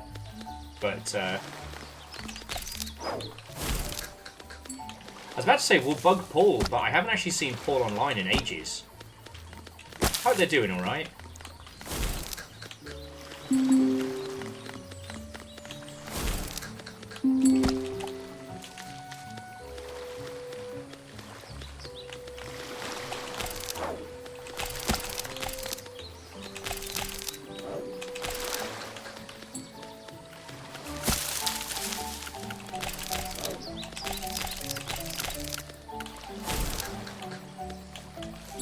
Okay. This game has been giving me a lot of Hollow Knight vibes. Is this where all the Silk Song developers are? Nah, Numbers, this is gonna be like Glitter Mitten Grove. We'll get halfway through the game and then fucking Hornet's gonna appear on screen and do like a "Did you miss me?" Some Metal Gear nonsense. Firstly, now.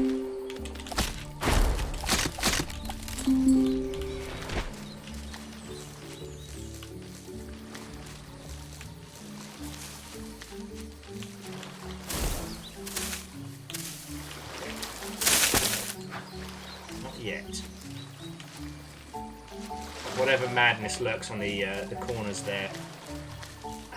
Honestly, as much as I want to take Little Mushroom round, Map Buddy is way more useful. Actually, where do we find Map Buddy again? There's Map Buddy. He's gone missing. Oh no.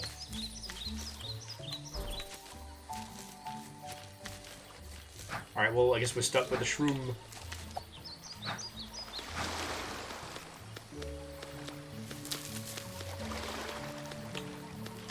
Yeah, Hollow Knight. Take compass or take more damage. That'd be good for bosses, though. Yeah, We explore a bit we can right now. Okay, so I think we head back to Crow Village and then we keep going left.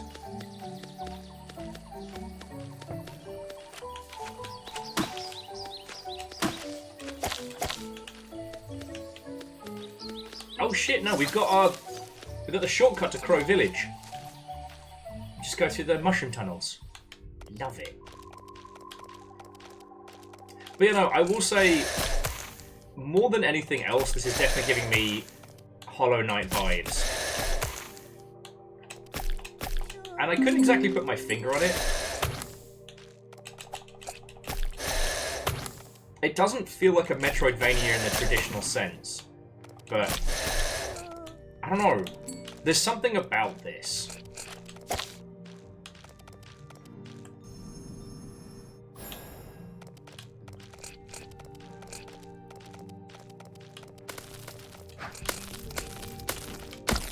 Ow.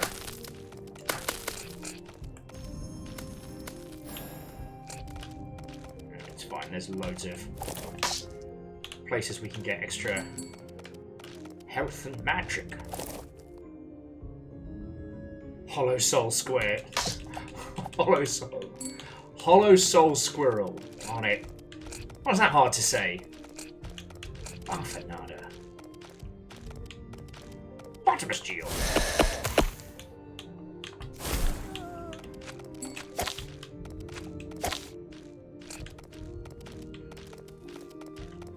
That's alright. The little mushroom wanted to go see the world anyway.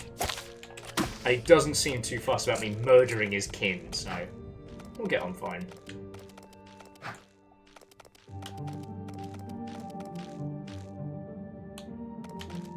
Okay, Hookshot says they got 1 of the 10 reviews they need. Okay, homies, if you have the cash and the capacity, if you have the interest in this game. I mean, I've been on it for 3 hours now, and I am...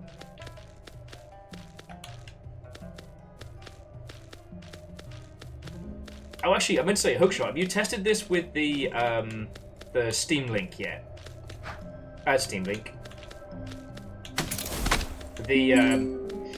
Excuse me. Have you tested this with the Steam Deck yet?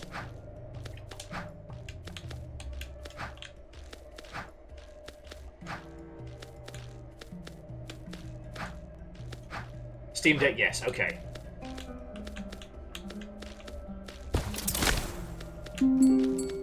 I only ask because if I'm not able to play this through on stream, I'm definitely playing this through.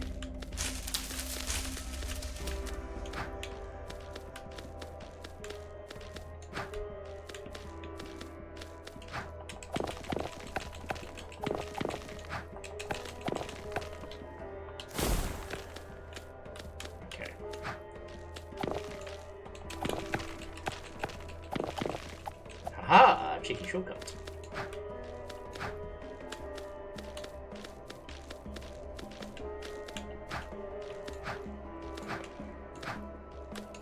Okay, so Crow Village, have a quick nap. There's little fatties! A lot of little crows. Darn right I am, Dustin. Darn right.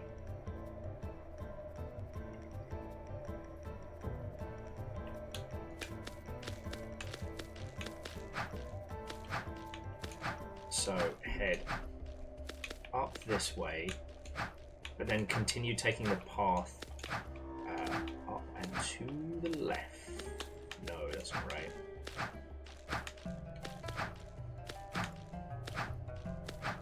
Where did we find? Was it further up? Yeah, no, that's the Windy Canyon. Okay, so we go up one screen and then head left. All right, I'm learning. I'm learning.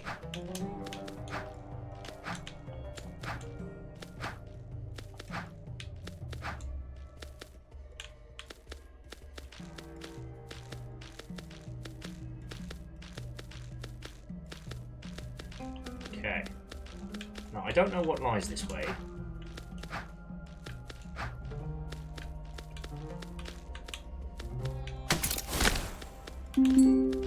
Except for crushing that dingleberry. Haha! Oh, hello.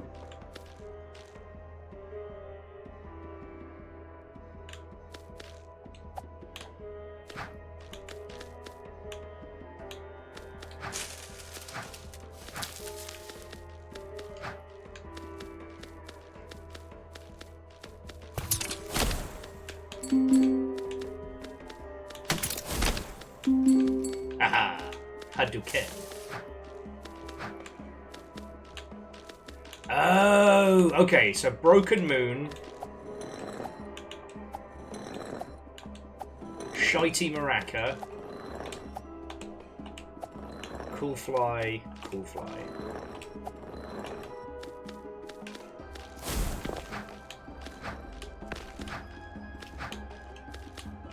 Look, I don't know why that's like how I can remember the puzzle, don't judge me. In our time of greatest need, Cyrus made the canyon anew. Interesting.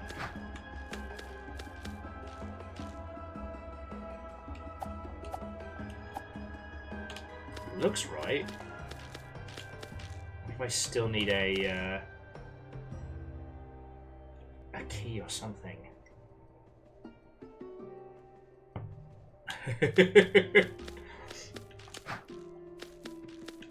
Dustin, thank you. I had so much fun doing that. I'm definitely going to save it for another session, but they did add crowd control to it.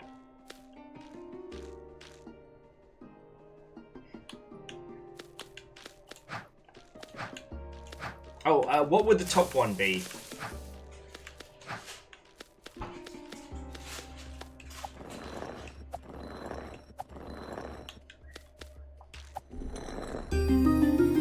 Okay. There we go. Well, you know what? We'll come back to that. But yeah, cool as. I want to see if we can find... What the fuck?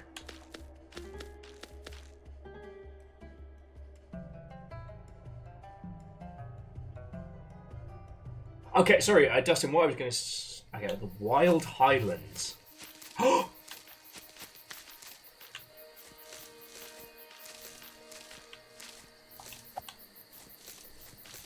Okay. Now we're getting into... Now we're getting into adventure.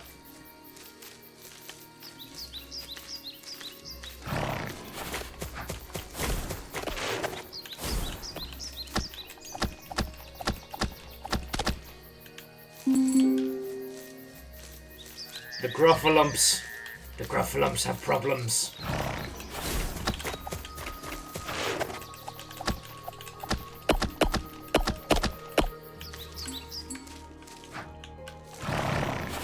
Oh, shit. Might be a few more than I can handle. Don't worry about it.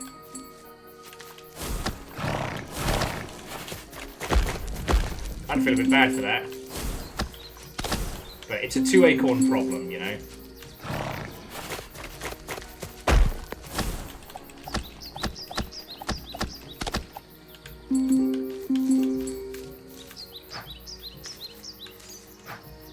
So I recognise the Grumpy Grumpus. So we want to find the Elder Grumpus because of reasons. But that gate sure did look... Alright, can't break that yet. That gate sure did look very medieval, almost. No. No. No. Almost kingly.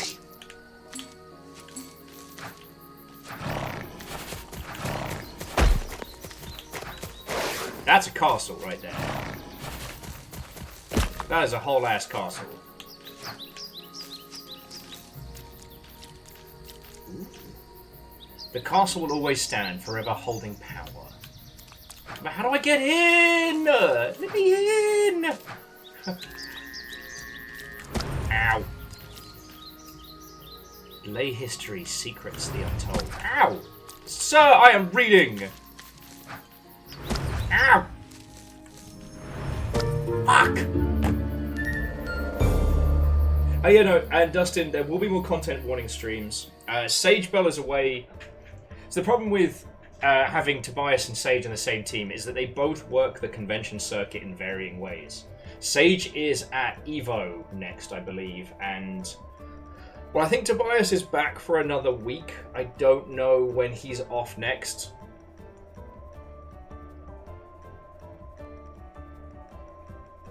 Possibly Angelus, that would make sense. I didn't get to rest over that way. Anyway, I guess it does mean we can check in on the puzzle we solved. I just don't remember how to get there.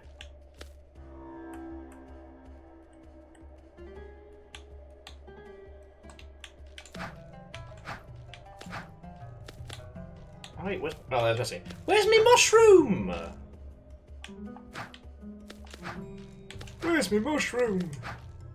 Oh, Sheila! Sheila, I've lost me mushroom! Oh.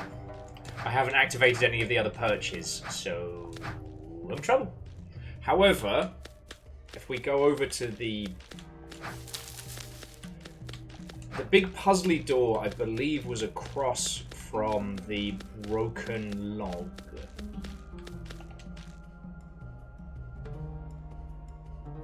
Yes. Okay, I get it. I know where we are. Sort of. Don't worry about it. Oh yeah, but sorry, Dustin, the thing I wanted to add was they've added crowd control support. So if we start getting comfortable, y'all will be able to change that.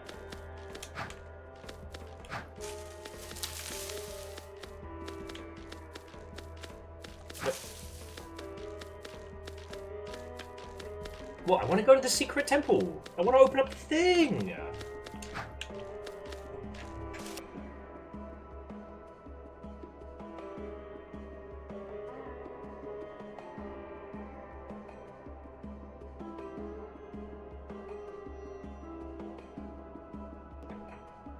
Man, I am fucking sneezy today.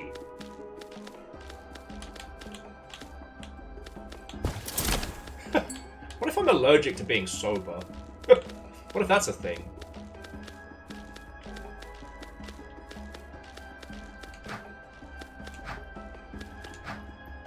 I'm gonna say it's this way. Yeah, it's this way. I got you. Hookshot, I remember. Do you? There we go. Okay.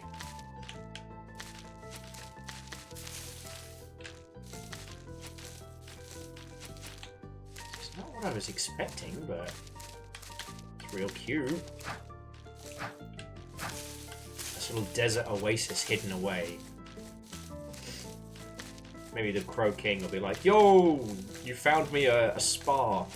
Here's all the seeds you could ever need. Also, Snooty Crow Lady has to be nice to you now, legally.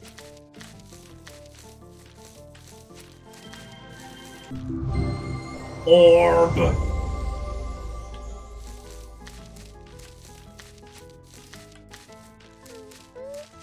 Hi, little guy! I got you, little guy. Yeah, that's right. I'll save a little guy. Just because they need saving. That's just who we are as a squirrel.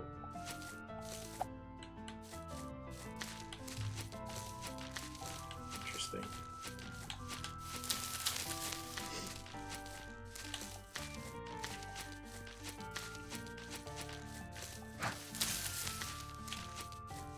Oh, there we go.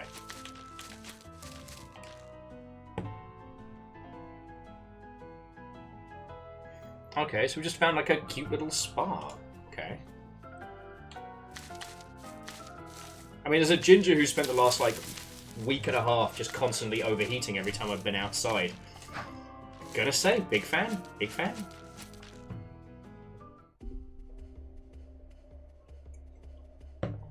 Okay.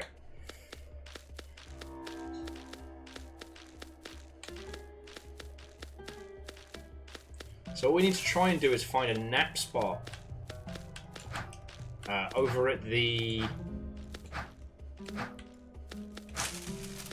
Actually, if I get myself murdered, I might be able to get back a smidgen quicker.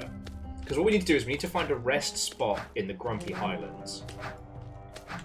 Because we're getting real close to, I think, some of the stuff that I was lucky enough to do for this. You know what?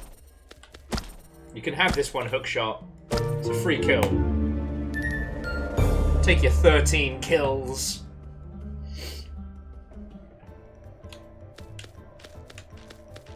Loaded little fatties! They're so fucking cute!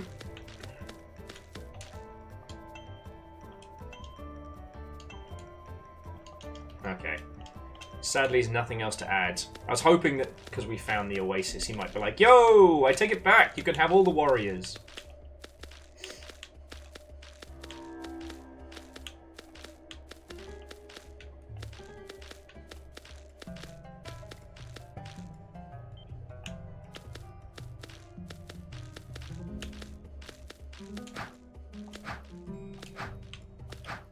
Okay. So we got to try and find somewhere we can rest in the Highlands.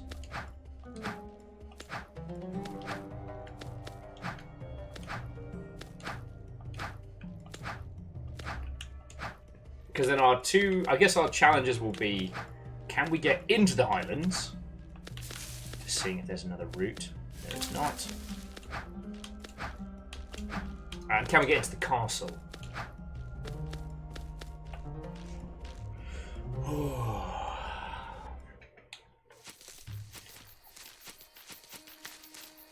But definitely the water wisps are no joke.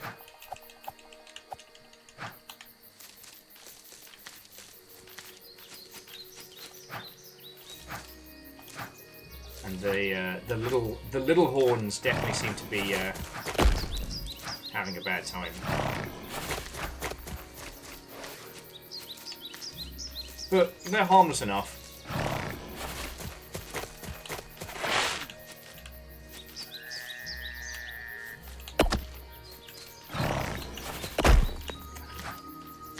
Bless me, got himself stuck.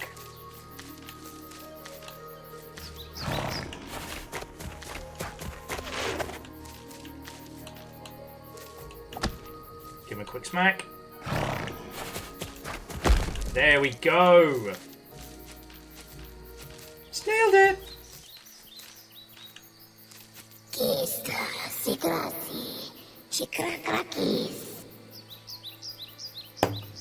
Mush King guards in the chamber, hidden deep in the caverns. Who's there?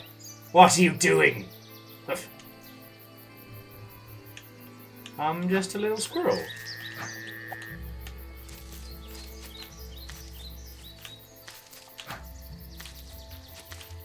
I'm just a little guy.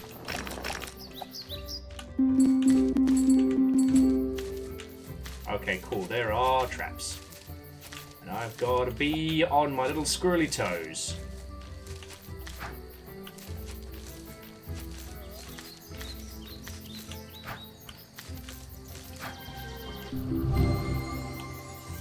The little mushroom is uncomfortable.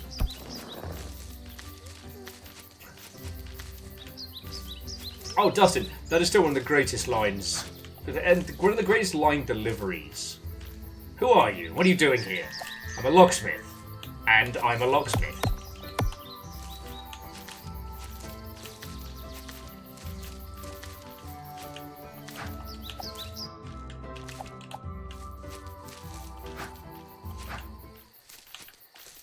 Okay.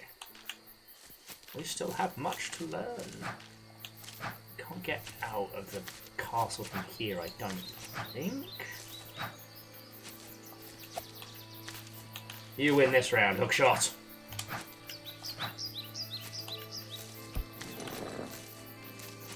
And yes, Numbers, I did hear about the fact that Genshin decided to personally assault me. And you fine, mate. Go enjoy the castle. By adding Shark Lady.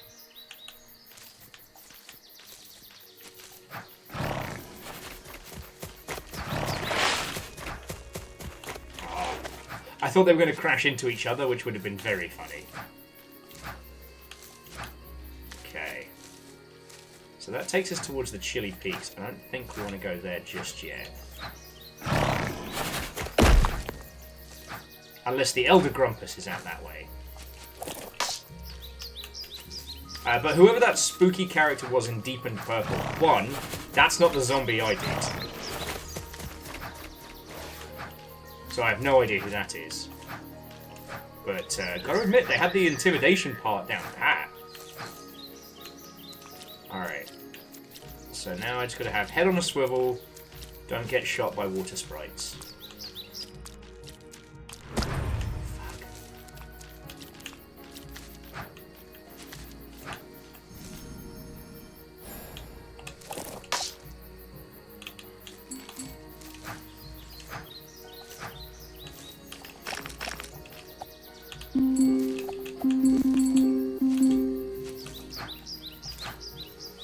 Close to unlocking the sprint as well, which would be very useful. The burrow lies deep, the tumbling scratching from surface, forbidden to meet the sun. That doesn't sound ominous at all. Indeed, Angelus, we have a whole fields of nature's corn dog. Delicious snacks growing up from the water. Because if not snack, why snack shaped?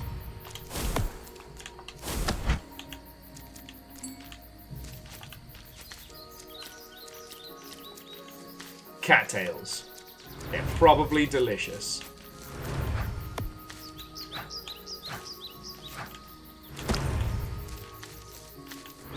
Okay. Firstly, heck off. Home to the noble, most regal radiance. That sounds like a Squirrel King to me.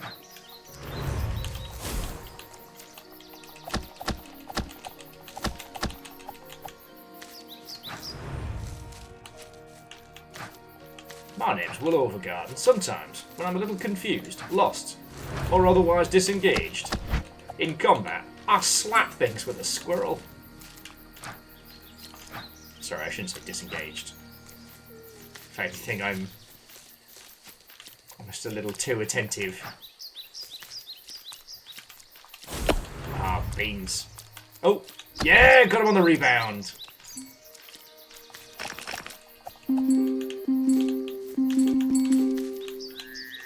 No, so if you've never seen it, so Angelos is entirely correct. Do not eat cattails. So what happens is the bit that looks like a corn dog is incredibly dense packed seedlings. If you bite into them or if you hit them, they basically explode. They're like roided out dandelions.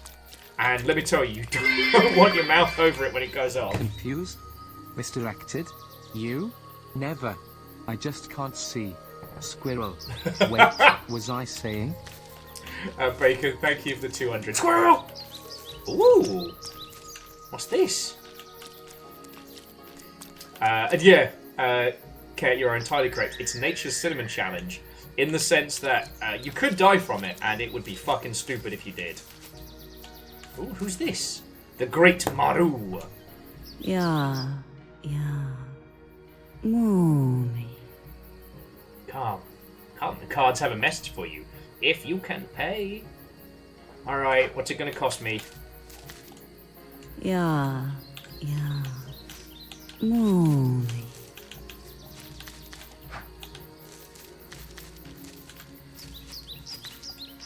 Yeah. Well, I guess you don't want seeds then. Have you ever met somebody who just didn't want to accept seeds as a form of legitimate payment? Like, what the heck?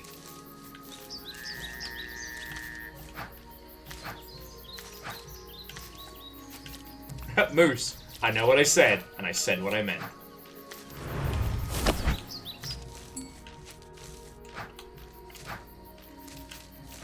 I think going a pretty good, decent way around Castle.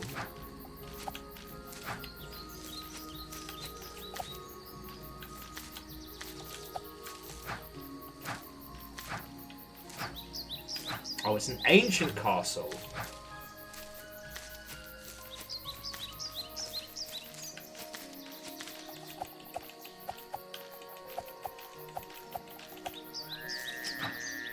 I guess we've got to go to the Winterlands then, because there is nowhere to rest around here.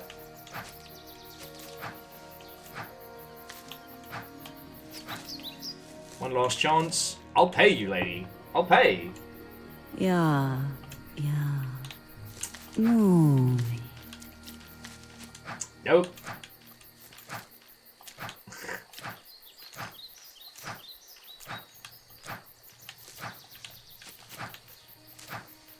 I think I've handled all the water sprites. I don't think we have to. Oh, no.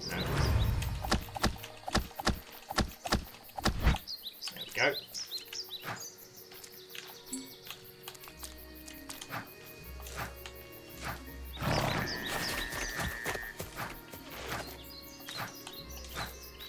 Okay, so now we head down towards the ice areas and see where that gets us. Firstly, mate, that hurt.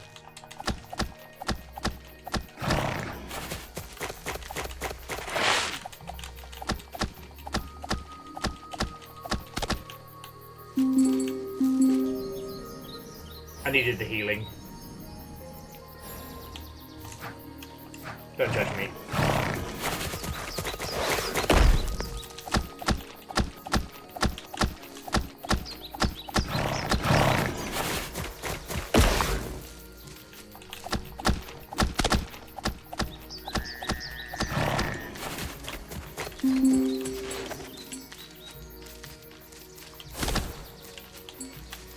Okay.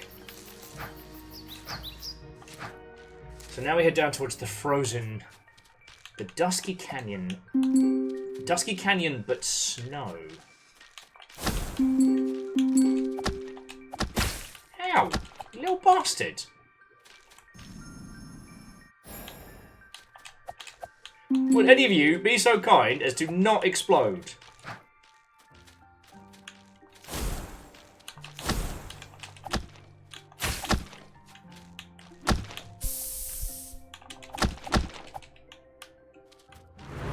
Jesus. Oh, you know what? I'm just not going to fuck with these guys.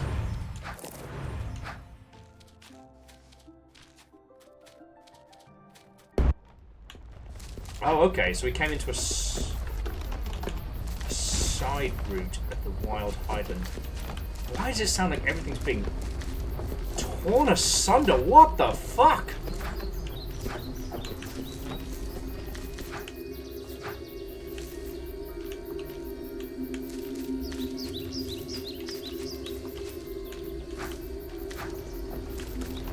Thanks, I hate it.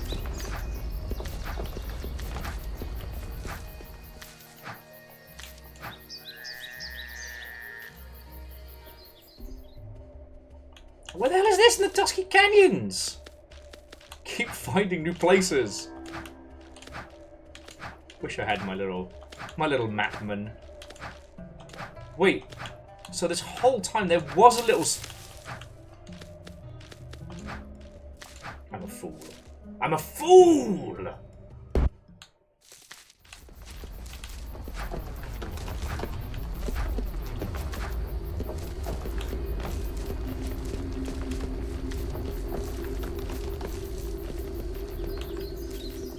Okay, we can handle that later. Whatever the hell that's supposed to be. Whatever crazy new threats it wishes to throw at us. Ow! Fucking bastard! I'm only a bloody squirrel! I'm only a bloody squirrel! Ow.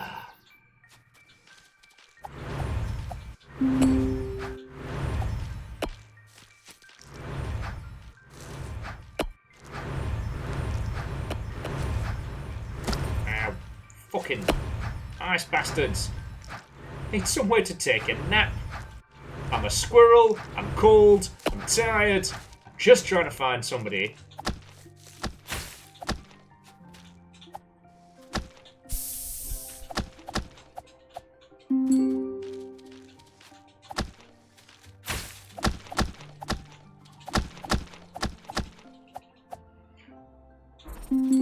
Just trying to find somebody who knows who the bloody hell we are, where the bloody hell we're supposed to be going. It's not down this way. Although we've got enough to... Oh, here we go. There's trouble in the frozen tundra. Far more dangerous now than it has been in an age. Be on guard, little one. Okay. Oh, that's cool. I got you. Alright. Come on, Big Grumpus. Big Grumpus is my homie. This blind trust won't save them. Why can't they see that their only option is to leave? Someone who's named themselves the Truth Seeker, they're sounding pretty judgy. Maybe the Truth Seeker is not the term they should be using, and just the judgy judgerson.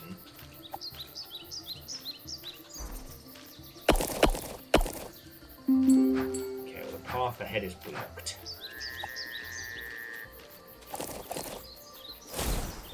Beans.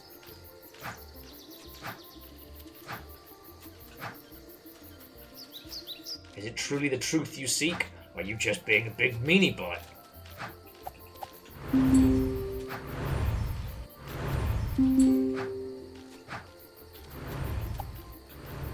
Dear that guy.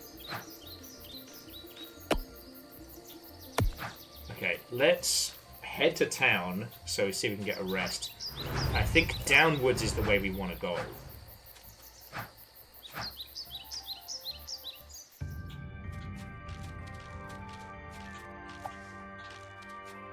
I think it's safe to say the corruption got here too.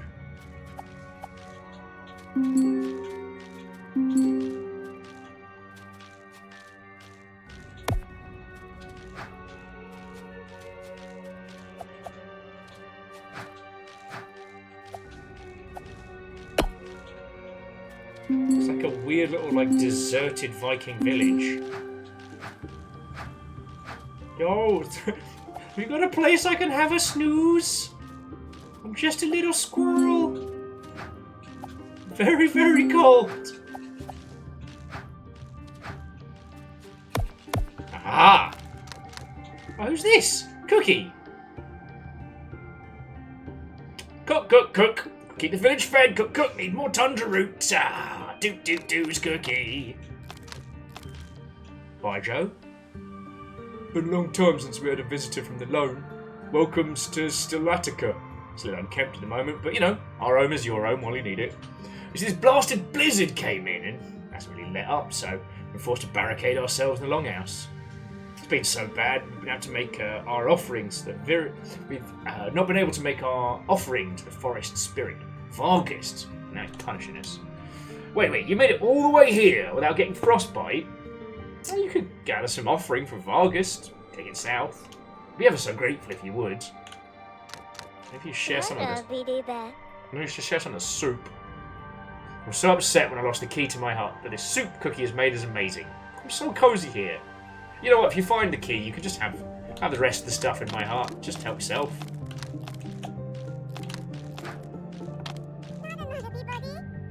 Remember when the glaciers were harmless? No. You go back to the house and get it. No, you go back. You're meant to bring it. It's blankets. It's always blankets. Oh, speak to Gorda.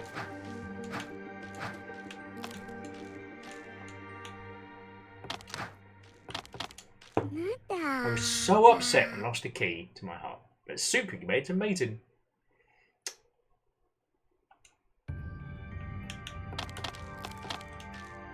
It's so cold. It is always cold here, and now it's worse. Yo, I'll trade these little fuckers. If they want the heat wave, I'll deal with this.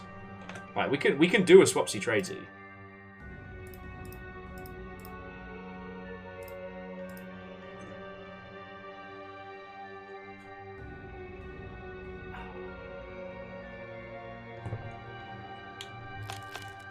Okay.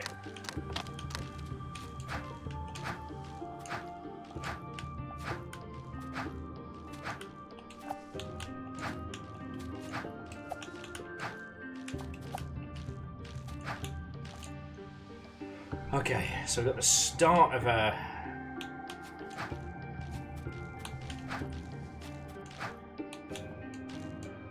We sacrifice for the tribe, our protection, takes more than it gives.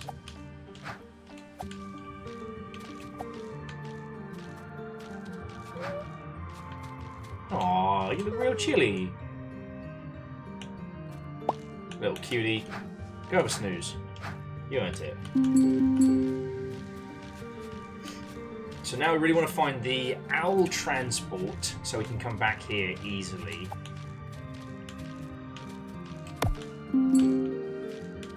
We've got enough for sprint as well. It should get us around the this ice hell a little bit quicker.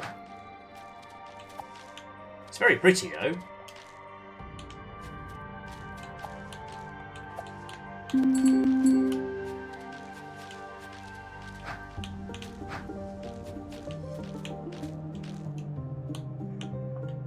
Dusty Canyon to Roaring Tundra. Good band name.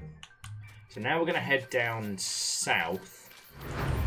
Okay, burst speed, heck off.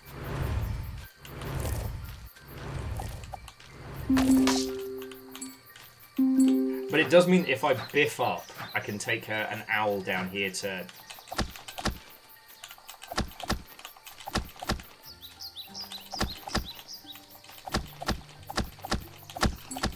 Ow! Bastards! Okay.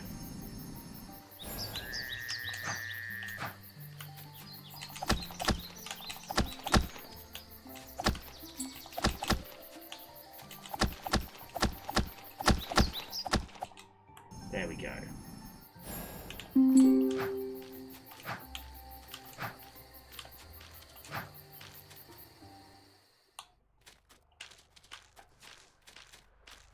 Oh, this is bad. See, when we were coming down here, I was kind of hoping...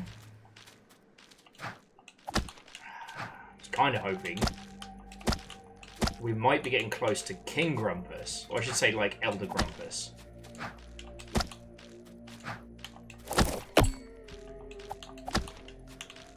But so far, no joy.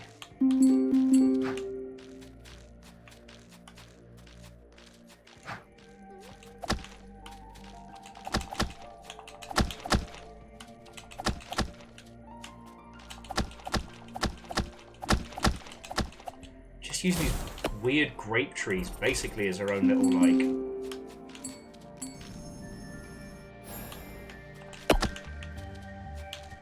our own little, like, extremely violent healing station.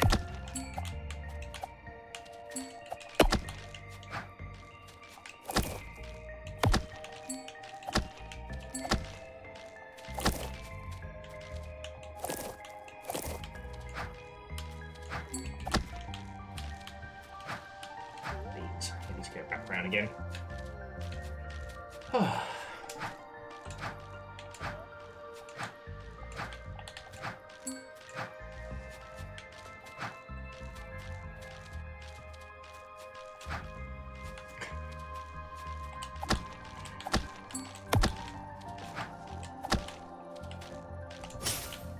Okay, that's the offering we needed to collect. Okay, so we've got that. And I guess we bring that back down to the main village. Well, if not there, then it's definitely coming with us to... Oh shit, we're not far off of the increased attack. Though you'll see those big, chunking, great big claw marks, right? You'll see those?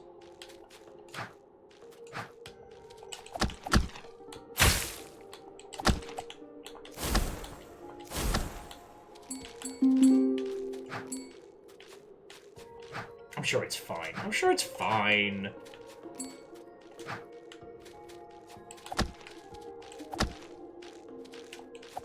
Turns out all along, Hookshot's actually been making like a full-on horror game, and this is just a misdirect. Which on the one hand, would probably mess up somebody's kid something fierce. But on the other, it would be very funny. Alright, so if we keep going, there's some kind of, like, ice cavern at the end.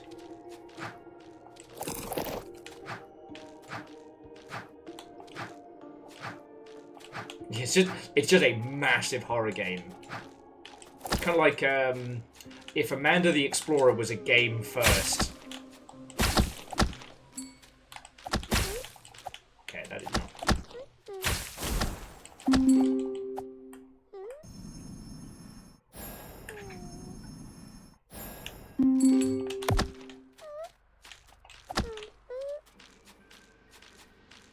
Oh, there's those big claw marks again.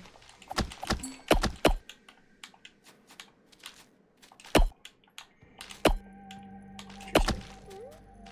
Limited on what I can clean out. There we go. Just clearing out as much of this as I can. I don't know if we're supposed to. It just feels like the right thing to do, you know?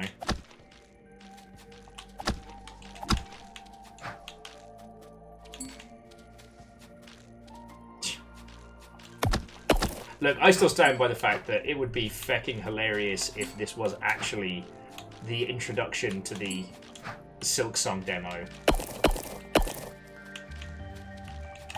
It's like, y'all are Australian devs. You could be homies. I wouldn't know.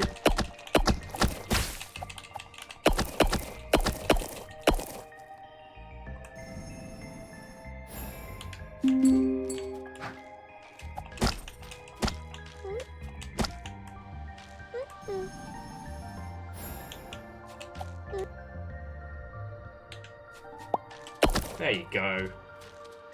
Freeing some more cutie patooties. Doing our job right.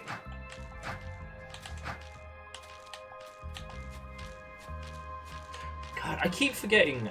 We need to get the gentleman that made Frog Fractions on the show at some point, because I've gotten the chance to speak to him a couple of times at GDC. The dude is so funny. Like, upsettingly clever.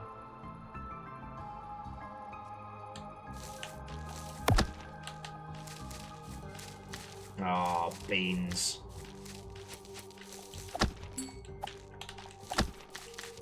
Huh. Sorry, friends, I thought I just walked us straight into a boss room or something.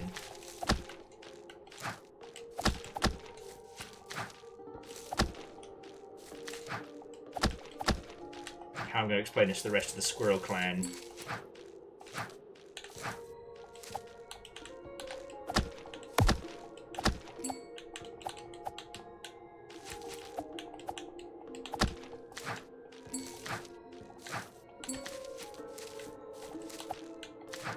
Yeah, I'm the sacrifice that's been sent in.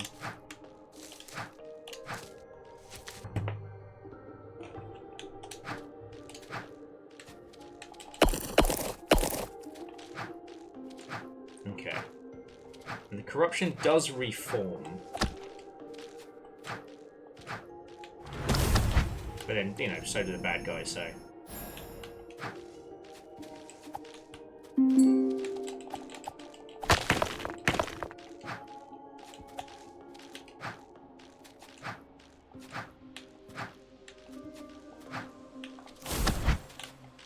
I'm not having any of his icy bollocks. Okay, let's get this back to the ice squirrels. Try not to die horribly in the process. Jobs. Oh, good.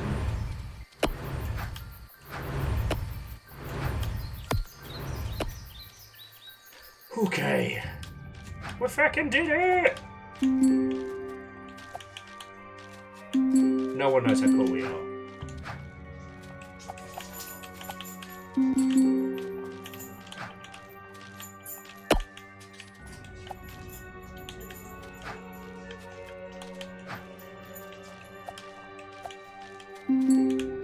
We are not far off of punch fighty combo.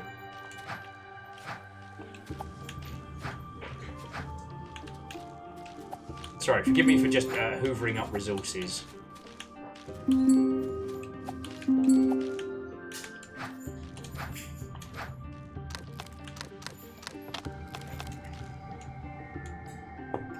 Okay, so we have to go visit Vargas after. So I guess Vargas has got to be to the north.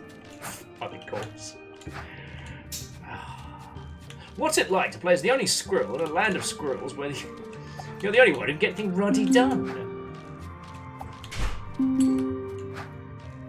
Hex Queen, am I making good time? I definitely struggled the most with the first woodland boss kicking the shit out of me. But I've been doing good. Only died 13 times. And I've only heard the maniacal cackling of Hookshot, maybe like 2 or 3, like intermittently.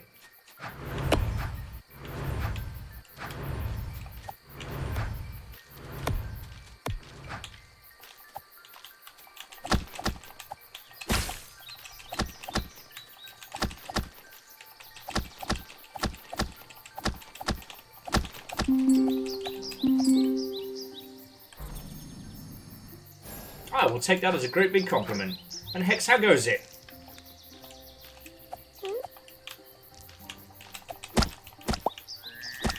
Nice try. Get me with a cheeky ambush there. But yeah, I handled the crows.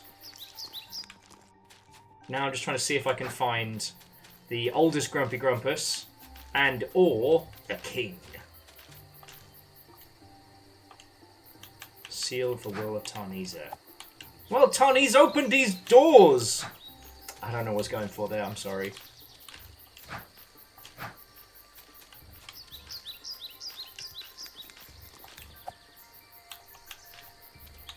Yeah, so, Hookshot, you did enable the get fecked will. Okay, help the squirrels collect their offerings. We've got 2 offerings now? Do we need more?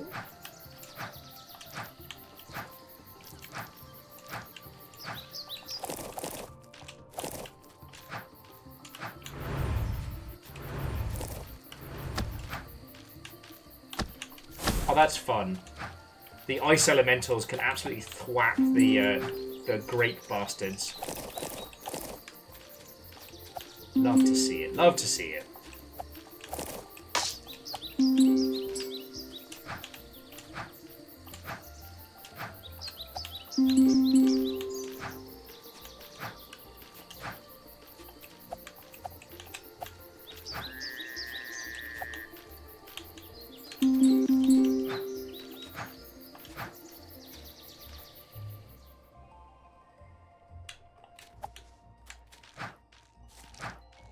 Trying to think where we've been so far. Ow!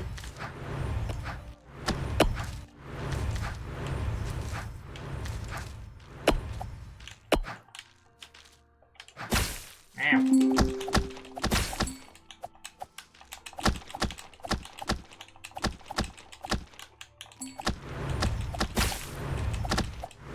Ah, beans! Okay. I think it's time for a little water and natter break, because I'm definitely getting sucked on into this. We've got... Okay. Let's have a little natter. I just need to get 3 more... I need to get 3 more seeds. And then we can unlock the Super Whooper combo and proceed to beat the hot poo out of some more baddies. Right, where are those urchins? But yeah, so I hope launch day has been good for you all. I hope there haven't been too many surprise problems or what have you. Because it's always that thing of like, no matter how good you think your launch is ready to go, there's always something that catches you. I've just been thoroughly enjoying it. My personal descriptor, my personal feelings on this is very much a... I don't know, Hollow Knight for the Game Boy Advance.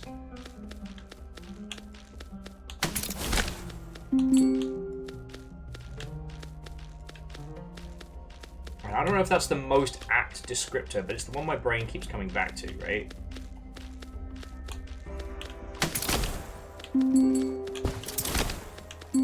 Yeah.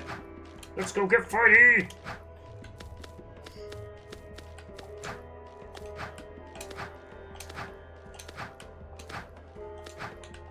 But yeah, at the moment I'm just I'm trying to help inspire the quest to the 10 positive reviews.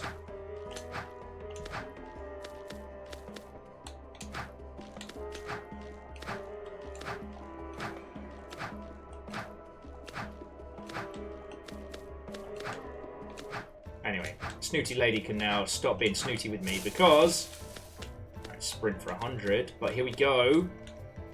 Unlock swipe combo. Fuck yeah. Oh, and a new upgrade ability. Kind of wish I had a quick way to get back to the main village. It's fine. It's fine. Don't worry about it. Got to see if I can find that owl slot. But we can now take a owl to the tundra. I just haven't got a way into the highlands yet. But yeah, I haven't really noticed anything to report. I want to work out how to get my rock friend back for mapping, because little mushroom is very, very useful, but... Well, okay, no, they're not very useful, but they're great in a fight.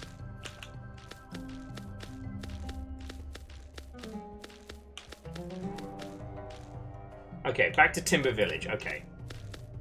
God, can you imagine, Hookshot, can you imagine if I played all this? I've been playing for nearly 4 hours and I forgot to unlock the owl point at Timber Village and have to go all the way back. Can you imagine if that was the case? God, how ridiculous would that be, eh? So silly. Thankfully, it's not the case. I just really enjoy the journey.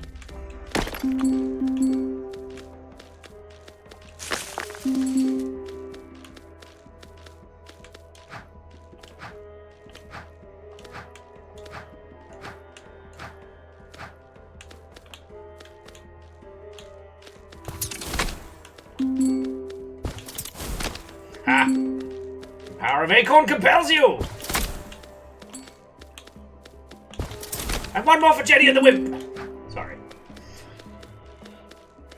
Someone mentioned Ace Attorney, and well, someone put Ace Attorney in my head earlier on today, and it's just been rattling around. Oh, Hex, absolutely.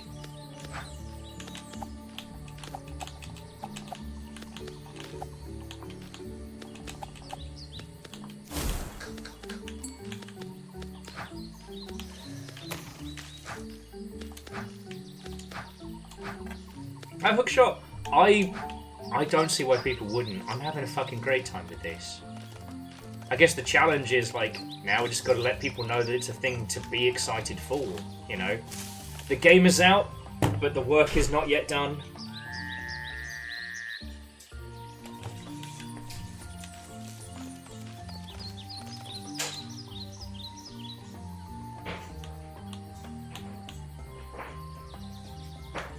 Okay, so I either get an extra attack or essence sap. Damn it, I need essence. Okay. Bopa dopa, dapa dapa da.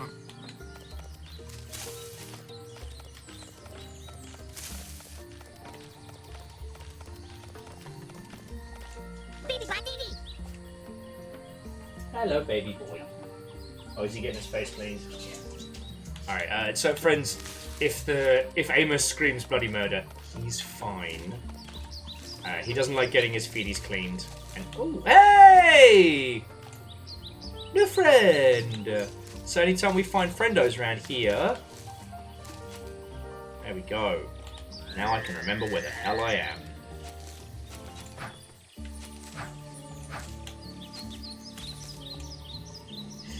However, Hex, as we were saying earlier, if it does turn out that this is just a very, very complex version of Glittermitten Grove and it does unlock Silk Song, I want to be the first to find it. That's my goal.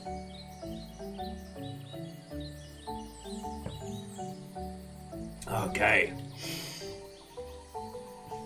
So I tell you what, whilst we're in the cutie patootie spots, and as we have our little rock friend, I'm going to have a quick little bathroom break, and then let's continue.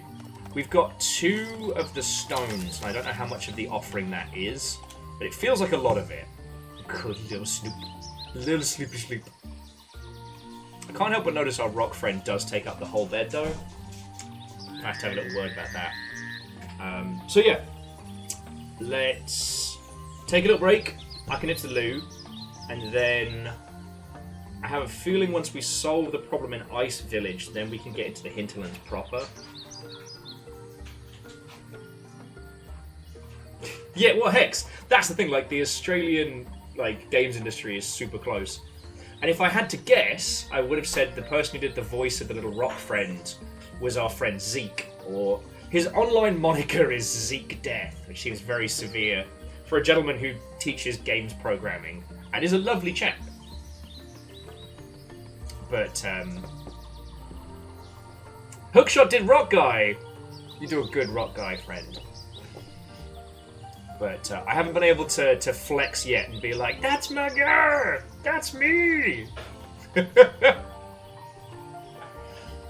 But, I don't know. I want to try and show everybody before we're done. Oh, you did Old Nalu as well.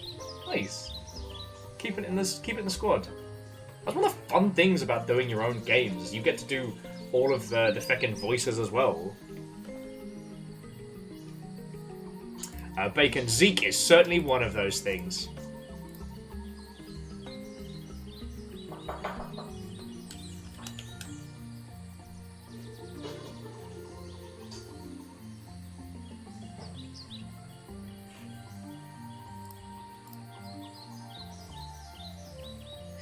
Okay, so friends, I'll be back with you all in just a second. I'll leave you with the cutie patootie squirrels.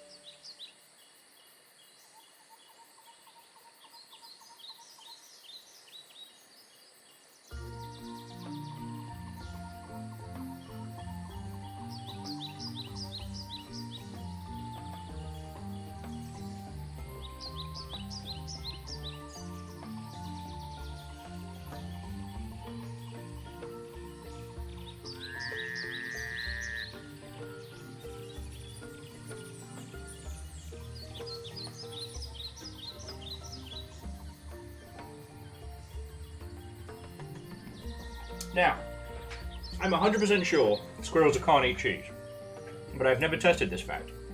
I, however, am going to eat cheese, because I'm allowed. Okay. Restless Roots, what ho and welcome. Hello, hello. I wouldn't call it emotional support cheese. We're kind of kicking ass here. Maybe it's because we played this the day after I got my internal organs rearranged by Elden Ring in several ways. Restless Roots, thank you for bringing a raid in. How are you doing? What's going on? Emotional validation cheese. Fuck yeah.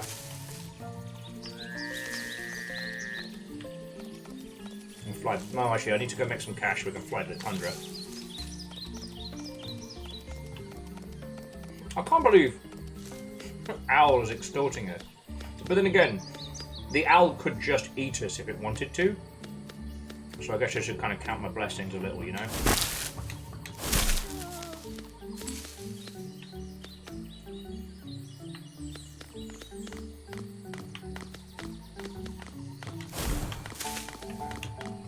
Okay.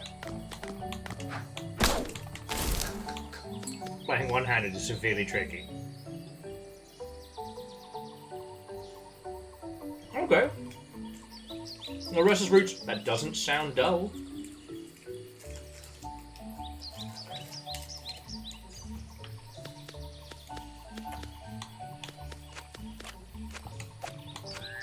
Bam. Come on, you little turds. Give me some... Give me the seeds!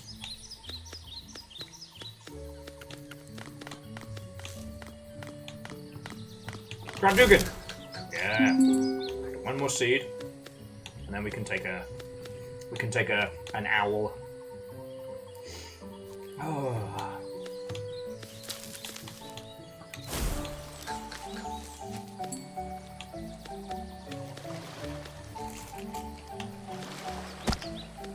But yeah, so to those of you who just joined us, what ho and welcome. This is a sponsored stream. The team over at A Few Dragons decided to throw some cash our lovely selves for us to play this launch day. Honestly, I feel a little cheeky taking sponsorship money for this because, you know, one, I was lucky enough to do some little creature noises for this, and it's also really fucking good. Like, I know that's not how it works. I'm very, very grateful.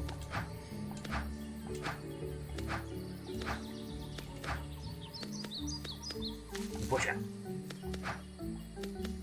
But I've been having a really good time with this. So far, my real struggle has been maintaining conversation and not getting completely absorbed into the game, which I have succeeded in varying levels.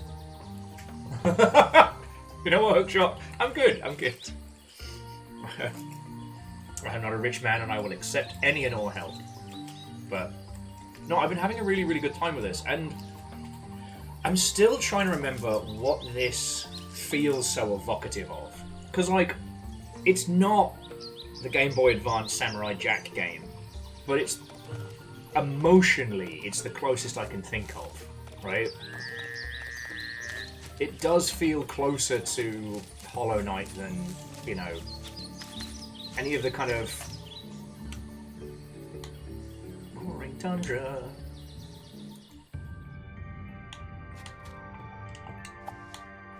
Now we've got to make enough seeds to be able to get back.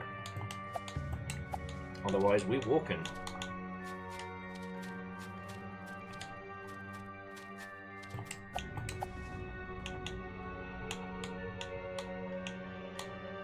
Do you feel like a fool for buying the triple combo?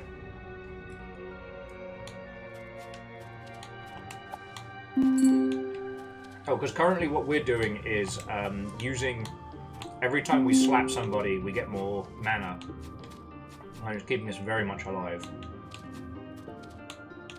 Okay, so Hex... I mean, that makes a whole bunch of sense. It has the Ori aesthetic, the kind of the...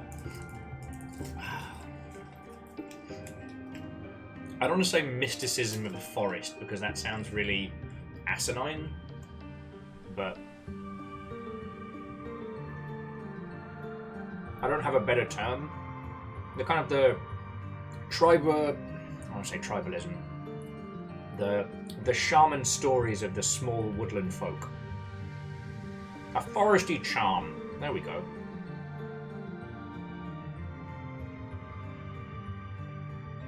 But it has a certain level of sensibilities from the games of yore, which I thoroughly respect.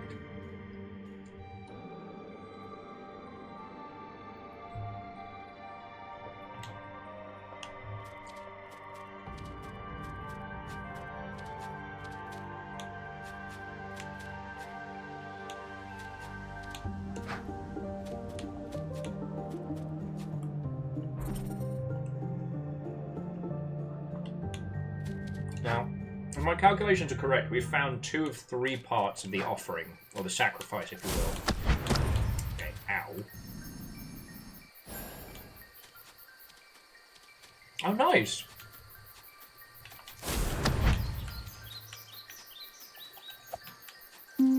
Sorry, look away and get my arse handed to me by a fucking ice cube. Actually modelled after the rapper Ice Cube himself. Not a lot of people know that. That's that's a rock fact. No, hookshot, that sounds fucking grand. Just, you know, well...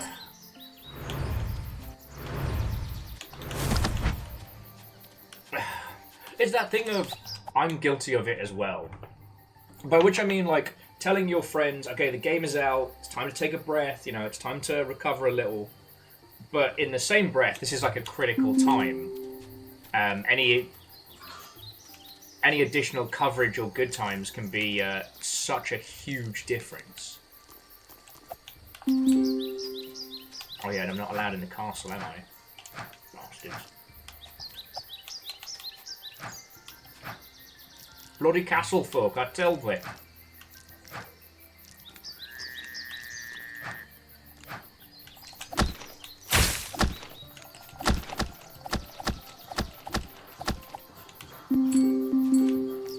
Okay, so we made back what we spent on travel. Baron Watone, welcome. This is the Sacred Acorn. I've only died 14 times.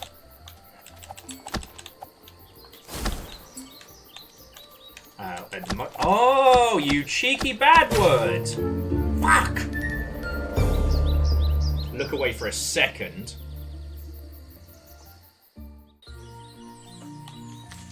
We've got to find a place to rest in the tundra. It's gonna eat all my seeds! It's better than the owls eating us, but that's not the point.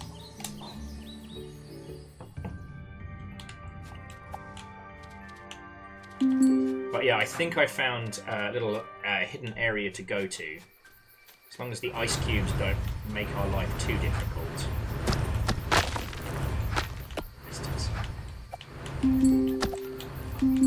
The one plus side is that the ice cubes can absolutely hit each other.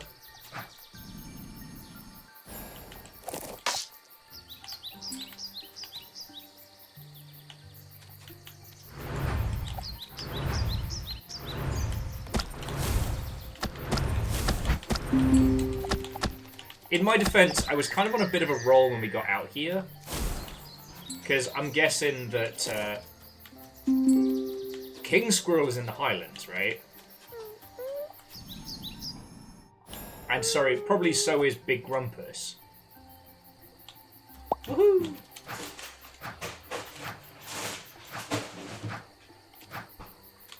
It's going to turn out that those little cute things I've been saving are actually like vicious destroyers and will ultimately be our super weapon.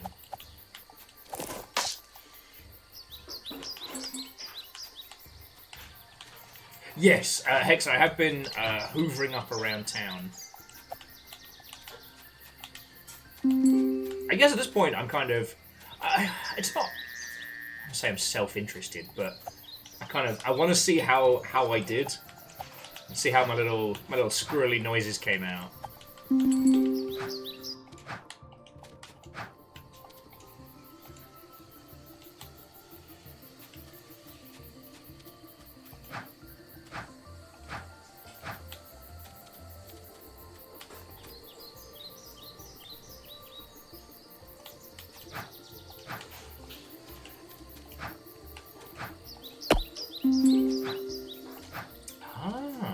Okay, where does this lead?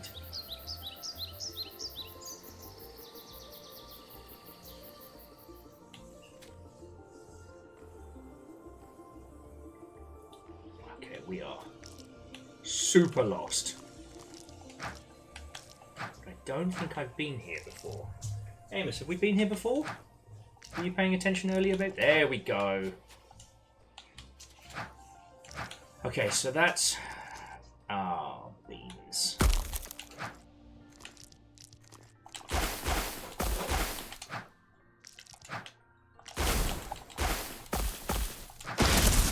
He could... Okay.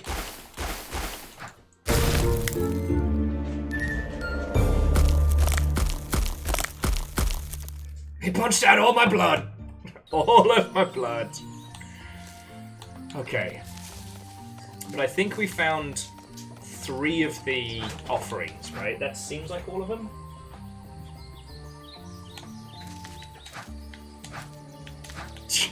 Shattered squirrel.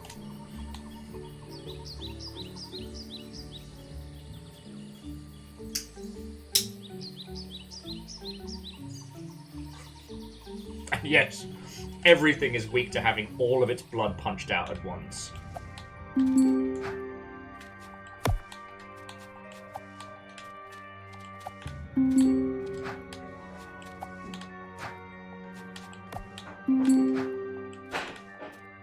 Aha! I think that is the key to the house. Which should give us a place to have a cheeky nap.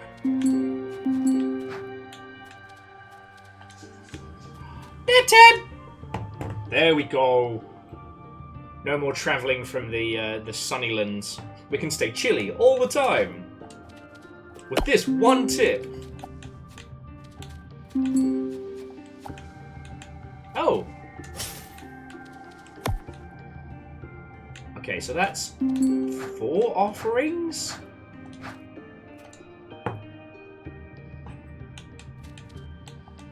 Did we do it? It popped up and said give offering. I guess we did it.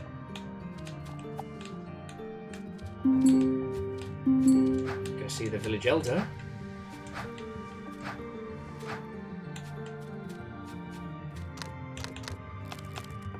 Greetings, old man! Where's Vargist? What's an aluminum falcon? Why don't I get soup?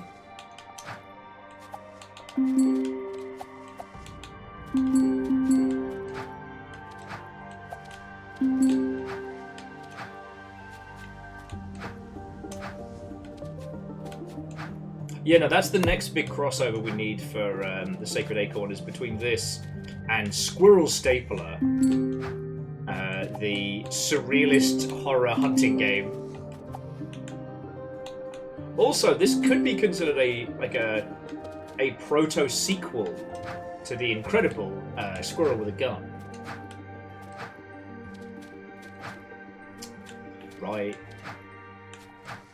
I know why I don't get soup, but it doesn't mean I have to be happy about it.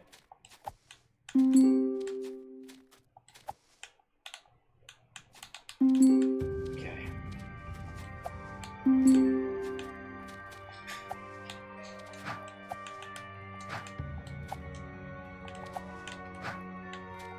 You know, and again, Hookshot, Hex, I hope I said this already. My brain's been jello today, but, like, again, congratulations on getting this out. Every game launch is a miracle.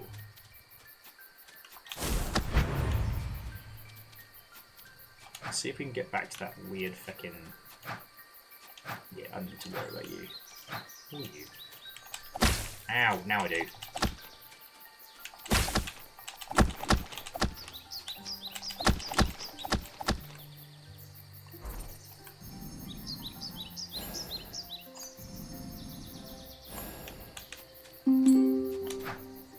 And I hope I passed this on to Hookshot, but I did also want to say, like, thank you for letting me be, like, a teeny tiny sliver of a part of this.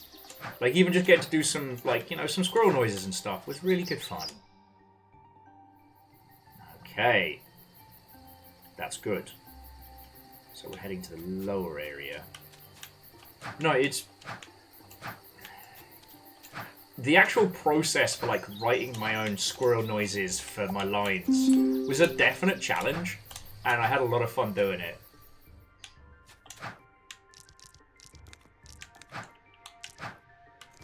Right, this guy's better.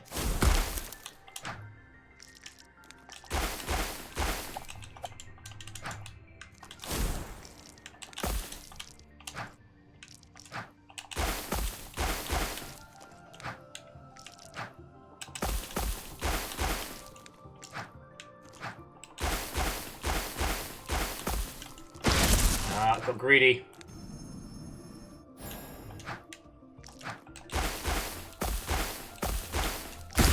Got greedy again. Ow!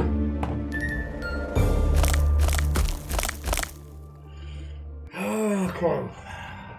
I get cocky. I get cocky each time.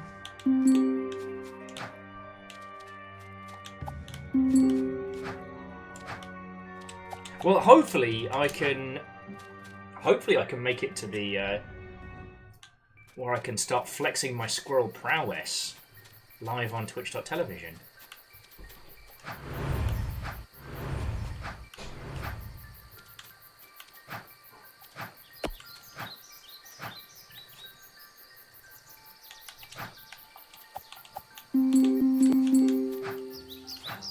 Oh, I'm taking this boss down, by the way. I don't know if I've mentioned this. He's just going to get a severe round of, like, acorns to the knees.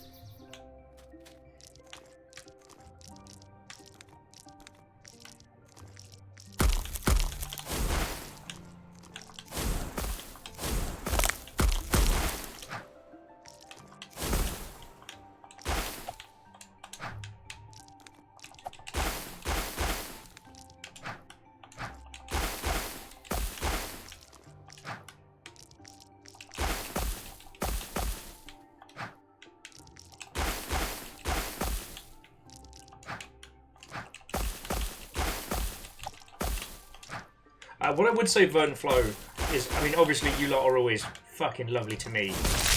If possible, yeah, get wrecked. I win. They're not so big, they're not so tough, they're a big stupid dum-dum face. A magical sprig used to enhance your abilities. Fuck yeah. I didn't even see that there. Now, what I was going to say is that if you do want to help this out, please, please, please, pick up a copy on Steam, leave a review. As these lovely Mother Hubbards were kind enough to give me a copy, my review won't count towards their score. So, you know, this is the other side of the do not pre-order. It's, you know, where possible, pick up a game on day one, support the cool kids making it.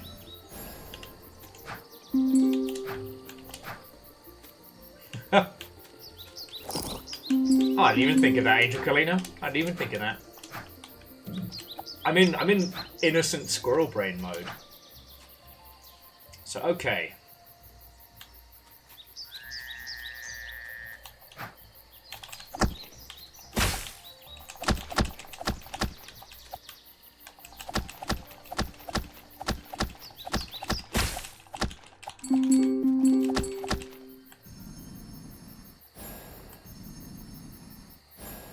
Yeah, Hex is entirely right. Like, those early few days are super crucial, and a healthy stable of reviews can do real well, you know?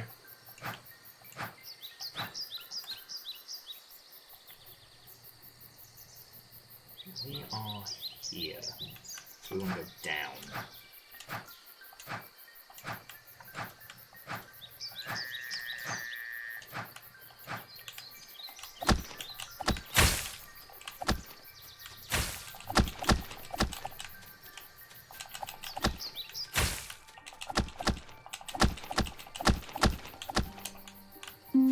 Sorry, I'm just building up some mojo if we're going to be heading down towards something shiesty. But no, so it's like early reviews, twinned with wish lists. you can get yourself into a really good state if everything comes together.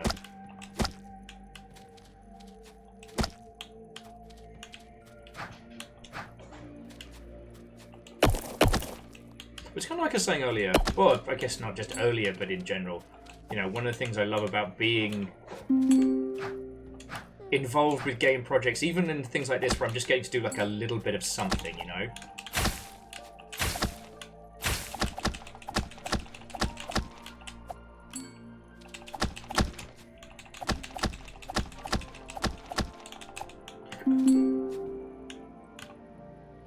It's nice being able to help.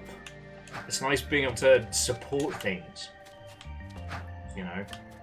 The camaraderie between video game peeps is one of the best things about this business.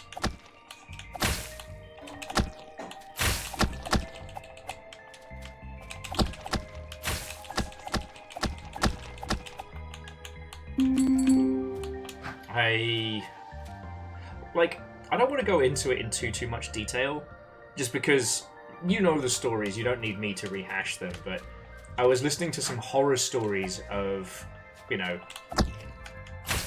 of Hollywood-style LA nonsense. And I was just reminded yet again of why I love being in this space. I'm so glad I don't work in film and telly anymore.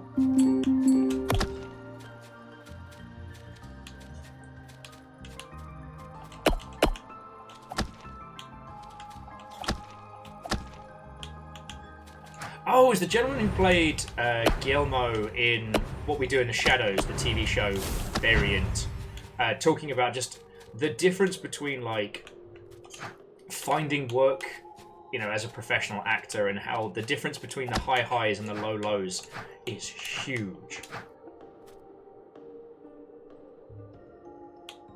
Ah! Fuck. Sorry, big buddy. The corruption got you. Ow! He just slapped me!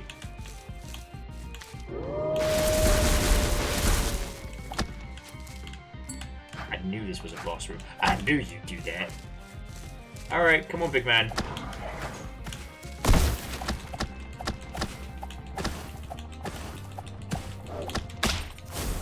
He slapped me again.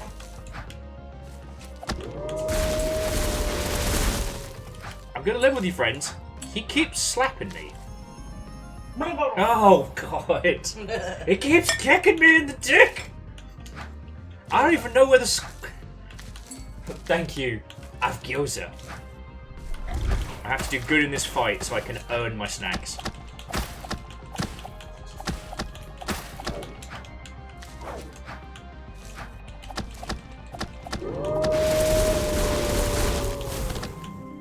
Ha-ha!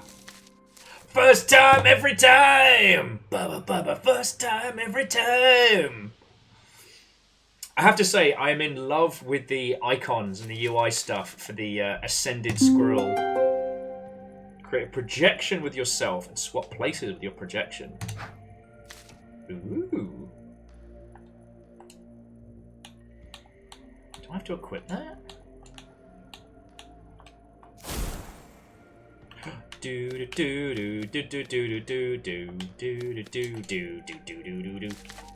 Okay, this is some Rain World type awesome, and I love it.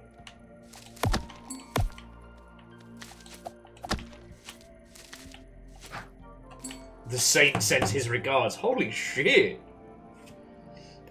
What can I say, Hex? I'm that good. Don't pay attention to any of the death counters there. You know, it's all skill all the way down.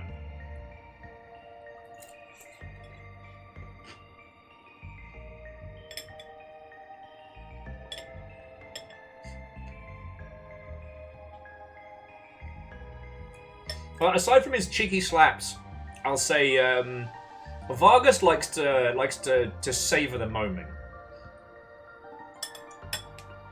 Kind of reminds me of the wee baby Amos when he gets kind of lost in thought, and I have to be like, Amos, are you looking at ghosts? Yes, this is the thing I have to do with the dog.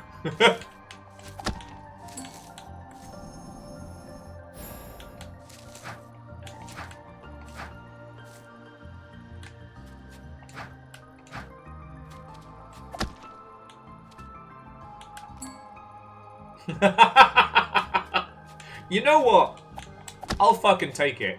How would you describe Will? Well, he has squirrel-like prowess. In certain situations, a compliment. In others, definitely not. Okay. But now we've sorted the problem with the Vargist.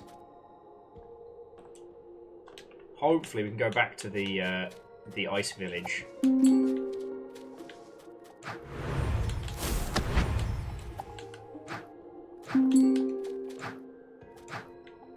Wait, no, that's not the entrance. Oh yeah, we can go back to the squirrely ice village and hopefully they'll be fine. Maybe they'll show me how to get to King Squirrel.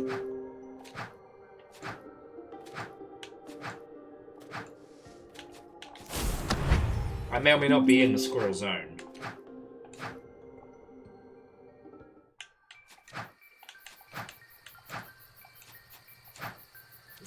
I don't know, Hex, the only reason I'm laughing at this is because you should have seen the myriad of stupid ways I got my ass handed to me yesterday on Elden Ring.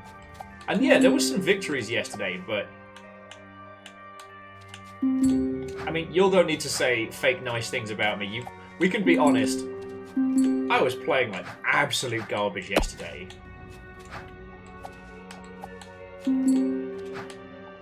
But one does not lose video games when one is defeated.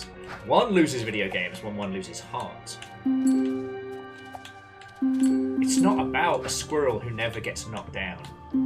It's about a squirrel who gets back up again. Chumbawamba method, if you will. Alright. You're back! Varsus give you his blessing? Oh, he's been defeated? How can that be? I didn't expect you to kick the crap out of him. Without him, I don't know what we'll do. Oh, we need time to adjust and think. Thank you for saving us, I guess. We're very grateful. Alas, I cannot help you in return. It's not yet. We must rebuild. The Ember Tribe may be able to help you on your quest, though. They live in the Obsidian Cliffs.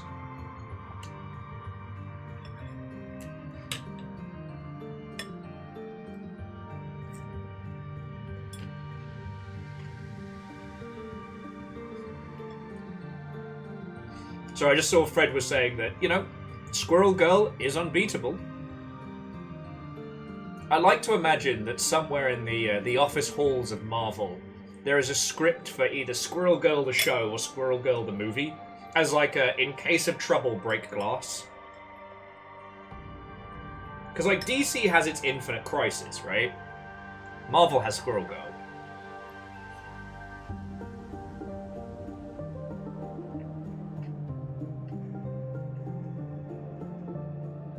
I think squirrels have little thumbs, don't they? You got little grabby hands.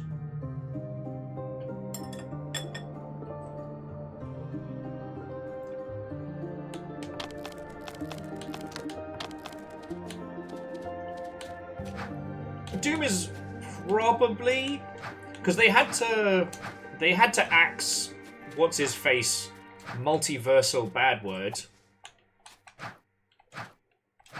which fair enough.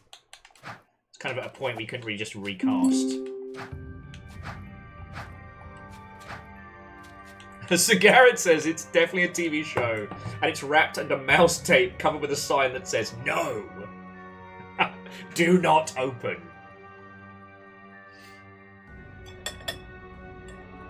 Because we already kind of did Marvel Zombies, which was fun.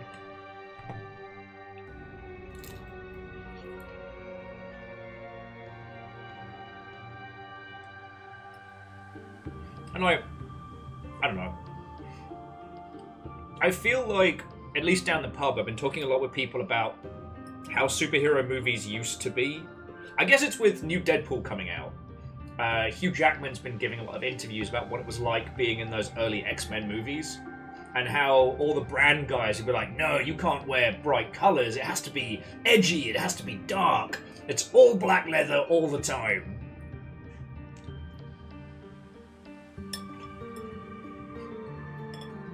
Apparently some of the early X-Men suits from the, X 1, 2, and 3 movies. Apparently, there were so many takes they lost due to squeaky suits because of all the leather. And I did see the Deadpool controller. Has everyone already seen this? I don't want to overshadow our lovely little squirrel host here, but if you haven't, please Google Deadpool Xbox controller and then come back and tell me. Oh, numbers! I'm sorry I missed it.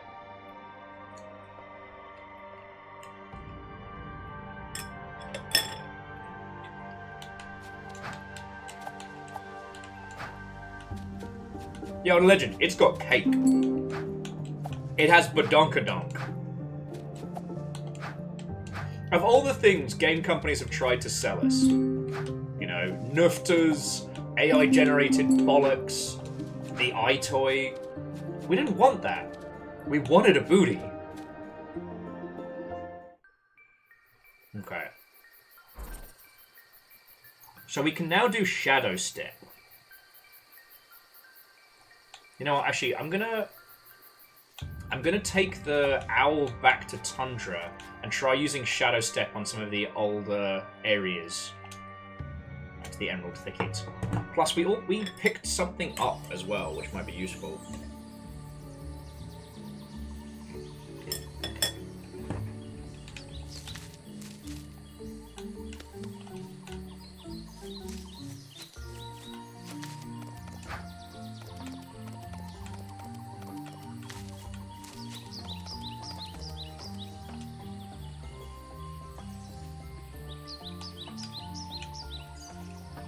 Oh, shit, we have 2 branches.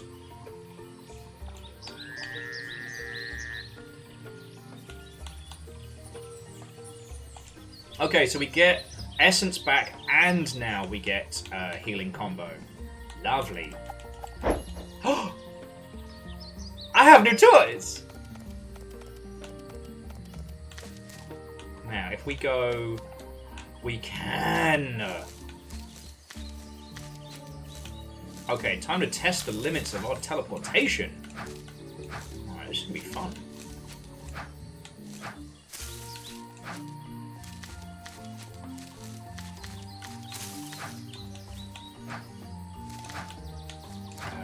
But no, sorry, all I was gonna add was just kind of having thought back on what it was like, especially that first movie with Deadpool in. Oh, not good. I'm happy to the place that we've come. I don't think that the superhero machine is irredeemable. And, you know, I think was it The Marvels? I really enjoyed that. I know I wasn't the target audience, but I had a good time with it. On the flip side, Quantumania was a fucking travesty. So much wasted.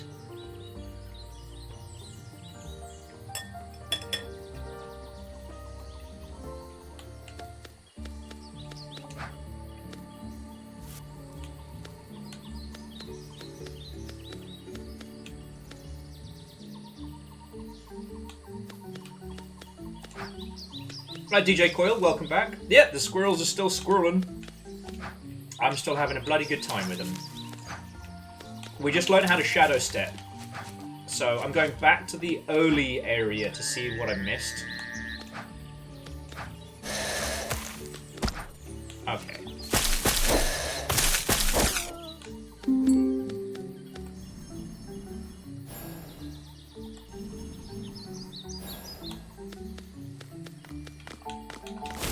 Oh yes, I saw. Oh, sorry, Fred was saying that DC released the animated Crisis on Infinite Earth, which was Kevin Conroy's last performance of as the Caped Crusader.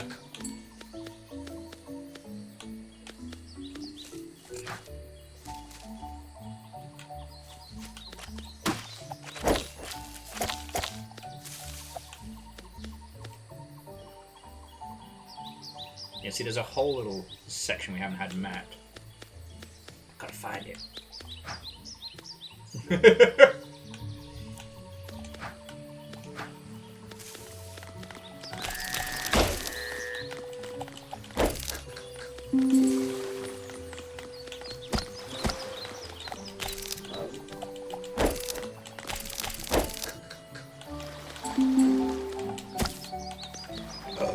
me.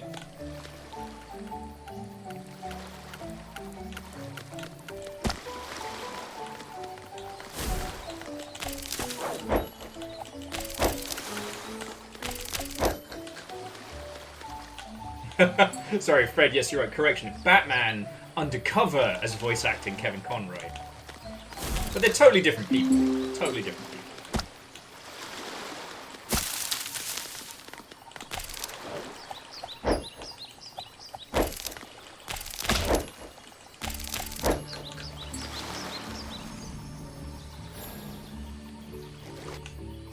Well, I guess if we're just having a natter about anything, I did finish the Acolyte last night. I think I just hate kids. I think I just really dislike children. Because I was... Having gone through it all now, there were parts of it I could have done without. And I realised it was all of the flashbacks with the children. Which I believe makes me a crotchety old curmudgeon. Oh, what do you mean? Ghost! Can't get through a magical bush? This feels personal. What the fuck?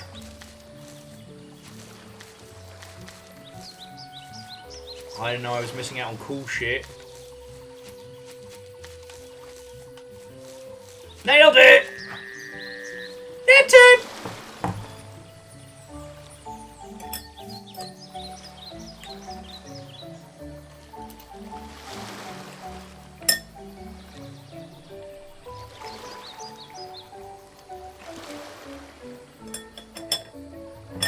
Oh, so sorry, friends.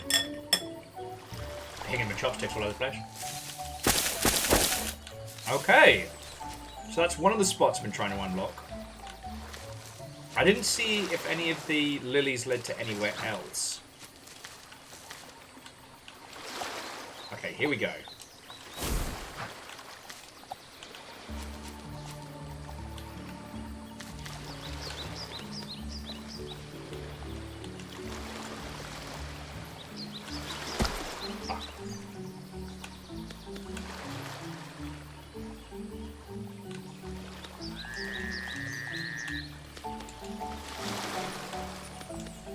Aha! I am so smart. That purple looks bad. This swamp was once a beautiful, shining jewel of Tessera, but now it is twisted and dark. The inhabitants need saving before they are consumed. Save them. You may be the only one who can. Yo! Okay, 1, that's the person we spoke to. 2, I know who's down here. Let's see if we can find them. I'm a little nervous now.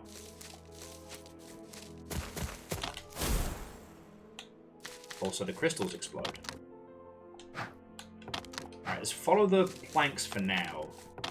A little bit, yeah. A little bit.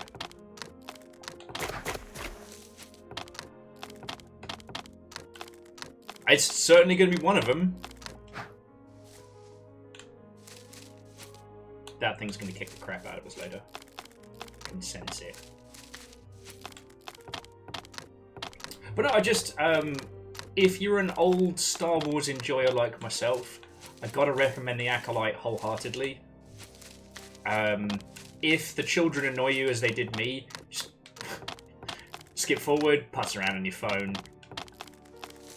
The great thing about the bits with the kids is that they end.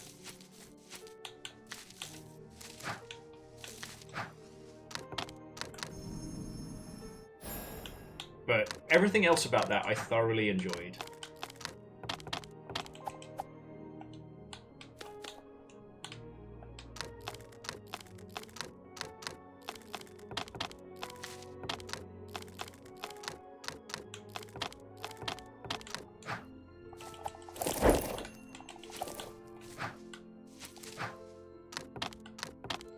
Sorry, I'm kind of keeping a hawk eye out. I figure we follow the boardwalks, that'll take us possibly where we want to go.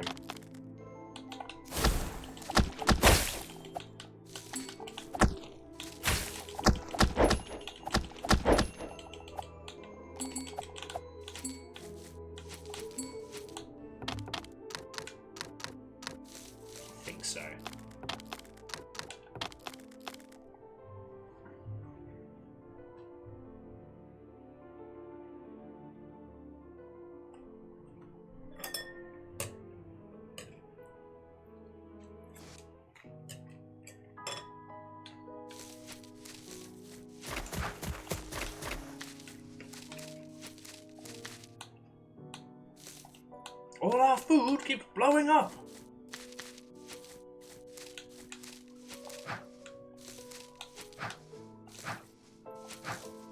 Sorry, I guess I have a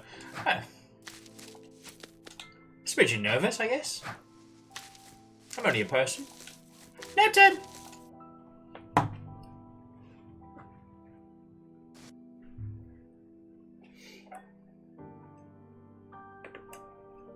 You know what?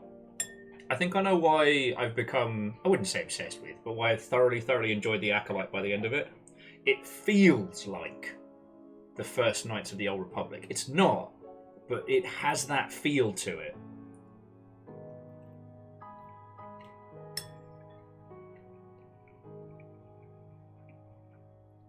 Like, it knows when to chill, it knows when to go hard. And again, aside from the child actors who I am glad we won't have to have any more flashbacks of them, like, I've thoroughly enjoyed it.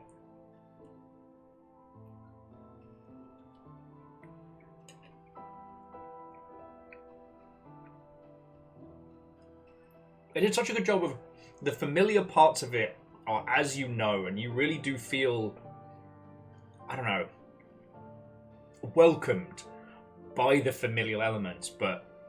Oh, sorry, the familiar elements, not the familial elements. The family elements fucking suck, but that's another story. That's intentional.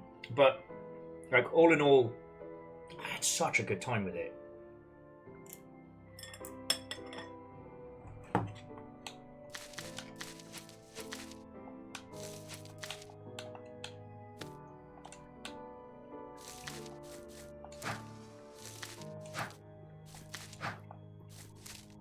I don't know if I've got a super lost friends or if I'm getting close to the point where... Because I did 3 characters for this. Technically 5, but 2 of them are kind of just mates hanging out.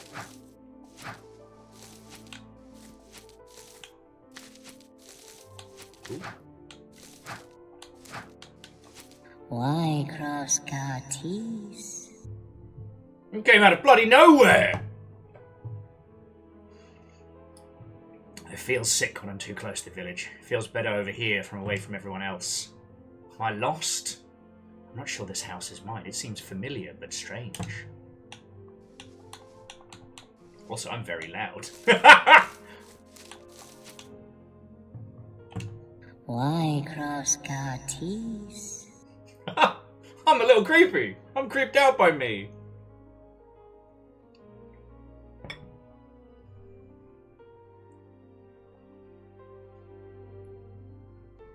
Hex says, most of the characters you voiced are in Obsidian Cliffs, the larger lava region. Okay. Hookshot said, I'd turn you down, but the people must hear. Let no one say I'm not audible. The irony being, I usually come across way too quiet in my recordings, so...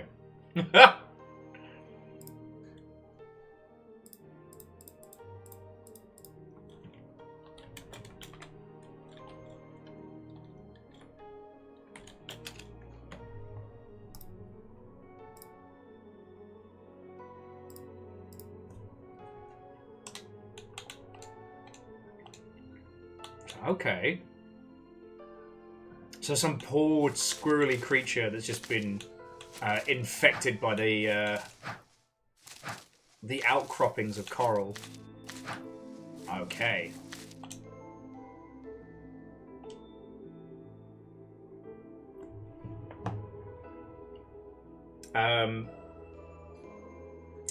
So Hex, we'd need to go Dusty Canyon up into Obsidian Cliffs to see like the Grumpus and the Prince and all that, right?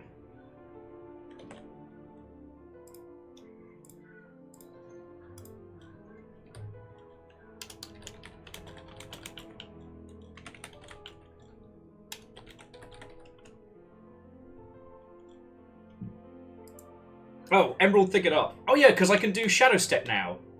Nerd.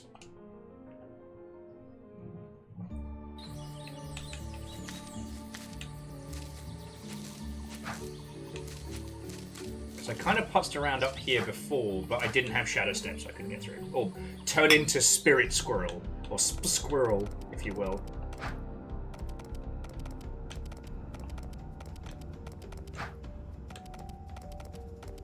Aha.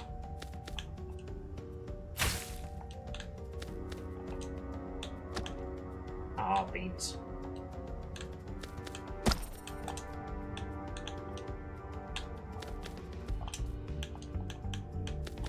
Oh, I got a little spicy.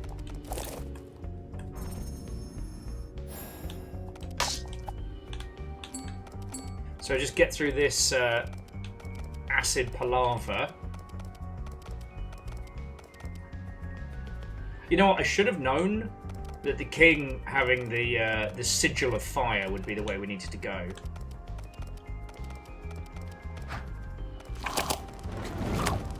Oh, that's fire.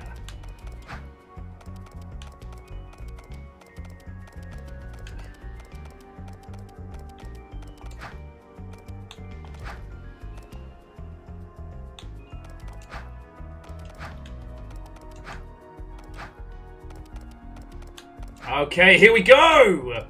Yeah!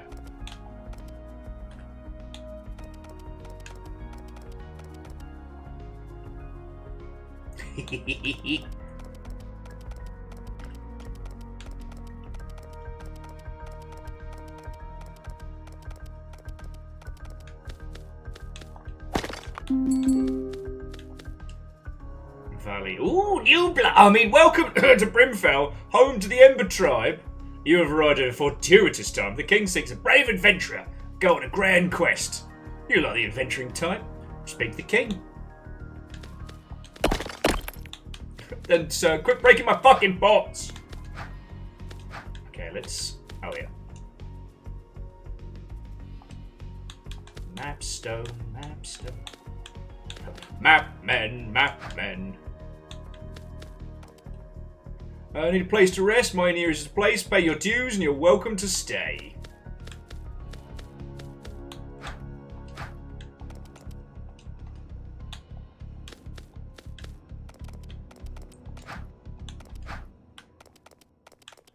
Okay, we'll get a cheeky nap in here.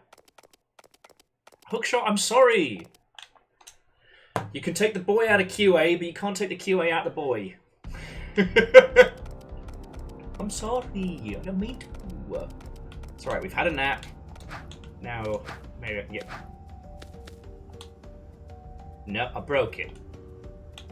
Anyway, what the fuck? I don't have to listen to you, Hookshot. I'm the king. I don't have to listen to this.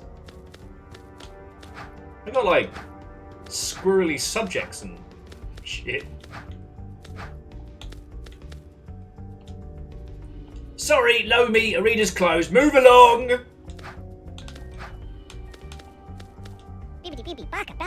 What are you doing? I look like a champion material. Anyway, arena's closed. Fuck off.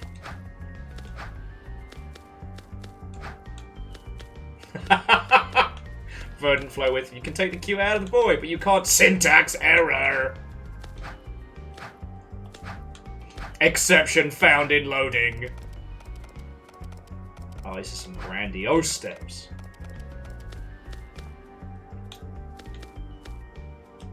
Go Gano da. Was keeping an eye on you, Lomi. Go Gano da.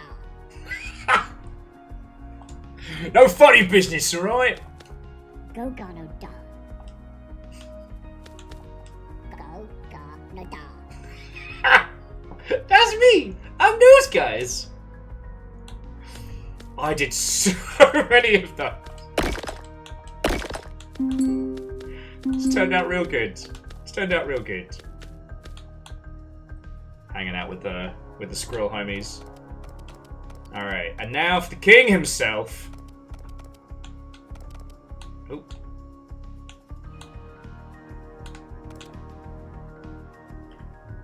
Can we kind of come up the plinth to him? No? Okay, we are denied being able to close enough to the king. Alright. Nah, Bidariga. You must be the new adventurer Vardy told me of. Yes, welcome. Normally we'd be more accommodating to visitors from so far, but we're a little preoccupied with a serious situation. To put it bluntly, we need help.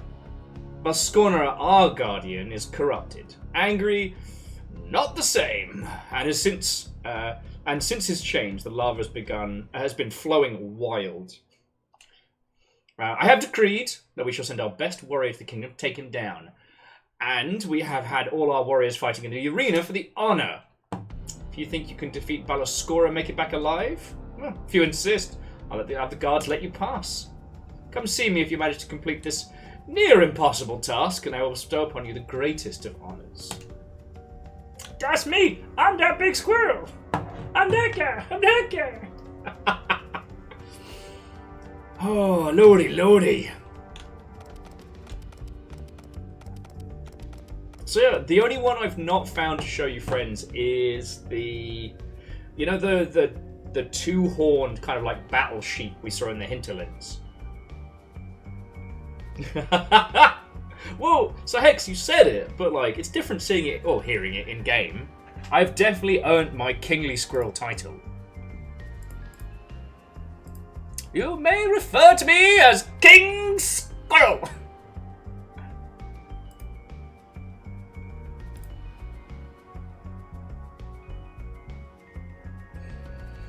I'm feeling very proud of myself now.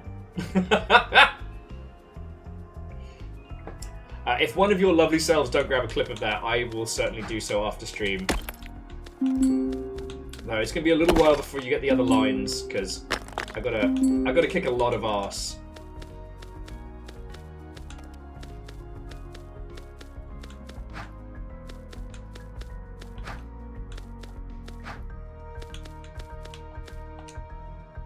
Okay.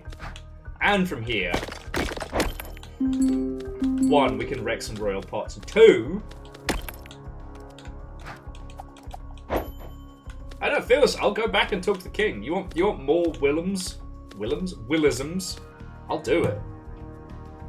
And I guess the reason why I'm so happy with it, 1, turns out really good. 2, this game slaps, and I'm happy to be even a tiny sliver of a sprinkling involved.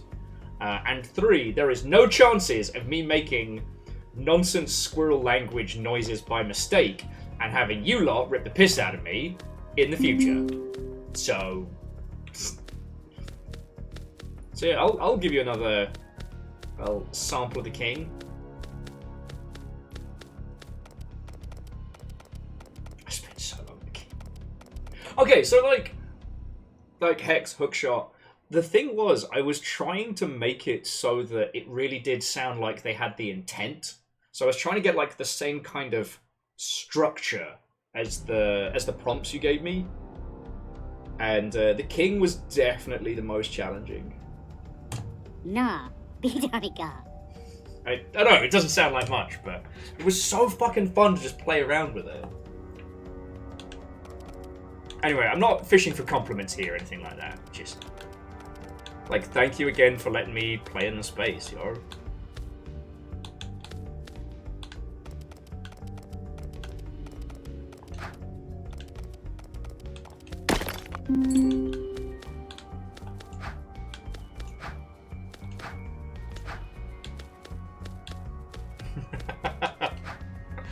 Anyway, we have adventures to attend to, friends.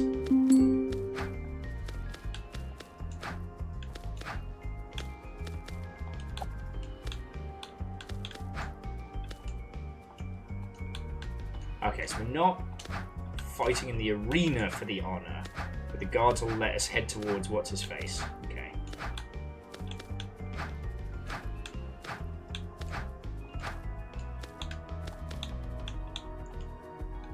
You aren't from around here, are you?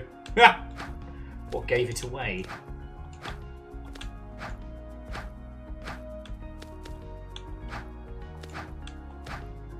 Okay.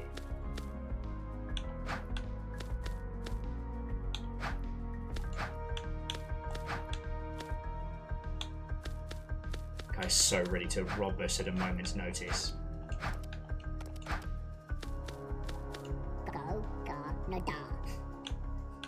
No, Vernflow, that's all me. That's all 100% Will.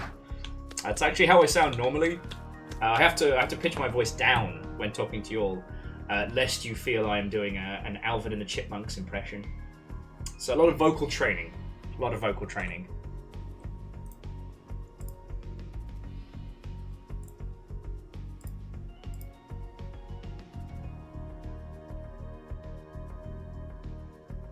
Okie dokie. But I tell you what, friends, I've managed to show you the king, the weird little zombie squirrel, and both of the guards. You will have to find Grumpy Grumpus Will another day. Because I do have to admit defeat, friends, my hands are cracking out on me. You know, just a casual 6-hour stream. So, I'm not saying we're going to stop right this second, but I want to hang out here as we're kind of doing thoughts and feels and bringing our little adventures to a close. So obviously, this was a sponsored stream. Thank you so much to A Few Dragons for chucking some cash at us, but I'm just happy to be a part of this, you know? Like, I wish you 1 squillion sales and a gajillion positive reviews. I'm not sure which number is actually larger.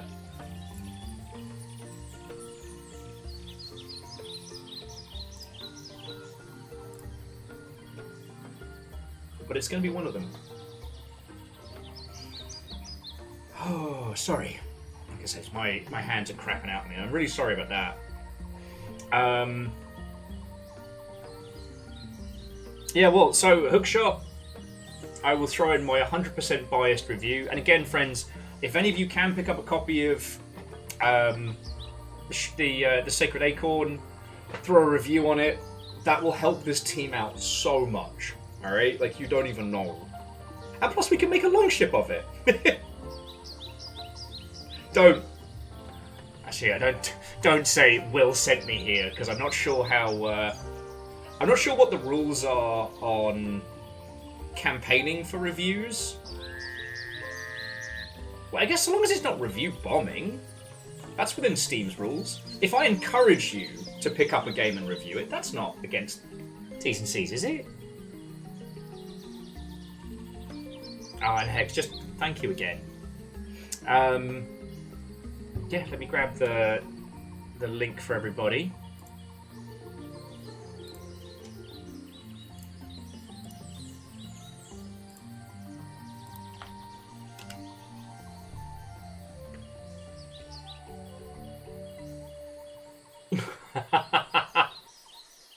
Okay, so Hex says, asking people to leave a review if you enjoy the game is perfectly fine. So you can say the longship sends its regards.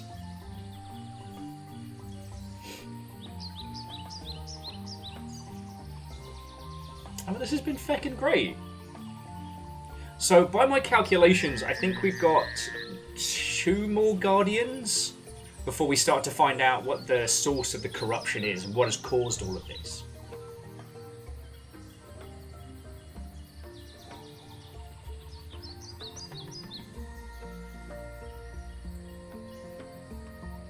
I'm looking forward to it. I've just got to give my my hands a bit of a rest for this evening.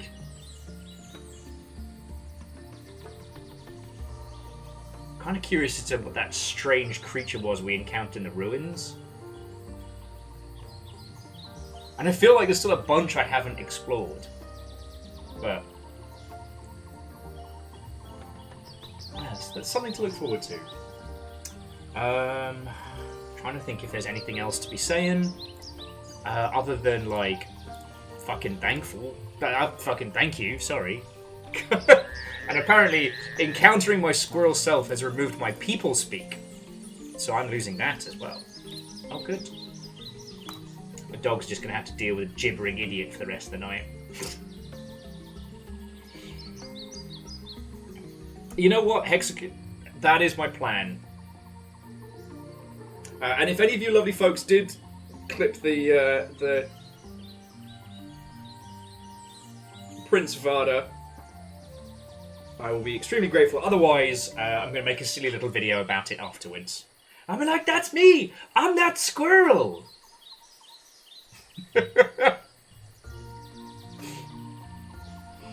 Oh. No, I'm just... Sorry. poetic big words are failing me. I'm just so happy to see, you know, friends releasing games. Making video games is not easy, but in the same breath, it's a process of love. You know, people don't make video games because they hate video games. And I don't know, it's something to be celebrated. I will say though, friends, there will be a slight change in tomorrow's schedule because we might not be doing click holding tomorrow. There is a distinct possibility that click holding is going to have Twitch integration, and I want to wait for that. So, who knows what tomorrow may bring.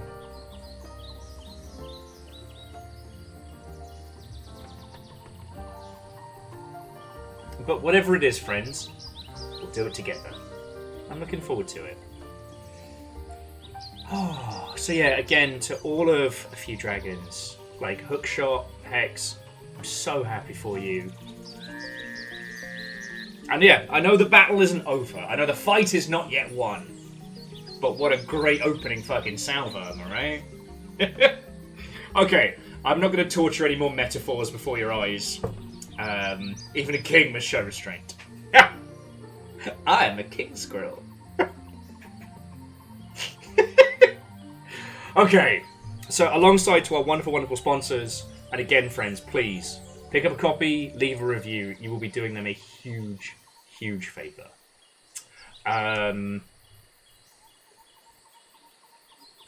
Oh, Hex, no. Please, please, please, please, please pass on my compliments. Music, gorgeous. Art, phenomenal. The only reason why I think I was, like, a little quieter today is I just got absorbed by this, you know?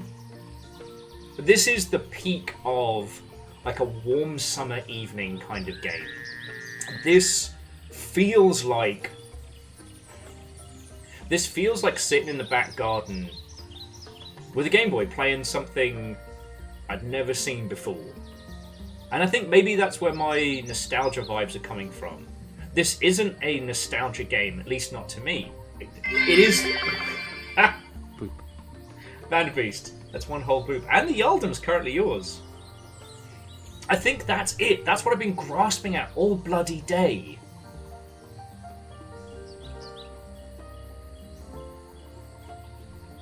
Oh, okay. So Legend, apparently, according to Hookshot, I missed a bunch of secrets, so spoilers are free. But that's it. That's what I've been scratching at this whole time. This isn't like the Samurai Jack Game Boy game. But it reminds me of sitting out, like, in the garden, in the warm, just playing video games, being kind of like a little too hot, a little too tired to do anything, and just kind of bleep blooping away. That's it. This is a perfect Summer Eves game. And it should work on Steam Decks, so hells yeah. Oh. Well, Hex, that's on you, friend. You and the team put together an incredible game, and like I said, I'm really happy to be even a teeny sprinkling of a piece of this. Thank you. And yeah, I will keep banging this drum. Hookshot's like, nah, I'm an iron beast. I have no feelings at all. That's actually how I describe Hookshot at parties. Do you know Hookshot, the Iron Beast? Alright, before I descend into either madness or feelings. So, alongside our wonderful sponsors today and this beautiful game, Longshippy and Lovelies, you've been incredibly generous. And I need to say thank you. Right. Vanderbeest, I don't know what you're going to do with your Yeldum, but I am rolling credits, so choose, dear friend, choose. So, first off, whether you were gifting a comedy sub or celebrating a monstrous 69-month spree, I'd like to say thank you to Mr. the Twitch, Limitilly, Bacon is dead, Bacon's not dead, Bofidis, my favourite philosopher, and Yeti, alongside Stepagen, who scared the shit out of me before we went live. To Favor 6, Wolfcrad, Eraman, Fearless Sun, Some Numbers, Akira Zero, Jamami, Vanderbeest, J-Post, and Bacon Avenger. Fucking thank you. Think tipping my dumb ass on top of a... Thank you. I want to say another huge thank you to the whole moderation team. Not just Caffeine, but also Lizzie T. Pow and Rhymes with Moose. And thank you to Restless Roots, who brought in a huge raid. That was really fucking cool of you. So hells yeah. God, you can tell my brain power is just falling out of my fucking ears. Okay.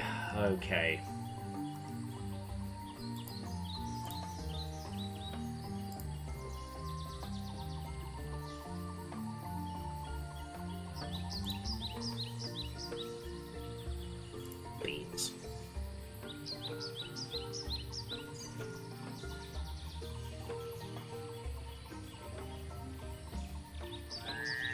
Okie dokie Lokis. So... I'm just checking to see who's still live.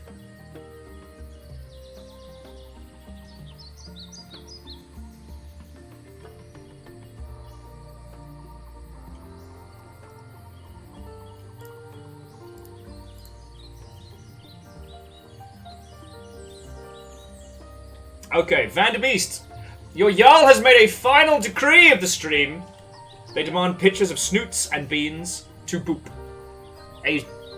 Toe beans or snoot boops have been demanded by the Jarl, and who are we to deny the requests of our current, albeit temporary, ruler? I don't know if Numbers, if you're still hanging about, but I did, as requested, post a picture of River, and she did not want me to take her photo. Very, very grumpy about it.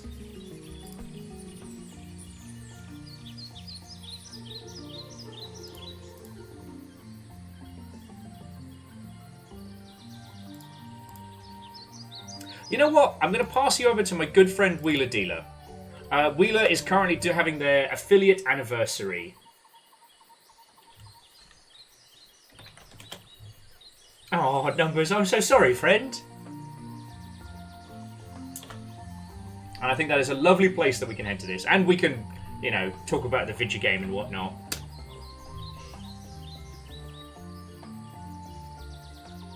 This has been a lovely day. This is a lovely game, and I've seen various snippets of the Sacred Acorn throughout the years, just being an ambient friend of Hookshot and places like that, and to see it all come together is so wonderful. Now we just got to get you 1 squillion sales.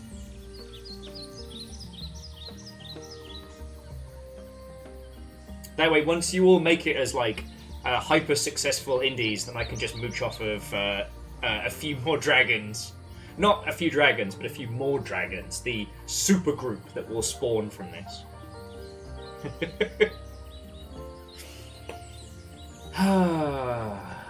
Alright, friends. Whatever you do with the rest of your evening, let it be a lovely one. I haven't decided what I'm going to do, but I'm going to rest my hands. Oh, I have a couple of ideas. Probably shouldn't have phrased it like that. I mean, I might work on some Gandams, or I might make a video. Who knows? But either way, that is it from me. Have a wonderful rest of your day. I'll see you tomorrow for currently unknown, but it'll be fun. It'll be fine. It'll be fine. Never worry about it. Good night, friends. Good night, VOD watchers. You're the last.